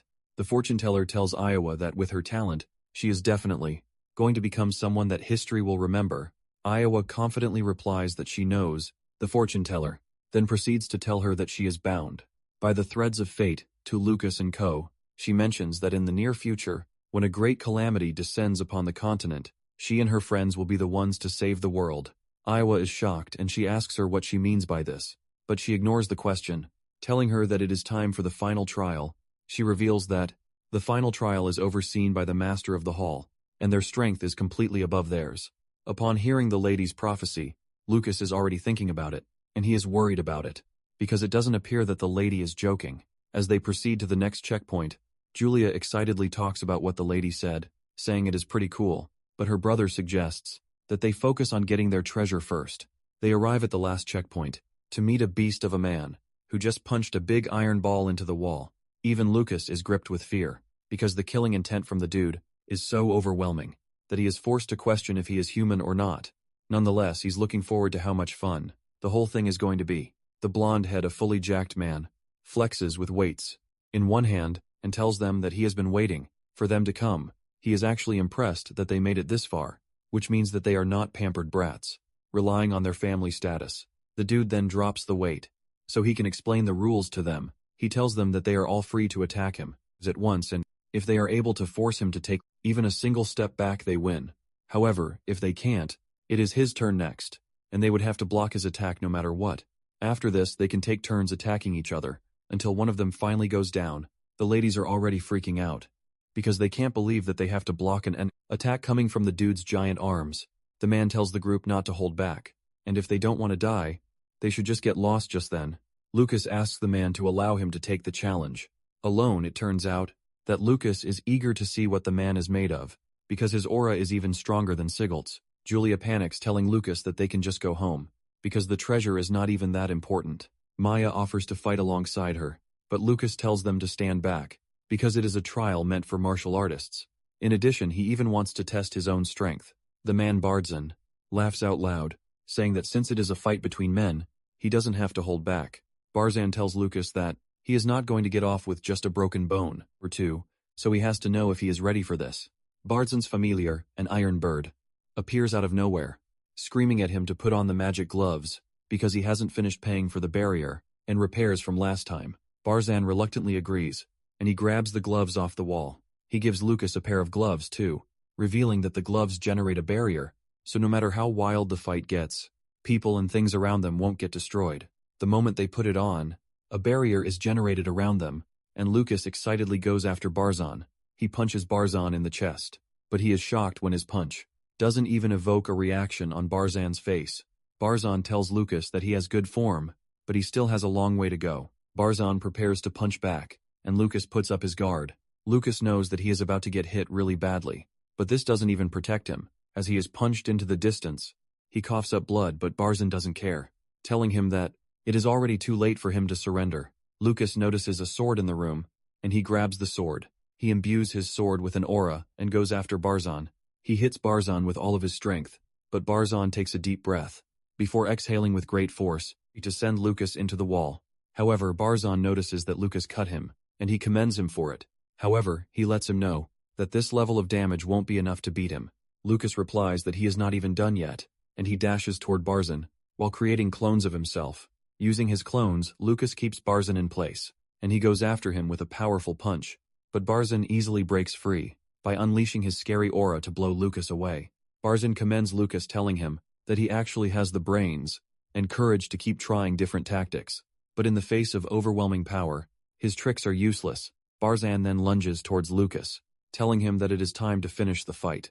Lucas closes his eyes in fear, but just as he is about to accept defeat, he remembers the vision he saw on the 6th floor of Allen Tower. He remembers that the martial god infused his strikes with a mysterious technique. Lucas then focuses his mind while calming his heart, and he is able to pull out the same attack that the martial god used. He meets Barzan's punch halfway, leaving Barzan shocked as he doesn't expect that Lucas was hiding a move like that. As Lucas breaks through Barzan's defense, he throws another punch at his chest, but holds back before the punch makes an impact. Julia freaks out when she sees her brother, standing still, believing that he's lost.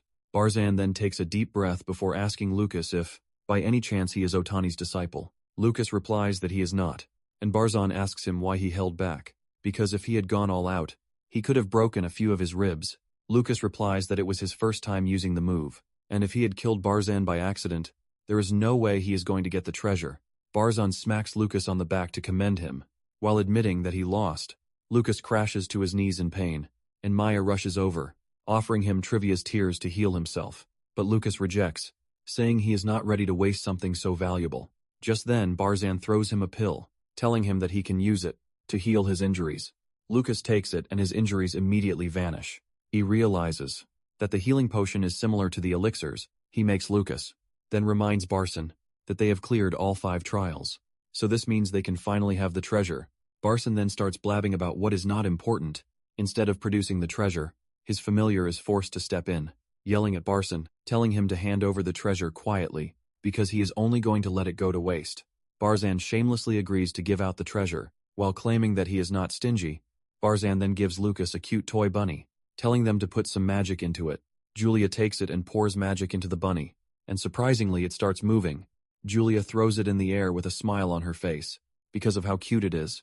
However, Lucas is not entirely impressed, because they had to go through 5 trials, only to win a toy deep down. Lucas believes that they have been ripped.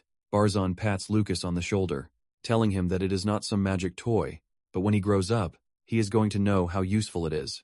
In addition, he tells Lucas not to use the martial god technique, unless his life is on the line, because if he uses it carelessly, he might find himself in trouble. Lucas acknowledges this, and then asks Barzan if he knows Otani. Barzan says he really doesn't know him, but they fought side by side on the battlefield, a long time ago, taking down beastmen. Barzan then suggests that they get going before it gets dark. Surprisingly, everyone agrees that Julia keeps the bunny, because it suits her best. On the other hand, Lucas wonders why Barzan told him not to use the martial god style. Carelessly, suddenly, they notice a commotion in the distance, and they rush over to check it out. It appears that the fight is going down in the black market, but they decide to just check it out. Surprisingly, Jeremy is seen fighting a black market dealer, whom he claims has defrauded him. However, Jeremy gets stomped on by the dude, who tells him that what he sold for him is a genuine, ancient forbidden spell. The dealer mocks Jeremy, telling him that it is his fault that he can't learn it. As the dealer turns back to leave, Jeremy fires off a spell to attack from behind, but the dude easily blocks the attack. While sending Jeremy into a wall, the dude mocks Jeremy, telling him that he is a joker if he thinks he has a chance with his trash magic talent.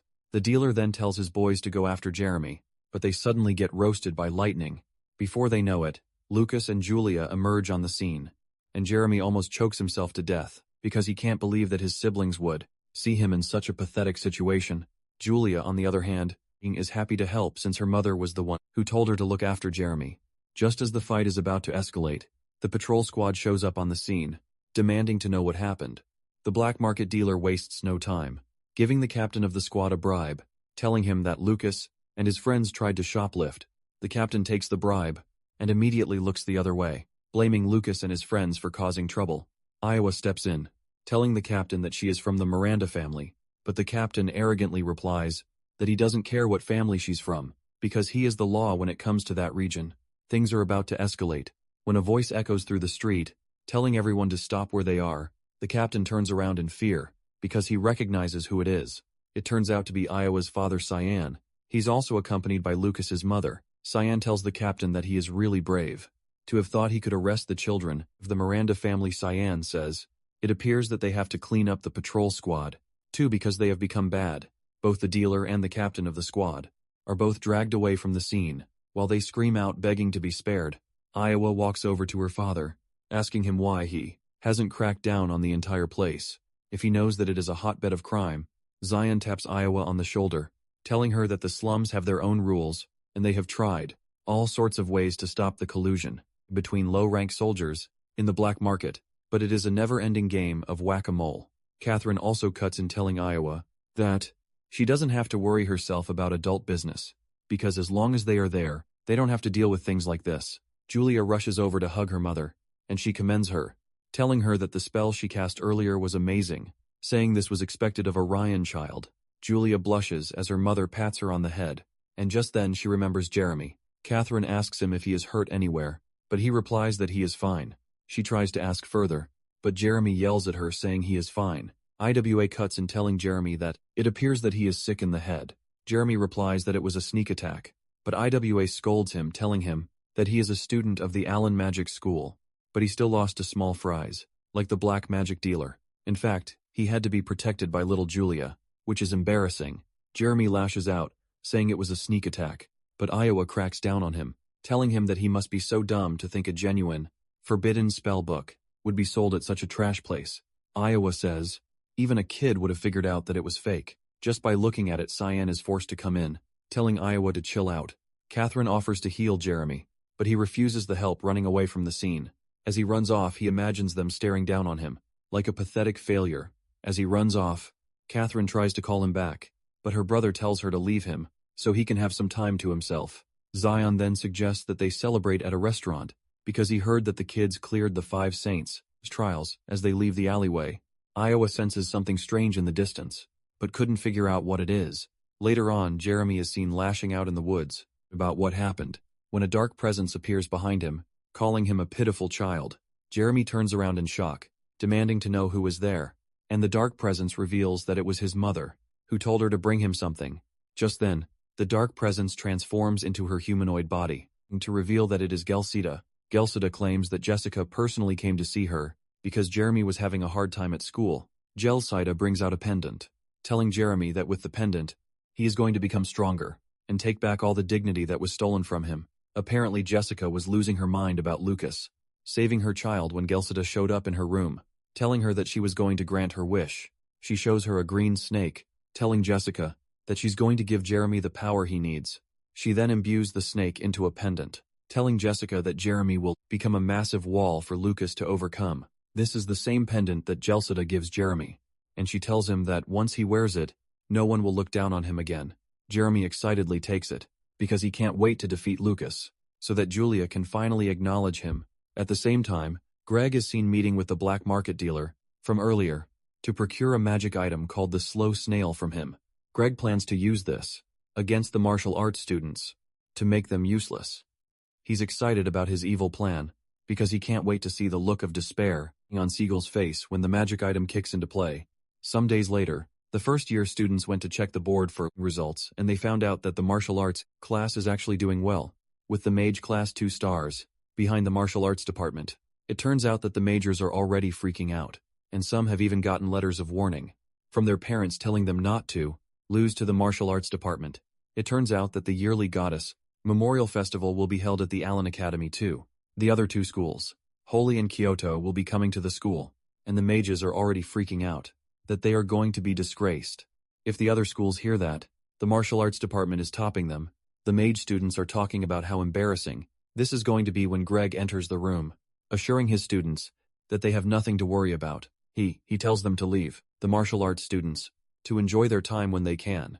It turns out that Siegel is hell-bent on wiping out Lucas's team because he just can't stand the fact that they are having a good time. Meanwhile, at the martial arts department, the students are going at each other like crazy. They train like animals without holding back, which helps them to grow even further.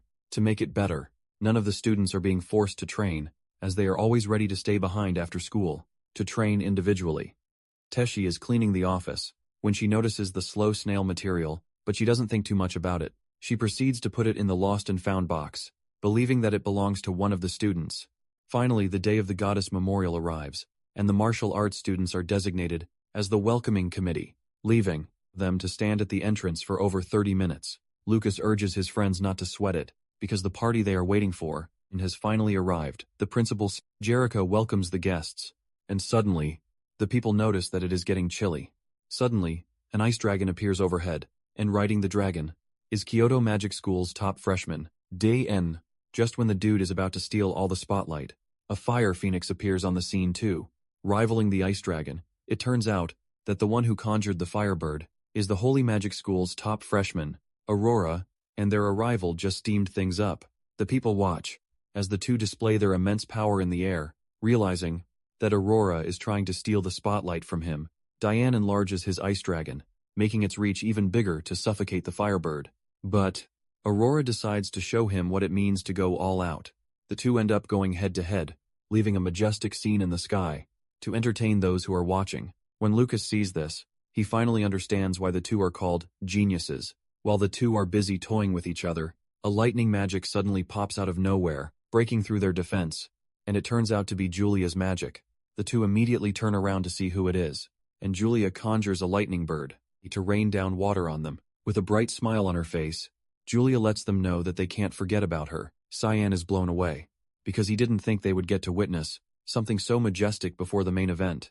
The Holy Magic School principal, Sylvan Terran, agrees with Cyan. DN finally descends, and his arrogance shows as he stares at Julia weirdly for trying to show off. Out of nowhere suddenly, he is silenced by a magic spell, and when he looks up, he realizes that it was his principal, Atticus Russo, who was telling him to keep his mouth shut. Suddenly golden feathers drop from the sky, and it brightens up everything in the surroundings, leaving the people totally blown away. Just then, everyone's attention turns to where the feathers are coming from, and it turns out to be from a purple-headed, stunning lady who is descending from the sky, but Lucas doesn't even know who she is. Since she has a mask over her face, Aurora and DN, on the other hand, happen to know who she is, and they are hoping she is going to notice them, so they plan to put up a good show. The moment her feet touch the ground, even Miranda's father bows to her. Golden feathers fly all around, as she offers her greetings to everyone in attendance, telling them the festival is definitely going to be good. Just then, the school principal takes over, telling the students to proceed to the banquet hall in the cafeteria. While the spectators are to leave the area, Kai calls Lucas's attention to the fact that Miranda's father bows to the masked lady, which means she is some big shot, who probably came from the capital. Lucas replies that he is even more curious about her magic attribute than her status. Lucas is basically interested in what is going to happen at the festival. At the cafeteria, the students from the Allen Academy quickly noticed how arrogant DN is. In fact, his own school students won't even go near him. But Aurora, on the other hand, is more approachable. Aurora soon walks up to two students, telling them that she would like to be friends with Julia. Their mood brightens up, but as they are about to give her an answer, they suddenly change for the worse, and they walk off. Aurora is surprised by this, because it definitely feels like they were controlled by someone. Nonetheless, she is willing to find out everything she can about Julia. It turns out that Iowa was the one who used her mental magic to control the two, to stop them from giving Aurora anything. Sylvan catches on to Iowa's mental magic, and she admits that it is quite impressive, but she can't believe that such a talent is being wasted on mere information. Leak prevention, Reca says. The pre-ceremony is being held, so that everyone can relax. But with the look of things, it appears that the battle has already begun.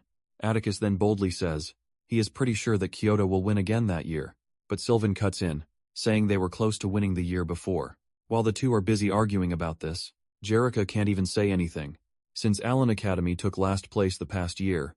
Sylvan then tells Reca that she heard about the issue that happened in the Magical Beast Mountain Range. She wants to know where the final is going to be held that year. Apparently, to let the students show their full strength, the finals are usually held in a forest. Far from the city, the chosen forest is prepared, so that matches can proceed smoothly, and magic circles are placed to ward off beasts. Reca then tells the two that the issue has been resolved, and their staff plus the Imperial Army have finished preparing the area. He lets them know that they are going to hold the finals in the illusory forest just as they planned. What is left is to draw lots for preliminary matchups. The other two principals are glad to hear this, and they raise a toast to the success of the event. The following day, which is the preliminaries, the rules are announced apparently. Each school has 10 participants in the prelims. However, Kyoto Magic School has 11 participants, since they won the event the past year. Surprisingly, the students from the martial arts department are tired, and they all feel sleepy. However, they are trying their best to make sure that they don't sleep. Lucas wonders why they are all feeling sleepy, but doesn't even think too much about it. It turns out that the first match is going to be between Dion from Kyoto and Derek from Allen. Kai concludes that Derek is done for, because his rotten luck puts him against DN. In his first match, however, Lucas thinks Derek might have a chance, since Derek uses fire magic, and it is the direct opposite of what DN uses. The fight starts, and Derek goes after DN, without holding back, but DN doesn't even move an inch, before pulling up an ice wall that stops Derek dead in his tracks. His fire goes off in an instant, and before he can even react, He gets knocked out by one strike from DN. With this, Kyoto wins the first match of the preliminaries, and he expresses his disappointment. At the level of talent they have at Allen Academy, when Lucas sees the level of strength that DN possesses, he realizes that Julia doesn't stand a chance.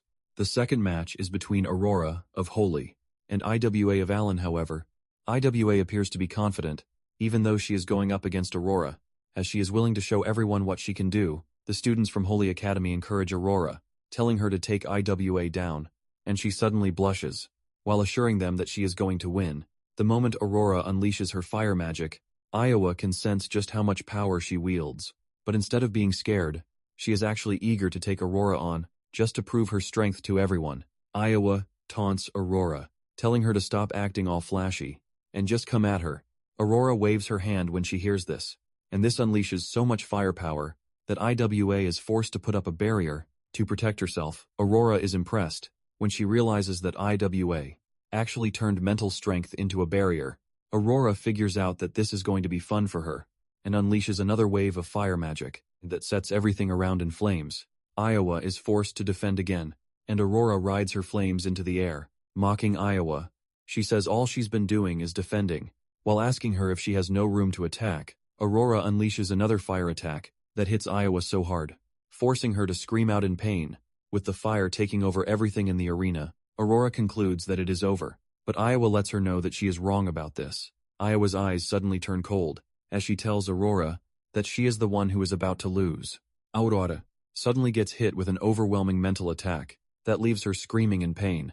She stares down at Iowa, asking her how she is able to get to her, but Iowa continues increasing the tempo of her attack, telling Aurora that it is going to be hard for her to slip out of her mental attack. Just then IWA chokes Aurora, aiming to finish off the job, but suddenly Aurora smiles, telling IWA that she was just messing around. Aurora breaks through Iwa's mental attack, before releasing a powerful fire attack to overwhelm Iwa. Iwa screams in agony, while asking Aurora how she was able to do it, since she is supposed to be trapped in her illusion domain. IWA gets knocked to the ground, but witnessing the whole thing, Lucas could see that something was off. Initially, Aurora fell under IWA's mental magic, and she lost control, but Aurora suddenly broke free. To turn the tables around, Aurora tells IWA that she only played along with her game, and she mocks IWA, saying she is full of herself. Just as the rumors suggested, Aurora admits that she might have fallen for Iowa's magic if she hadn't seen it at the pre-festival. This is when Iowa realizes that Aurora actually noticed everything. Back then with this, the second match is concluded, and Aurora comes out as the winner. After the match, Derek helps IWA away from the arena, asking her how Aurora was able to break free from her mental magic. He believes that Aurora has mental magic too, but IWA says this is impossible, because one can only receive a blessing from a single god. This basically means no one can use more than one type of magic. However, she is pretty sure that Aurora is hiding something, and she urges Julia to be careful around her. Lucas, on the other hand, knows that if one trains their mind through martial arts, they build resistance to mental magic. This is how Julia was able to block Iowa's magic. The other day when she attacked Julia, this leaves Lucas wondering if Aurora can also practice martial arts. Just then Lucas starts to notice that the students from his department are low on energy, which is pretty weird. Greg notices that his plan is already working, and he smiles evilly. It turns out that if this persists, they are going to slowly lose their strength, and in the end, they are going to die. Soon afterward, it is time for the fifth match, which is between Julia and Tegan from Kyoto Academy. The moment the match begins, Julia unleashes her lightning magic, but Tegan manages to defend with his earth magic. He knows he would be defeated if he hadn't put his defense, which basically means he has to find a way to avoid clashing head-on with Julia. Just then, he surrounds himself with a giant wall, and Julia tries to break it down with lightning. The moment she does, she realizes that Tegan has disappeared underground. She is trying to figure out where he is, when she is hit with a petrification spell that slows her movements while staying underground. Tegan could sense that he's hit Julia already, and he believes that he has the match in the bag. Thanks to Julia's lack of combat experience, Tegan continues throwing attacks at Julia, and even raises the ground where she stands, before hitting her from multiple sides. Julia gets trapped between the rocks, causing her to lose her staff. The students freak out because if Julia loses, it is basically going to be the third loss in a row, which is pretty bad. Suddenly, the students notice that Julia is smiling, and before they know it, they see a big lightning ball coming together in the sky. Tegan freaks out when he sees this, because there is no way Julia is able to cast magic. In her current state, Julia ignores him, and before he knows it, the giant ball of lightning hits the ground, electrocuting the dude so hard that he starts calling for his mama. Julia's attack hits him so hard that he is forced to return to the surface, but he has already lost his strength. Tegan lies defeated on the ground, and Julia descends on him, telling him that she's actually been stockpiling magic. Before he hid, Tegan cannot believe that Julia already predicted that this would happen, even before the fight started. This is basically why she didn't dodge Tegan's attacks. Upon realizing all of these, Tegan has no choice but to admit defeat, and Julia is crowned the winner of the 5th match. With this, the matches for the day are concluded, and the students from the Allen Academy finally see a glimmer of hope. However, they still believe that Aurora and Dion are stronger than Julia, since the fire and water elements are stronger than lightning. While everyone is celebrating with Julia suddenly receives a coded message from her brother, and that night, she meets with her brother in the mountains. Julia wonders why her brother is calling her out so late in the night, and she wonders if he is there to praise her for doing so well. In the prelims just then, Lucas asks Julia an important question. With a straight face, he asks her if she would like to win the next match, which is the final. Julia simply replies that she would like to win, and Lucas pats her on the head for giving such a beautiful reply. However, he lets her know that if she goes up against Aurora or DN with her current level, there is no way she is going to beat them. Lucas lets Julia know that the two actually outclass her in magic, level, and battle experience. Lucas tells her that DN is the most dangerous because his resistance to magic is incredibly high, and this is the kind of strength that only comes from countless real fights. Lucas tells Julia that she uses lightning magic, which means hurting a hair on DN's body is going to be really hard. Julia then asks her brother if he knows a way out, and he says he does, but lets her know that it is a pretty harsh one. Julia assures Lucas that she is willing to do whatever he wants, as long as it means she's going to win. Since Julia is willing to go for it, Lucas tells her that it is time for the real training. Suddenly, Uru appears out of nowhere, knocking Julia to the ground, and just as she is getting back on her feet, she gets hit with a powerful ice wall. Julia looks up to see Lucas riding Uru, and Lucas tells her that he plans to make her stronger by taking her through a harsh environment. Lucas tells Julia that he is not going to hold back, and just then he unleashes massive ice shards at Julia. Forcing her on the run, Julia screams out in fear, asking Lucas how he is able to use magic. Lucas explains that this is because he formed a contract with Uru. Apparently, when one makes a subordination contract with a high-ranking magical beast, one gets to the contracted beast's power, as long as they are touching the beast. Lucas reveals that Uru is a level 6 beast that can control both fire and ice, and by combining it with his own power, the power shoots beyond incomparable numbers. Before Julia knows it, she finds herself getting stomped on by her brother. Even Uru urges Lucas to go easy on Julia, and Lucas assures Uru that he is actually holding back. Lucas urges Julia to hurry up and build up resistance to ice magic, because if she doesn't, she is going to freeze to death. Julia unleashes her power, telling her brother that she is going to show him what she can do, while reminding him that she is called a genius. For a reason, Julia breaks through the ice shard that Lucas placed around her, but just as she is celebrating this, a giant ice maze appears around her to trap her in. Julia screams out in pain, but Lucas lets her know that he is not even done yet. Lucas tells Julia that she has to find a way out, or she dies just as she breaks free. She finds her brother already waiting for her. She gets hit again, forcing her to unleash a huge amount of magical power. It soon turns into a beat-around between Uru and Julia.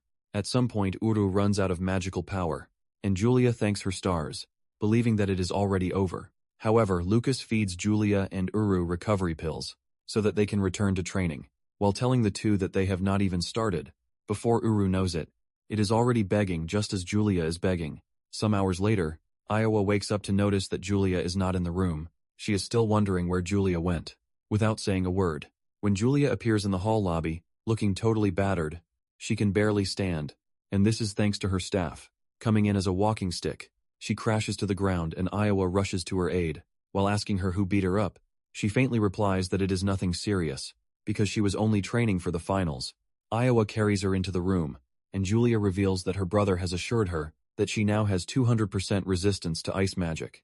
Iowa cannot believe that Lucas put Julia through so much training ordeal when he knows that the final is the next day. Julia suddenly tells Iowa that it is fine, because this only means that she is going to win. The next day, in fact, she is willing to make her opponent feel every bit of suffering that she went through, and Iowa freaks out, because she looks like a battle addict, while saying this the following day, which is the Goddess Memorial Festival Finals. Holy Academy currently has 2 points. Kyoto Academy has 2 points. And Allen Academy has 1 point. Basically in the finals, each school sends out 1 representative.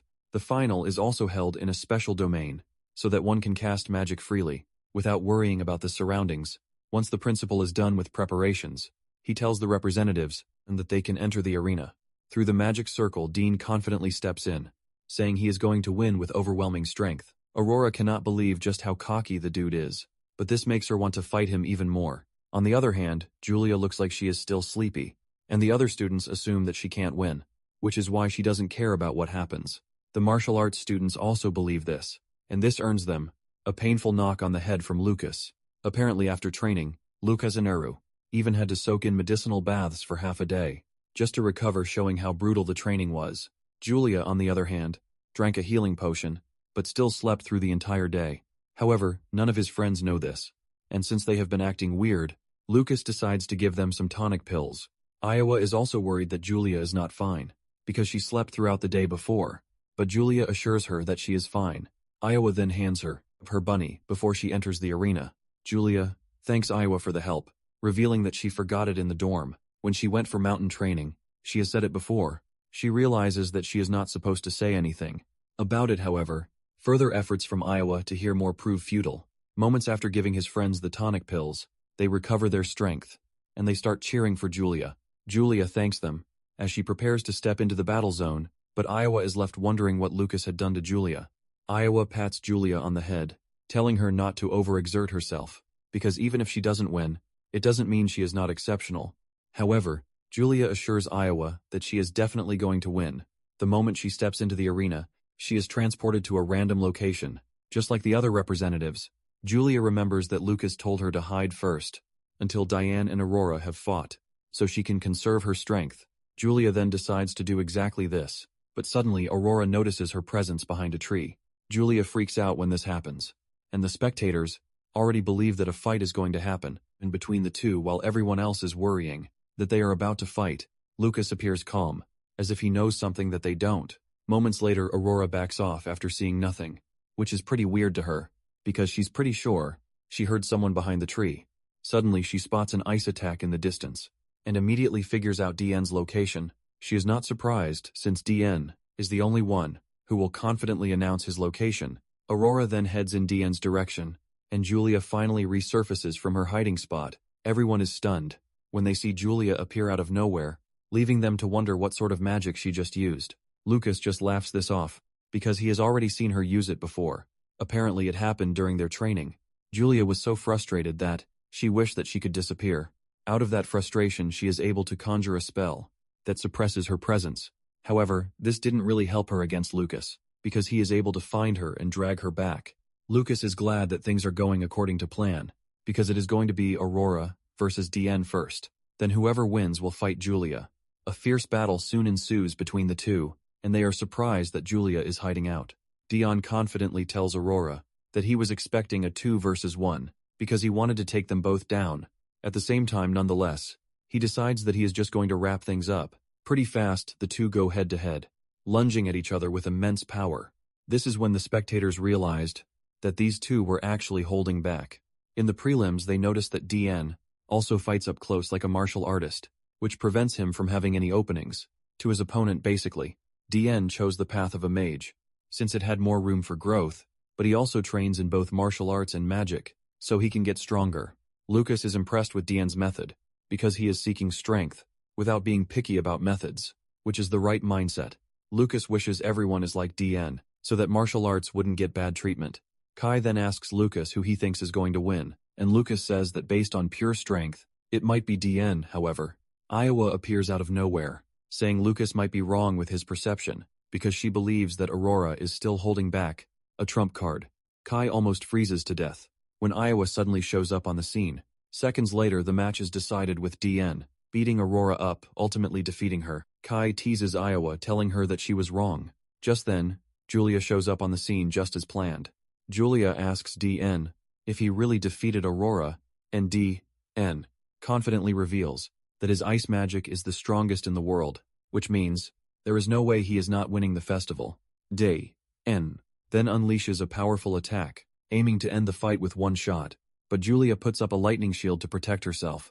She also dashes backward at lightning speed to try to reduce the impact of Dion's attack. Before she knows it, Dion appears behind her, unleashing a powerful ice attack that puts Julia on the back foot. However, she is not entirely threatened by Dion's movements, because compared to Lucas's movements during training, Dion is actually slow. Dean is pissed that all Julia can do is run away, and before Julia knows it, several magic circles appear all around her. A giant ice tower emerges in front of her, with Dean standing tall on the tower, telling Julia that he intentionally picked a spot with lots of groundwater for something like this. The ring on his finger glows bright as he unleashes his power to show Julia what it means to be the top student in Kyoto Academy. A giant ice spear dives toward Julia's direction, and Dion believes that Julia is done for. But Julia is able to block the attack, and with her lightning spell even though she is straining. Dion is surprised that she is able to block the attack, and he admits that she is moving better than she did in the prelims. After successfully diverting the trajectory of the attack, Julia taunts Dion by flicking her tongue at him. Julia then looks to put some distance between herself and Dion, but to her surprise, the ice has spread across the whole area. Before she knows it, she gets hit by another surprise attack, but she still manages to block it, to prevent any major damage to herself. However, Dion's attacks are so overwhelming that she finds herself blocking ice attacks from all directions. Dion holds all the cards in his hands, as he confidently tells the struggling Julia that he is going to freeze her down to her soul. Julia is knocked to the ground, and the spectators panic, but Lucas remains calm. He knows that Dion is pretty powerful, which is why he boosted Julia's resistance to ice magic to 200%. He is pretty sure that there is no way Dion's freezing attacks will shut down Julia's counterattacks. Dean is surprised that his cold attacks are not getting to her, which means she came into the battle really prepared. However, he doesn't care, because this only makes it even more fun for him. He teases Julia, saying he loves seeing a weak girl like her suffer and struggle alone. Dean freezes the entire area with his magic, turning it into a cold wasteland. As if this is not enough, Dion unleashes ice golems to attack Julia, but Julia remains mentally strong. She conjures a powerful lightning attack, which she aims at the tower and the surroundings, to destroy the golems and the tower. Even Dion is forced to run to avoid getting hit, and he commends Julia, telling her that she is putting up a good fight. However, Julia's efforts appear to be in vain. As the golems regenerate again, Julia doesn't give up, as she surrounds herself with lightning spheres to keep the golems away while chipping them down. However, this beats down Julia's strength, and Kai cannot believe how shameless Dion is to be using ice golems against Julia. Lucas then tells Kai that this is exactly why Julia stayed hidden until Diane had fought Aurora, because she wanted him to drain a bit of his magic. When Kai hears this, he realizes that Lucas is hinting that Julia can still win. However, Iowa is worried, since she is not seeing a possibility of Julia winning. The entire area has turned into ice, and Julia is being hit with cold from all directions. The moment Julia notices that the ice golems are regenerating more slowly, she teases Diane, asking him if he is not already running low on magic power. Diane is forced to admit that Julia is stronger than he expected, but he tells her that there is nothing she can do again, because she is going to get crushed no matter what. Diane descends to the ground, and he prepares for one final attack. To finish the fight, Diane then creates a freezing zone to whittle down Julia's strength, assuring her that there is no escaping this. Diane teases her, telling her that all of her efforts are about to go to waste, and he can't wait to see the look of despair on her face. The ice golems start chasing Julia around, but Julia is able to dodge the attacks because DN has gotten slower. Julia can see that the dude is already running low on magic power, but he is still forcing himself to maintain the extreme cold field. Julia soon unleashes a powerful lightning attack to hit Dion's main golem. Dion confidently stands as the lightning travels toward him, because he is pretty sure that ice can block lightning. Julia lets him know that he is wrong, because lightning only fails to pierce ice when the lightning isn't strong enough. However, if the lightning is truly powerful, even ice won't be able to stop it. Julia proves this to him by releasing so much lightning power that it covers the entire area. Dion can sense how dangerous it is, and he realizes that he has to get out of the ice field before his ice armor shatters, so he doesn't get hurt just then. He sees an opening to go after Julia, but before he knows it, a lightning sphere appears before him. Julia then tells him that he has no escape route, because inside an electromagnetic field, lightning magic actually gets even stronger. Julia unleashes so much magical power that it courses through Dion's body, causing him to scream in agony. The spectators are left in total shock, because what they are watching doesn't even look like a fight between two freshmen. Even one of Jeremy's friends is forced to ask him if this is the type of lightning that Julia drops on him, but Jeremy is so stunned to even speak. Back in the arena, Dion is knocked to the ground and is totally exhausted. Julia smiles, because she cannot believe that she just won. She walks over to where DN is asking him if he is fine. DN is left, thinking about how embarrassing it is going to be to face his sister and tell her that he didn't win. However, knowing his sister really well, he knows she is not going to take defeat as a result, and he has to win even if it costs him his life. Apparently any injury one takes in the arena shows up on the real body, and Julia is blown away that DN was able to take the full power of her lightning head-on without passing out. Suddenly, Julia notices that ice is forming around her feet, and before she realizes it, DN is back on his feet. Dion looks totally different, as he tells Julia that he has also built up resistance to lightning. Diane's eyes turn faint red as he dashes toward Julia, screaming that he is not a weakling, who is going to be taken down by little lightning. Julia is forced to retreat, but before she knows it, Diane appears behind her. She is only able to react at the last second, to dodge Diane's attack. Diane totally loses himself to his power, as his appearance starts to change, and he tells Julia that he is going to finish the fight. With his next attack, Julia finds herself straining against Diane's overwhelming strength, leaving her to wonder where Diane got his new strength from, because he clearly burned through his magic. Diane continues dashing toward Julia, even though all of his body is already burned. By lightning, Julia grits her teeth in pain, because the cold from Diane's attacks, it is even worse than before. This leaves Julia wondering how the hell she is supposed to beat Diane, even though he looks really tough and dangerous. At the moment, Julia knows that Diane is already nearing his limit. Julia is not worried since she knows that Lucas has never misjudged an enemy's strength. With this, Julia prepares to put herself into it, so she doesn't get overwhelmed. Diane dashes toward her, but she stands firm while cooking up a lightning attack. Dion gets close enough, and launches an ice attack at Julia, that gets partially repelled, and before he knows it, Julia's staff hits him on the cheek, passing a lightning strike into his body. Julia lets him know that what she just hit him with is a condensed strike with all of her lightning, which is 10 times stronger than anything she's used so far, with half of her face covered in ice. She tells Dion that he is incredibly strong, but she assures him that he is going to be the one to win. This time around, just as Dion is about to dispute this, he gets hit with so much lightning power that it depletes his energy, and he crashes to his knees in exhaustion. Julia smiles because it is finally over, but she knows that she wouldn't have had a chance against Dion if she hadn't trained with Lucas.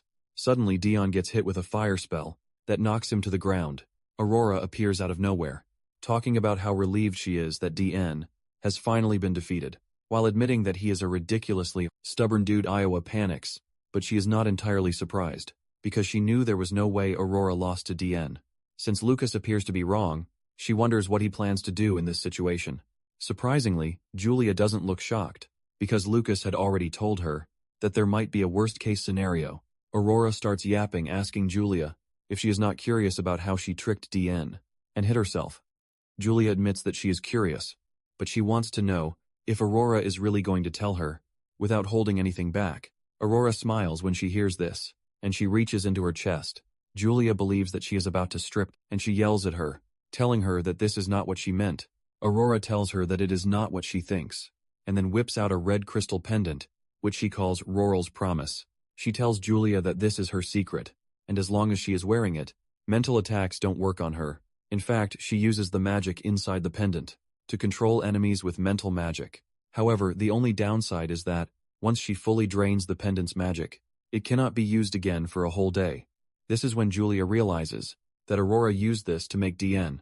I think she lost, and then she proceeds to hide herself. Julia also figures out that this is why Iowa's mental magic couldn't touch her. Aurora says, Dean's mental strength is quite overwhelming, and it ended up draining the pendant's magic in one shot. Julia then tells Aurora that at their current level, it doesn't matter what methods they use, as long as they win just then. Aurora returns to the main thing, telling Julia that she wants her to forfeit the match, because she barely has any magic left, and there is no way she is going to fight, which is why she was willing to even tell her her secret. Aurora continues yapping, but Julia sends a little attack her way, to let her know that she is not ready to take her offer.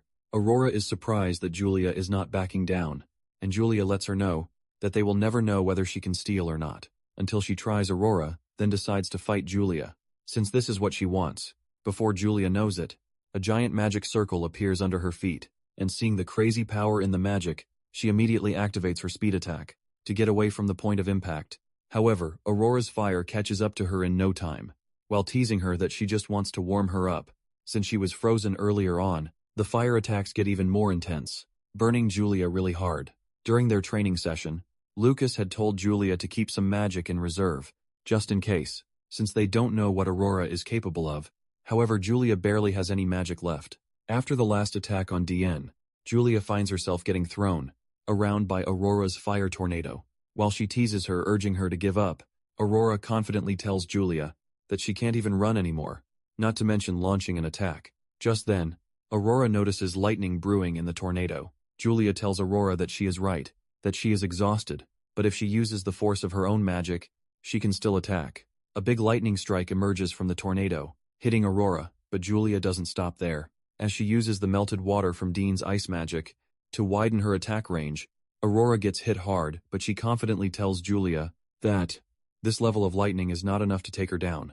Suddenly, Julia takes another turn, telling Aurora that what she just hit her with was an attack, meant to buy time because she is now going to hit her with every bit of magic left to finish the fight.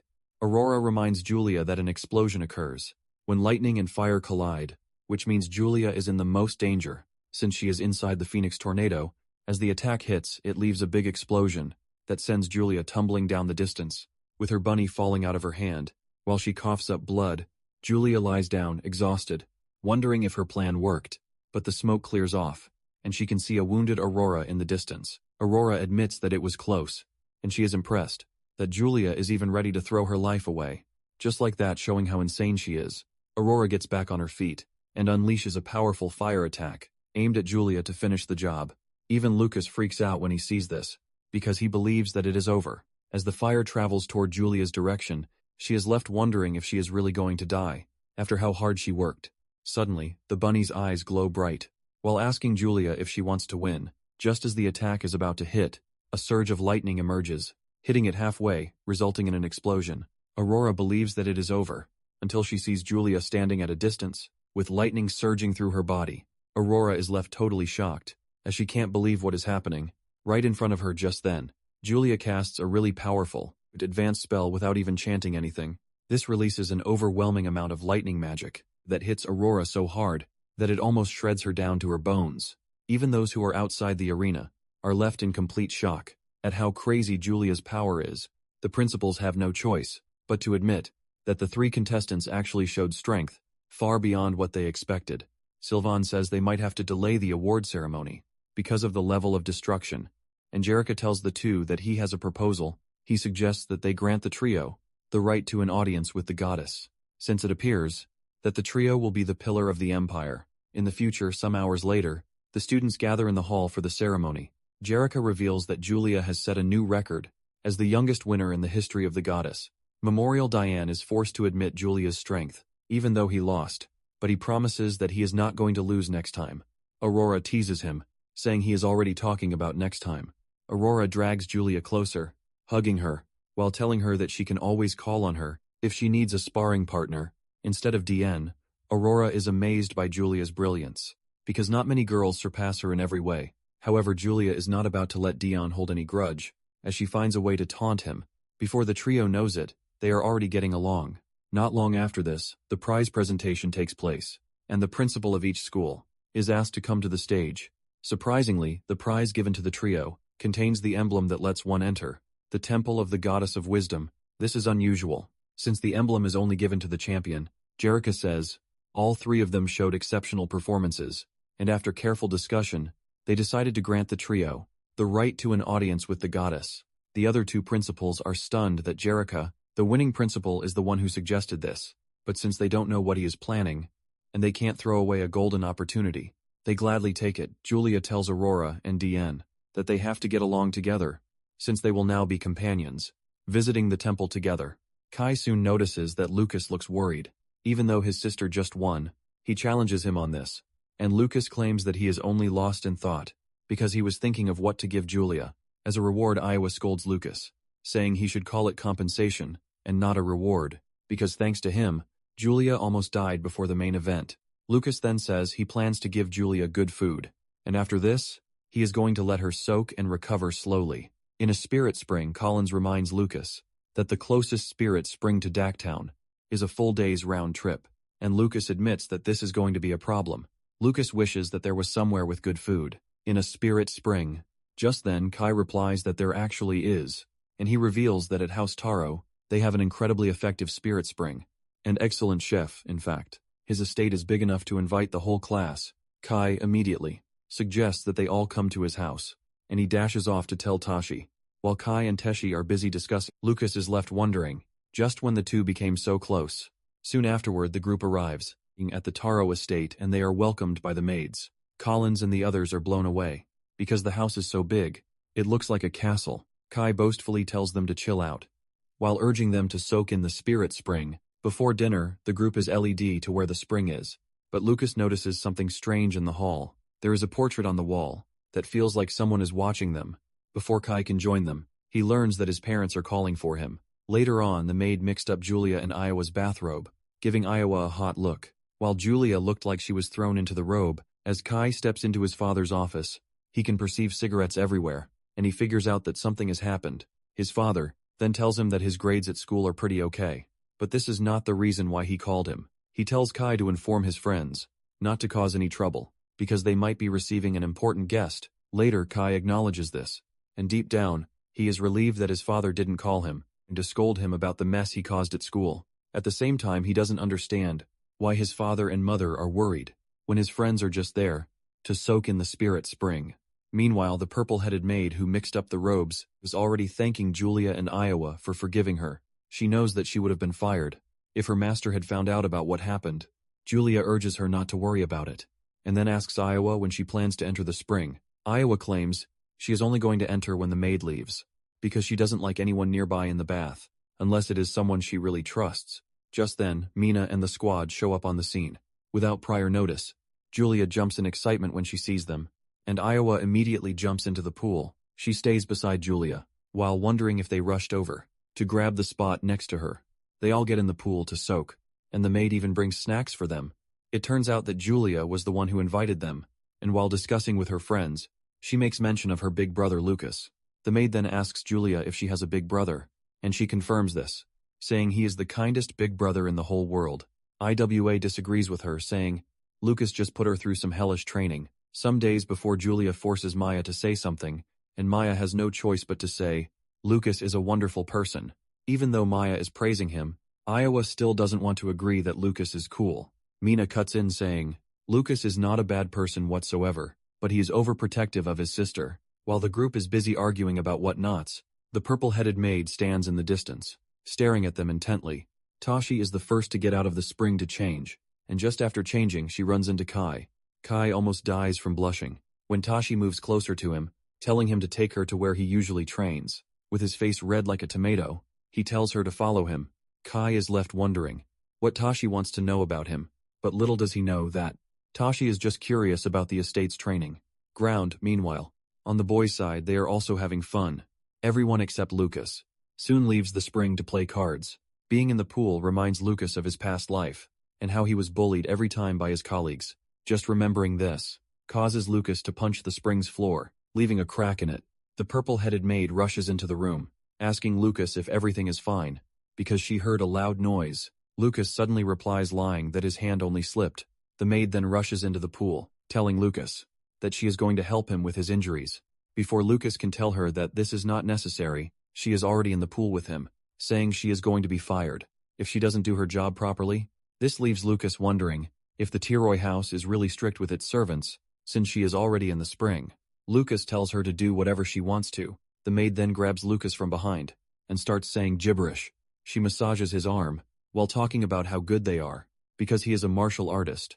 While she is talking, she mentions Julia's name, saying she enjoyed her company. The moment she says this, the mood changes and Lucas enters his crazy persona. The maid imagines a giant hand trying to grab her, while Lucas asks her what she's done to his sister before Lucas can grab her. She leaps out of the water, and Lucas immediately figures out that she is a martial artist, since her movements have nothing to do with being a maid. Lucas also leaps out of the water, and as he prepares to engage her, he asks her what she is doing in House Taro. The maid walks to where the towels are kept, claiming that she is just a poor martial artist, working for money and nothing more. The maid then tells Lucas that she's heard about how incredible he is from Julia and the others. She admits that she is a fellow martial artist, and because of this, she deeply admires Lucas. She then hurls towels at Lucas, telling him that she came there to see his skills. With her own eyes, she follows the cover of the towels to close down on Lucas, but he easily dodges her attacks, while saying he actually didn't feel any killing intent from her when she snuck up on him earlier. As the two draw closer to each other, Lucas asks her what it is that she sees in him. Lucas punches her backwards, and she reveals that she is interested in him, because she heard that he is strong. The lady then turns the towels into a whip to attack Lucas, but he easily blocks the attack with just one arm. She wraps the towel around his arm and tries to pull him, but she gets pulled instead. Lucas then hits her on the face with the towel, knocking her to the ground. Lucas walks up to her trying to understand who she is, but can't even recognize her from anywhere. Just then he hears Kai from outside, asking Lucas if he is still in the spring. This is when it dawns on Lucas that he can actually subdue the lady until Kai enters so he can ask him who she is. Lucas grabs her, but she tells Lucas that they will have to continue their play. Another time, Lucas tells her that there is no way he is letting her go, but before he can knock her out, a strange magic comes into play and she vanishes. Lucas is wondering what just happened when Kai enters the room yelling at Lucas, telling him that it is time to eat. Before Julia finishes everything, Lucas defends his sister, saying she is not a glutton, but Kai argues, saying everyone around her turns her into a glutton. Basically, IWA and the others are fond of spoiling her with sweets, and Julia is not one to reject. In a sudden turn of events, the purple-haired lady is seen in one of the guest rooms, putting on a mask which is the same as the one the lady who arrived at the festival was wearing. Kai's parents enter the room, and they address her as the Saint Princess. While asking her what the hell she is doing, she romantically shushes them, while telling them that what just happened that day is going to be their little secret. Some days later, the students gathered to send off the 3 students who would be going to the goddess temple. The whole area is bubbling with a crowd, until Reca shows up telling them to keep quiet. He makes his speech, while revealing the origin of the goddess of the memorial festival, which has given many talented students the right to stand before the goddess. He lets everyone know that Julia, Dean and Aurora will be heading to the temple. However, there is something this year, and this is the fact that they won't be going with a teacher escort even though the road to the temple is filled with danger. Reca conjures a small bird with his magic and hands it over to Julia, telling her that it is going to lead them to the temple because of how plump the bird is. Julia is already thinking of keeping it for emergency rations. Reca then tells everyone to offer their prayers. As the trio departs, Maya and the others hold a silent prayer for them, praying that they return safely and bring greater glory to their school's names. As they leave, Julia thanks their well-wishers, while promising to return safely. As they leave, Reca tells the students to return to their classes. Kai walks over to Lucas saying, "It is pretty sad that they are not assigning an escort for the trio." Collins and Sharp also say, "It will be bad if something evil happens to the trio." Lucas is surprised that his friends are all saying all sorts of negative things, and they try to apologize, saying they didn't mean it. Lucas remembers that his friends were in a similar condition some time ago, so he had them take the pills. However, it appears that the symptoms are back, and he figures out that he has to look into whatever it is that is happening to them. However, before that, there is something important that he has to take care of. Later on, Julia and her companions are steadily making their way away from the school. When DIA notices something strange approaching them, without hesitation, he immediately puts up an ice shield to block the projectile, which turns out to be a stick. Julia assesses it and says, "It is weird, because it doesn't look like a weapon for ambushes." Aurora teases Dion, saying he is so sweet, because a small stick is enough for him to worry. Julia notices that the end of the stick is actually scorched. At the same time, Lucas finally catches up to the trio, and he maintains his stealthy presence in building roofs apparently. He had left a cloning class to attend his lectures. For him, it was this clone that punched off the stick. While he was training, it turns out that the clone only has about 10% of his actual power. Back at the academy, Seagold is watching the clone train, and he is surprised that Lucas lost control by punching off a stick from the training dummy, which has never happened before. At the same time, Lucas feels something strange happened during the finals, because there is a strange presence residing in Julia's dummy, that he doesn't recognize,